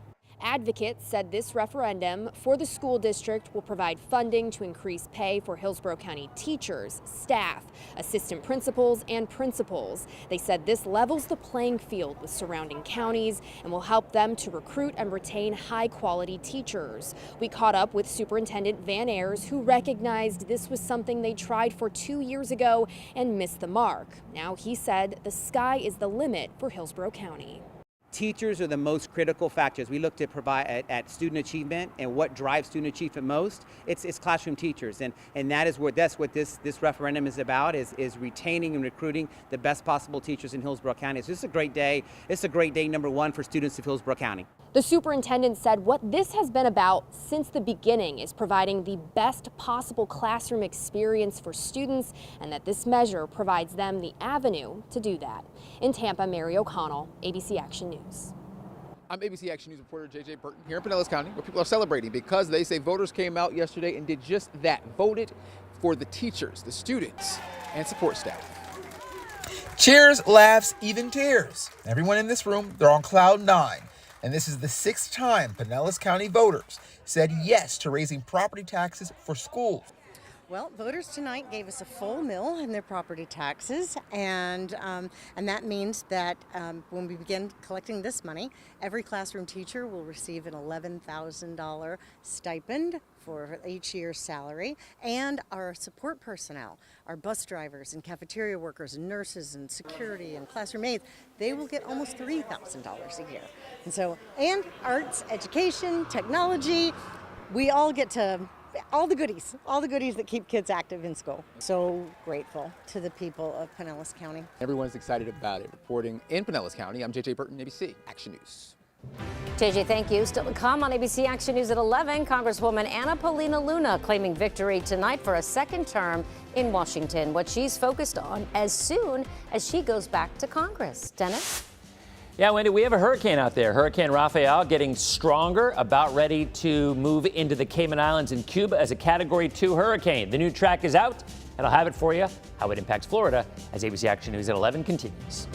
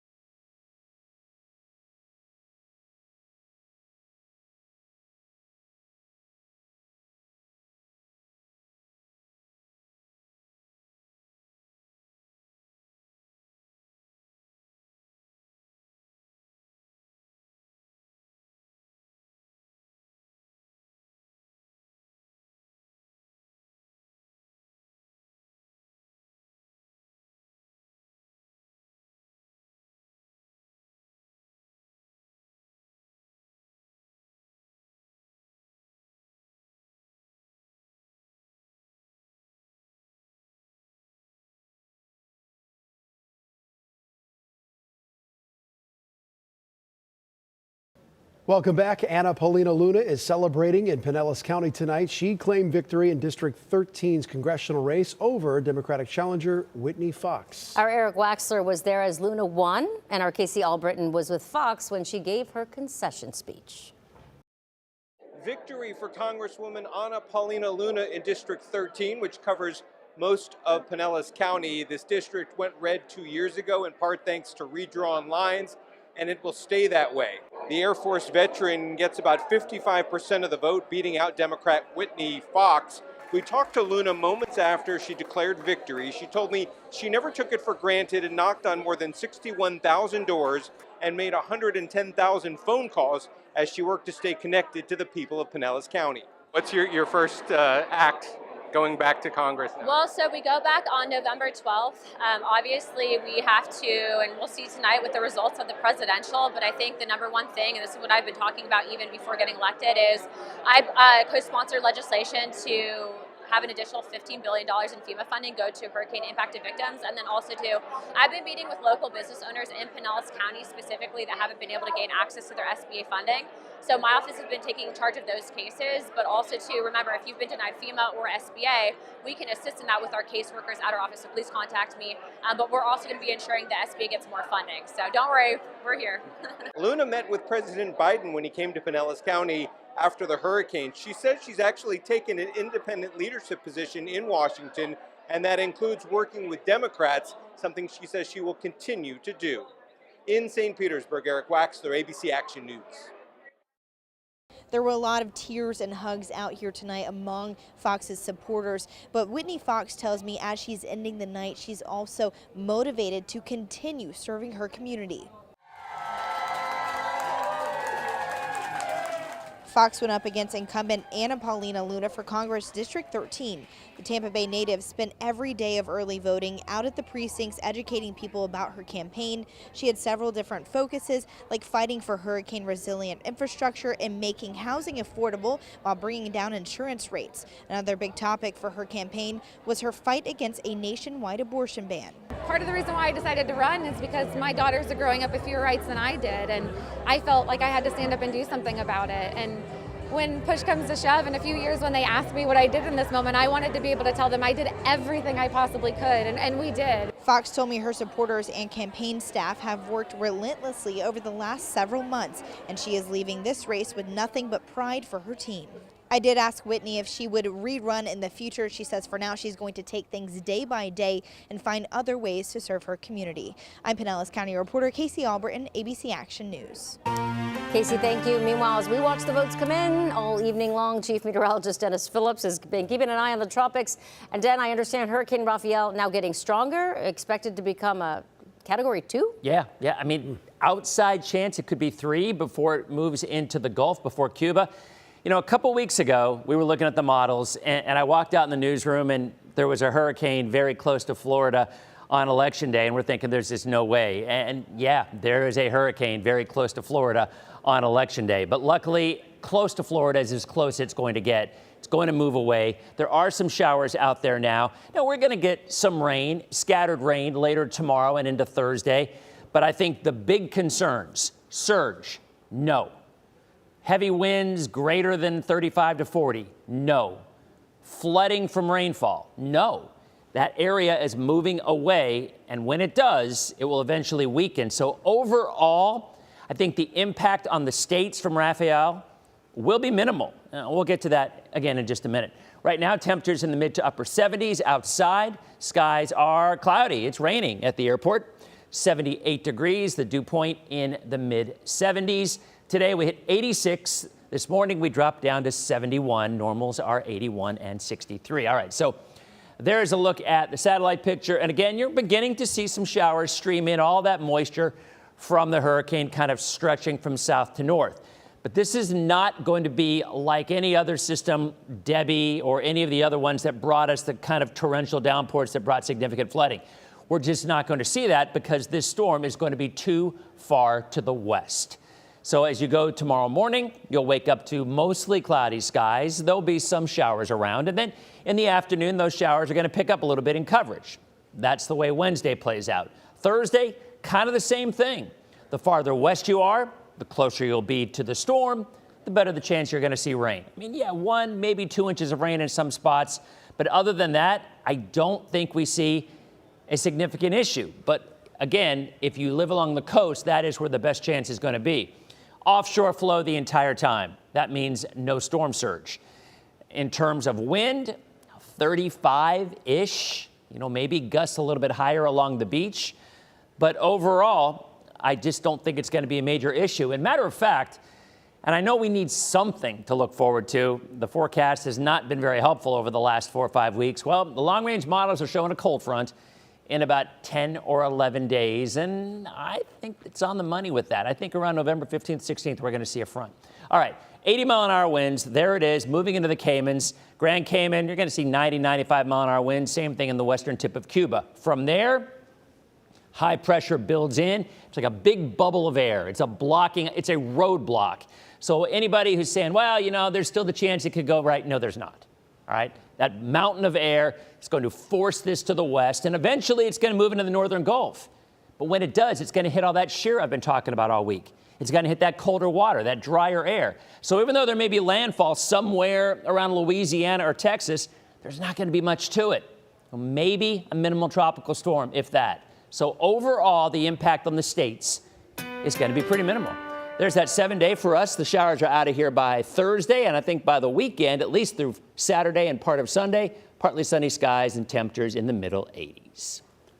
Dennis, thank you. 2 seats were up for grabs today in Congress. Next, we will walk you through the races for districts 14 and 15 when we come back.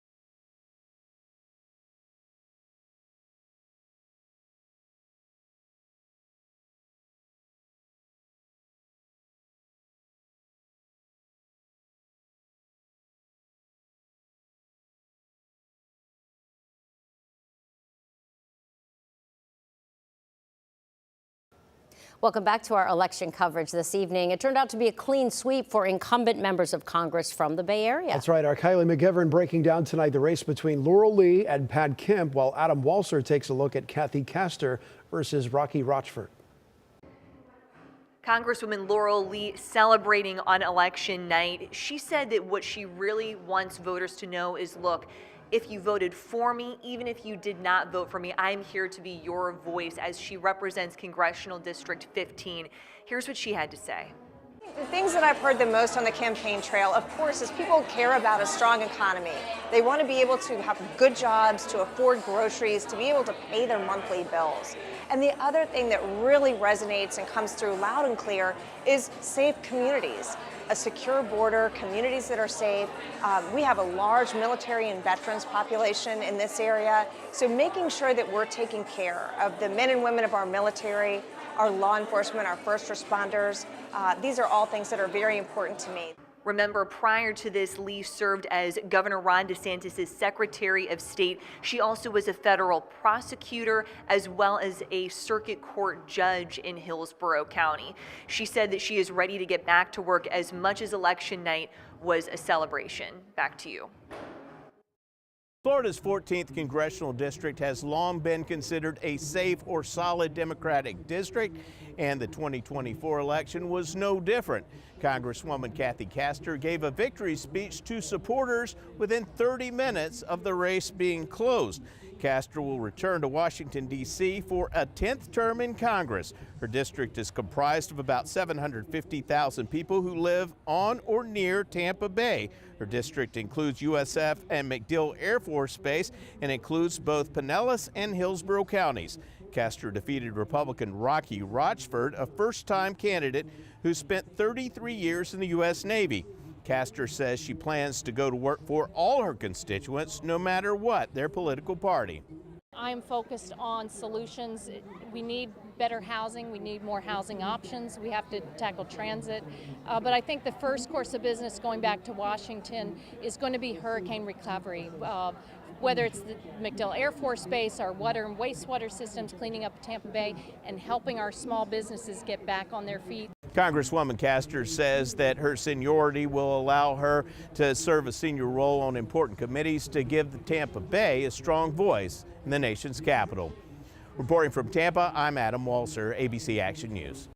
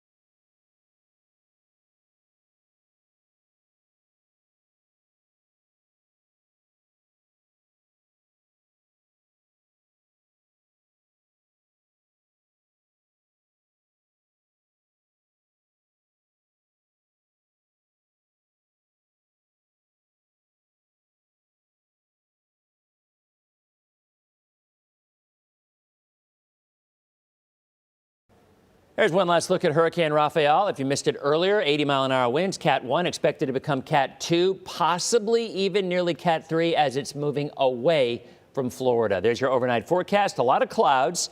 We will see some scattered showers tomorrow. I do not expect to see widespread rains, but I do think the best chance that we're going to see our rain out of this, especially along the coast, will be on Thursday and Thursday afternoon. Out of here by Friday.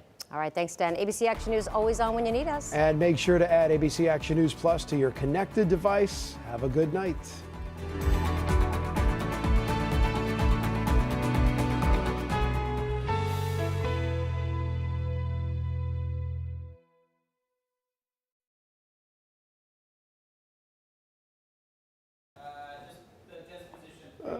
3? Okay.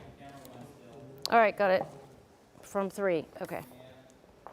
Here, all right, very good.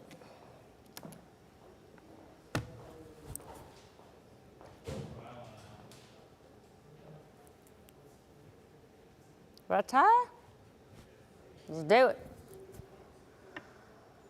Ay, ay, ay. What a night.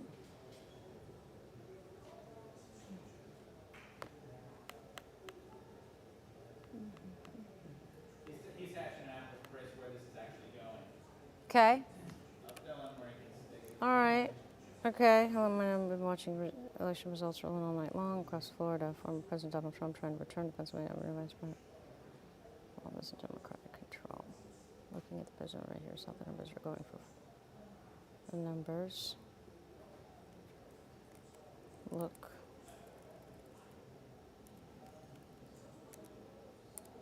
For former President Trump, Kamala Harris, Florida. Decision desk issue projects Trump 1, the state of Florida.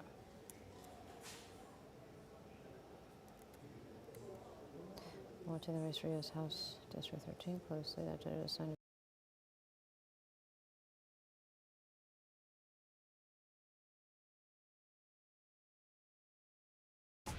From Tampa Bay streaming news leader, this is ABC Action News.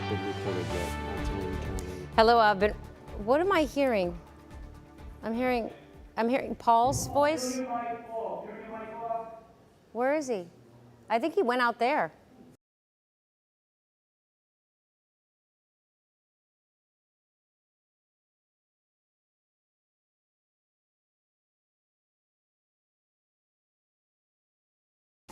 From Tampa Bay streaming news leader, this is ABC Action News. Hello, I'm Wendy Ryan. We've been watching election results roll in all night long across Florida. Former President Donald Trump trying to return to Pennsylvania Avenue, and Vice President Kamala Harris trying to keep the Oval Office in Democratic control. Looking at the presidential race, here's how the numbers look for former President Donald Trump and Vice President Kamala Harris here in Florida. Decision Desk HQ projects Trump won the state of... I'm sorry, guys. I've been talking too much.